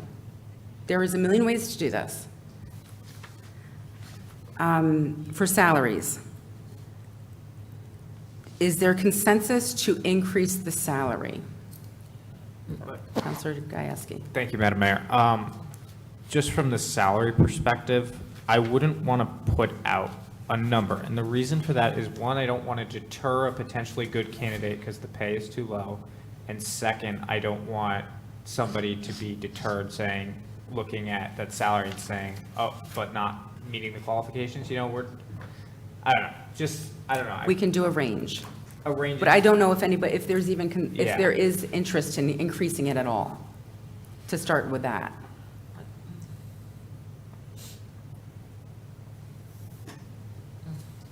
Counselor Gajewski, you still have the floor. I yield back. Thank you. Counselor Jones. I am fine with this salary range. We've had a terrible time trying to find employees. This is a decent range. Looking at the data that Director Green sent us, it fits sort of comfortably in the numbers that she has given us of all the other towns. Some are much lower, but many are higher, and I think it just needs to be a decent, modern salary that fits for the employees that we're we can't find employees for anything, so we need to come up to a decent level. And I think the range that Director Green has put here is fine with me. So it's a range. It fits into the market that's out there, and we need to find qualified people who are willing to do this job. So I'm comfortable with it. So let me just ask the council, I'm sorry, Counselor Pacino. McBride hasn't spoken. Oh, I'm sorry, McBride, I'm so sorry. I mean, I was just in favor of a range, a larger range from 75 to 95. That way the council can make a decision, 75 or 95, depending upon the pool of candidates again. That would be my thought. That's fine. I'm fine with that. Counselor Pacino. That's exactly what I was going to say. Right, that's where I was going to start. Okay. Are we? Point of information? Yes. Can you explain to the public where we're going to come with the additional money, please? And to remind everyone, this is going to be set for 2 years, and then next 2 years, we're going to have to figure it out if we're reelected after 2 years. So there's a range right now we don't have in our budget, and then next year's going to be different, because there's no salary increase until after the 2 years. Right. So just to remind the public and us, where are we budgeting this money from? Thank you. Like we do with anything else, you see where the budget's coming out. It's only part of a year, so you see where you're coming out towards the end, and if we need to, we take a few thousand out of fourth quarter transfer. Now, however, often there's payouts when people leave, so that's what we have to look at. We might have a fourth quarter transfer anyhow, that's what I don't know. But then also the position's open for a while, so you just, it's, in the grand scheme of things, it's pretty minimal though. It could just be a couple thousand. I mean, it might be 5,000. I wouldn't It's worry not a too- large I amount. wouldn't worry too much about it, but, Thank you. And just remind, we're getting ready to go into budget season. That's what I'm thinking of right now, so. So let me ask the council as a consensus question. May I ask about the range? May I speak to the range? If you can make it quick, because you have Sure, spoken thank you. 2 full times. I mean, unfortunately, if we're breaking it apart like this, we have to be able to chunk it and speak. So I think the range should be about 65 to 75,000. I think it's a little bit lower because we might get somebody that comes in that's amazing. It's got great potential, has electability, and it's got a lot of potential, and might not have as much experience with clerical stuff, but is willing to learn the job and is a great asset and great leader. And 65 would be perfect to start them. And then we have 2 years and we could kind of go up, but we might get someone that's a little bit higher. 75 would put us a little bit above the original mark, right? Well, the deputy that we just did is 70, so you want to be above 70 for sure. You don't want to go down to 65. I would So we highly have to be, recommend okay, so we have against to it. be. So yeah, I think it should be somewhere, I don't know, it depends on who applies. I mean, we're saying we're setting the gold standard, but again, it's an elected position and anybody can take the seat. They could have no qualifications whatsoever, they just have to get elected. So it's tough, I guess so. And you're also paying on duties, not just Yeah. experience, and, and what she looks at is what they're actually doing, so, I wouldn't go too cheap on it. I think you want to reflect, the level of the job. Thank you. So it has been suggested that maybe 75 to 95, that is a range. She's currently at 70. We are budgeted for 73, I was told, right? 73? 70,380, something like that. 70,380 So right is around there. currently, but are we budgeted for next year? Was there supposed to be an increase Well, next year we're, already? No, it's not. We haven't Okay. finished, I mean, I haven't got the department budget yet. So Okay, there's plenty of time thank to you. make a change. All right. So can we see if there's a consensus to notate it as 75 to 95? Is there a consensus to list it as 75 to 95? Yeah. I'm not. Okay. So the answer is yes. Excuse me, provided that's an open range that can be readjusted. And that would be entirely up to you guys to set. 20,000 is quite a range. Yeah, it's 65, it's 75 to 95, yeah, it is 20. Madam Mayor, could we, if I may make a suggestion, could we do 70,000 because it's budgeted for 70, and then if we get an amazing candidate, then we get to 95,000, so 70,000 to 95,000. Absolutely Is there not. consensus? Yes. What do you mean absolutely not? 95, I can't see that at all. Okay.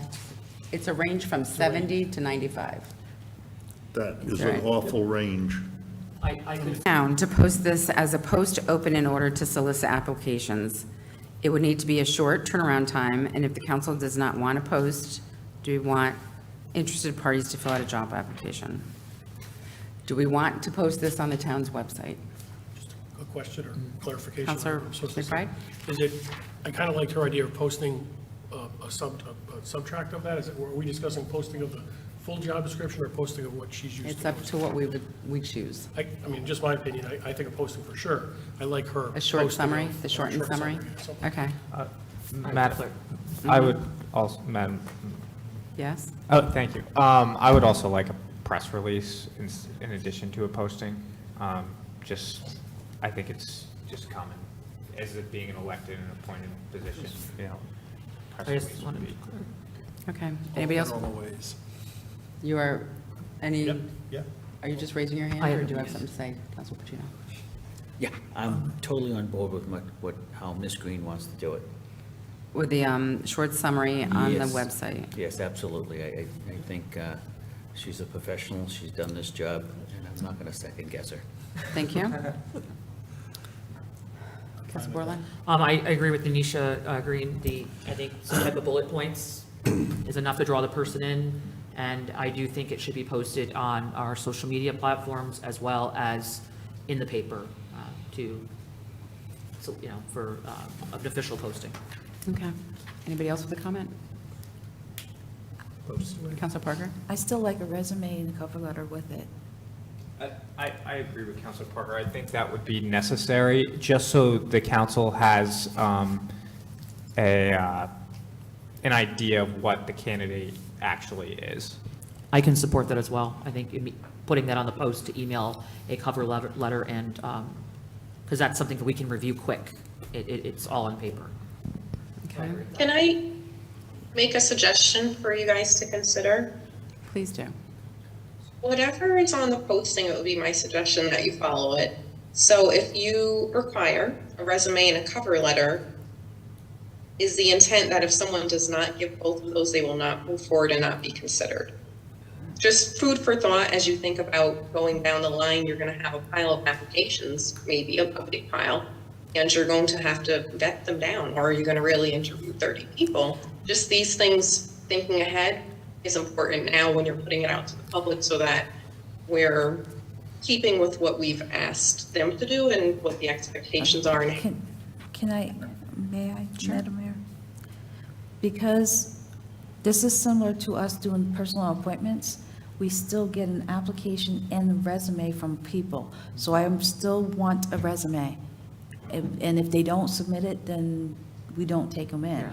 It's got to be both of them part of the process, because that shows that they're very interested in the position and they're willing to do the work to cut it. So, yes, a two-step process then. Just food for thought for people to understand. If we're putting it out on there, it would be my suggestion that, are you adhering to it equitably across the board when you think Right. about it? So if we request it and somebody does not send in a cover letter, that should potentially be a disqualifier, but it should be a disqualifier for everybody equally. For that, yes, because Yes. this is an elected position and we're appointing this person. So elected officials are going to be different from employee. Granted, it's still being paid under the town of Groton, but this is an elected official. Exactly. So That's why this is so hard. We need something different. That's why it's so hard. It's a combination. It's a hybrid here. It's very unusual. May I just also state that I agree with that? I think it should follow that format. And if both pieces aren't there, then you would omit and only send forward what is a complete ask. Okay. And so for the posting, I think we should also state that you have to be a Groton resident, the Democrat. You have Lived to, in the town for 1 year. Juliet would like to, is everybody, can we legally do that you have to be a resident for 1 year? We do it when we. But it's an elected position. Now, there's a difference. Like if it was just being an election, they would, obviously you can't do that. However, you can consider anything you want to consider going up to Because it's an the stage appointment. of, interviewing and All right, I'm offering just it. questioning because I don't know, because if And- it was an elected position, you wouldn't have to live here for a year. Right. That's why I'm questioning. So I've done some, I looked into if you had to be a resident for a year based on, Connecticut General Statutes has their own, rules for town clerks, and it's just pages and pages of stuff. And because I had that same inquiry, because I was under the impression you had to be that for a town councilor. I may be wrong, but I did not see that as a requirement for the town clerks It's in not. state statutes. It's not, no. Okay. Okay. I just. It's a like, so are we in favor of you had to be a resident of Groton for 1 year? Is there anybody in favor of that part? I have another question. Can we just deal with the But that, consensus? It's related to that. Yes. Just to throw out there, we are allowed to, right, so are we going to do that? But we're also allowed to say the person could be relocating by this date too. So I'm just curious. So if this doesn't pass, then are we going to say the person could be relocating to the position in a time definite to take the position? I don't know. No, they have to be living in. We have to be very. So does open. anybody want to have the 1 year stipulation in there? No, I would prefer to follow right. state statutes. You just have to be a resident of the town. Resident's fine. Just have to be a resident whenever Wait a you show minute, up. how long of a resident of the town? You have to just be a resident the day of your hire, is that correct? Yes. The day you're The day you appointed, you appoint, have to yes, have yes. driver's license stating that you're a Groton resident, right? Things of that Well, nature. whatever Or proof, whatever it doesn't necessarily be proof driver's of license, but residency. proof of is. residency, yes. Proof of residency. Just a clarifying question, is there a stipulation on, I know if you switch parties, to vote, if there's a time frame. So my question, I just want to make sure we're getting, from an elected standpoint, do they have to be a registered Democrat for a certain amount of time? So like if I was a Republican, and I just said, oh, wow, this is a great position, can I go tomorrow and switch my party? Would that take effect in time, or how does that work? I mean, we really have to, I'm sorry, because in a primary, people were switching their parties, and we had the unaffiliated, whatever the other party was, and so, but they couldn't be effective that party until, in that election, it was not seen until a certain date. So I just don't know. I wouldn't get into the nitty gritty of it. As Councilor McBride, but Councilor McBride just casually whispered, saying that will probably come out in the interview process, however we decide to do that. So do we have to ask how long they've been a registered Democrat? We could. And that would be legal? There are. That would be it's Director it's Green weird. question. Like asking them how tall they are. or Yeah. something. You can't do Because it is a Democratic seat. Well, if you get 6 Democrats, which one's the longest Democrat? I mean, that's a fair question. Well, if I think about it, of working on campaigns through my young career, I am aware that when the registrar of voters produce a new list every month or so, and that also, I believe it also includes party changes on it, so we would be able to see if they changed their registration. And we could also pull a list from the registrar. We don't require any of these for any of the ABCs. So they just have to be a Groton resident and then whatever they're part of. Different than ABCs, that's not elected. The charter, Councilor Jones, with all due respect, the charter states it has to be the same political party. Yeah, be a Democrat, but So- just be a Democrat. It's Yeah. like, it could be a week. It doesn't, I don't think it really Oh, we're gonna figure it out. matters. I think it's. I don't know. All right, so let me just, so what else to list on the posting? Is there anything else, Director Green, that you would suggest? Like, they would have to be able to, like, they can't have a criminal background, or they have to be able to be bonded, or, are there certain requirements of those, like, special things, past drug tests? Typically, we would look at the background after, just to give everybody a fair opportunity, and then vet it from there. Just mentally going down the list, we usually have the title, we have the starting rate or salary range, which I understand is still being discussed. We have minimum qualifications, which in this case would be preferred items. We have the duties, the essential duties, which would be pulling from that job description. We have an ADA statement if they need accommodations. We tell what the closing date is. We usually tell what the method of selection will be. So is it an exam? Is it an oral interview? Is it board or not? Is it just a general interview? So if it would be nice to put it on there. I think that's the most, and things I would additionally, as you said, put on there, residency, the party. It might be a good idea to list it either at this point or during the interview that it's a 2-year position. And who knows what happens after that, but I think it's important for people to understand that at some point before they make a life decision and make a change like that. And noting the required items, as you said, resume, cover letter. And then it'll also state things of, that they would have to pass the drug screening and things of that nature, is that correct? Typically, it says it in the job description, but I can certainly put it on the posting. Is it in your job description? It is, it's under, let me pull it up here. Yes, It's under criminal background, quali- drug testing, I see it, Yeah. I'm so sorry, yes. Yeah, Driving that's record okay. checks, got it. Should we Okay. also put on there, you have to also run for election in 2025? I don't think you can require it. You don't have to, it's just like us. Or you could just state to renew this position, just so they understand, because Oh, yeah. in order, this position Yeah, is that's 2 what she was years just and saying. it ends here, but if you want to keep your seat, that it's contingent upon running and being reelected. Right. And it would be a 4-year seat. So they understand, because a lot of people who are not into government don't understand that. Right. And I think we should tell them that, because some people might be like, oh, I have to run. Some people don't want to run. So you And- will be able to come up with something toward that. Yeah. Yeah, just Okay. mentioning it's part of the current term, so people understand what that looks like. Right. So let me just check with the council here. I have written down a short, so for the posting, it's a short summary on the town website, social media, a press release, resume and cover letter required, and that it's notated that it's an elected 2-year position. Are we all sort of in favor of that? I think an elected to your position with the potential to regain your seat, somehow worded that they would have to run and then it would become 4 years. So Yeah, they she's going to understand, put that on there. That's what she was saying. So are we good with this? Is Wait, there, wait, are we, wait. do we have a consensus? Wait, not elected, appointed position, not elected. Just to clarify, because we're Right now. But appointing them. Arnisha has, I'm Right. sorry, Director Green will have to write it the proper way. I know, but Yeah. you said elected, so I I'm don't sorry, want. appointed. I'm sorry, appointed to an elected kind of position for the remainder of the 2-year term. However, are we in consensus that we would like to go forward with this type of posting? Madam Mayor, should we set a deadline on this?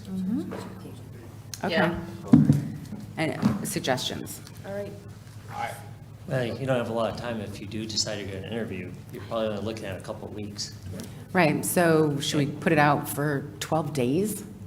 So would it be up by Friday? Is that the plan? Where's your calendar? I would say at the latest. The public at home, we So all if it have went up the things in our latest desks. Friday? Counselor Jones has a calendar. When do you think you can have it posted? Maybe close on the 26th? Where, The 20, we have a, we So have a the meeting on the 11th? 23rd, And that would give a whole and then 10 you have days. I think, I think the 26th would be better to close it. But then you're after. Yeah, but, Missing a council. I go to the 22nd, I go the What's the appointment date? then We you have have the the appointment? 23rd to review. Yeah. but don't forget, we can also, and as it's been stated, we can also caucus. We can get together on a caucus after we receive all the applications to review, as also review on our own. Yes, Director Green? just as you're considering your time frame, a couple of things to think about. If you get a large number of applications, I don't know who will be doing the vetting, but just however you decide to double check where they live, how they're registered, and also with the drug screen, it could take us a couple of days to get an appointment, a couple of days for results. If there's an issue with the results, that can take a while, so we'll see what happens with that. Same with the background, so just leaving a little wiggle room for that as well. So you're gonna have to make it shorter and tighter. Ma'am? 21st, maybe? Yeah, I was, Mayor? I would do the 22nd, grab the Monday weekend. Okay. You got, Can we, Ms. Green, would we be allowed to extend the date if we didn't have enough applicants by the closing date? You I can don't see why not. We might have to put another posting back out to let people know, but I think that would be flexible. just keep in working mind, to what- February 20th is a hard deadline. yes, I know, we have to. Yeah. You have to open up by Exactly. then. We Well, have that's to what I'm thinking. Maybe we can, if we can get this posted on Thursday, have the closing on Monday. There's plenty of people in town who know what's going on, and they're gonna apply for it. Well, I'm sure If the we get newspaper will enough, be doing an article in a few days about it, and yeah, that'll if get we to get work. enough Monday is a people. holiday. If we get, okay, Tuesday morning then. Oh, You know, if we get enough people I think a week and a day. to That's fine. apply in 4 days, why do we want to Can you wait hear me? another 10? Yes, yeah, wait. We can get started soon. Sorry, side conversation going on. Counselor Parker and I were just discussing that we should have it done by next Friday, applications due, so we have. The 19th. The 19th, so we have the applications to review over the weekend, and we can be prepared for that special meeting that comes. And then also with the cover letter and resume, I'm assuming we're gonna have a phone number, so if a counselor does want to reach out to an individual candidate, there is nothing that. no, we're not gonna do that. We're Don't all do gonna that. it Don't together. go Well, there. the We're only- not going that We're route. Well, the only way we're going to get them on Friday is if Ms. Green has already gotten them and gone through the ones that just aren't qualified anyway. No, that's No. not true. She's giving us them, all of them. That is not her job. So the ones that aren't She- Democrats? She works for the town. The ones that aren't We are living the in town? We are the appointing person. So every one of them applies no matter what She's the going to put the qualifications posting are. on Okay, with the qualifications, but they're sending them to us. and then we're gonna pick them. Okay, Yeah, gotcha. so all of them come straight to us, and then we have to be pretty fair. Yes, Just a Councilman quick Frank. question, the 20th, is that appointed, nominated at that time, or is that they have to be in Fully position? appointed that night. So the council has to make the decision that night? Right. But not, okay.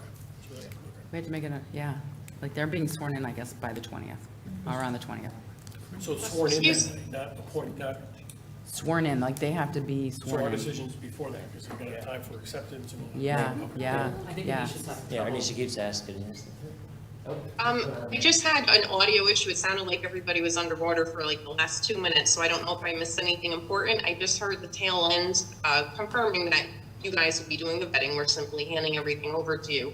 And I think the conversation before may have been about the posting date, but I didn't hear it. Yeah, we haven't figured out the posting date yet. We're almost there. Okay. We're almost there. I feel It's it. got to be a 19th because we have to appoint them before February 20th. The Or at end of least- posting day. So the 11th, and then 7 days later is the 18th. Would you like to try just 1 week? I think that would be fine.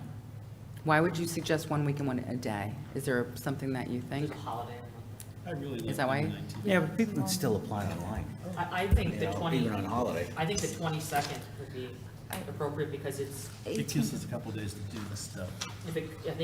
if we close it on the 21st and 22nd, I just think the 7 days is not quite enough. Yeah, but 19. But don't forget, we still have to do interviews. I mean, we could literally get 100 applications. I mean, like, there could be 100 applications. Yeah. And there could be two. Census on 19. Or there could be 2. Yeah. I like the 18th, and if we don't get enough, Say we extend it. 19. You're good with 19. Oh, I need to say 19. Yeah. Are we I'll give you one more good with day. the 19th? 19's fine. 19. We have a 19th over here as well? Okay. Yes. Okay. Yes, I suggested it. So the 11th through the 19th. Correct. Yes, please. Okay, and would you like also on the posting, a note that tells people the position has to start in this day? Because usually people will have to give notice to their jobs, so they may need to know that there's a hard deadline of when this position would. The February 20th is our hard. Well, the thing is, like, it's different than a typical job, so they could start, like, be sworn in on the 20th, even if they don't start exactly the next day. Is that Oh, correct? oh. Because it's an elected position, it's not, like, it's different. That's, I think, a great question. If they're sworn in, could they still come in 2 weeks later?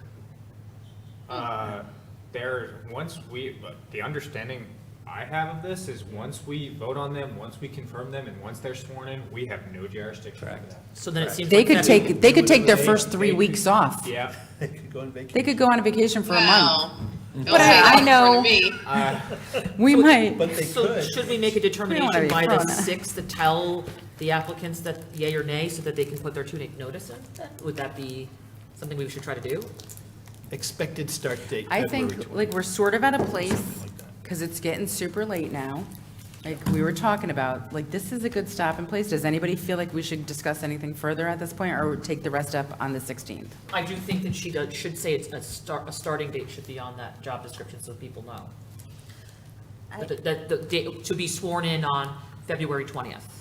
Yes. Or by the 20th, because Yeah. they may have vacation plans. And then it could be Right. explained to them that, you know. Oh, by the 20th, because we could swear them in earlier. We could do earlier. Yeah. We could do earlier. That's our deadline. We just can't go past that day. What happens if we do go past that? I'm It happy. goes to RTM. That's what I thought. I don't know if we need a starting date. That's usually not on a job posting. It's not. This is just a very different circumstance, and it occurred to me, Yes. typically, that's some of the conversation you have with an employee when you're, like, Usually in an interview or something, isn't it? yes, but this seems a little bit of a different scenario. This is one of those weird jobs. Okay. All right, I think we're going to stop with the, Motion to adjourn. Second. Sorry, I'm tired. I'm done. all in favor? Aye. Opposed? Abstentions? I guess we are all unanimously, thank you, Director Sorry, Green. we gotta go, 'cause it's 11.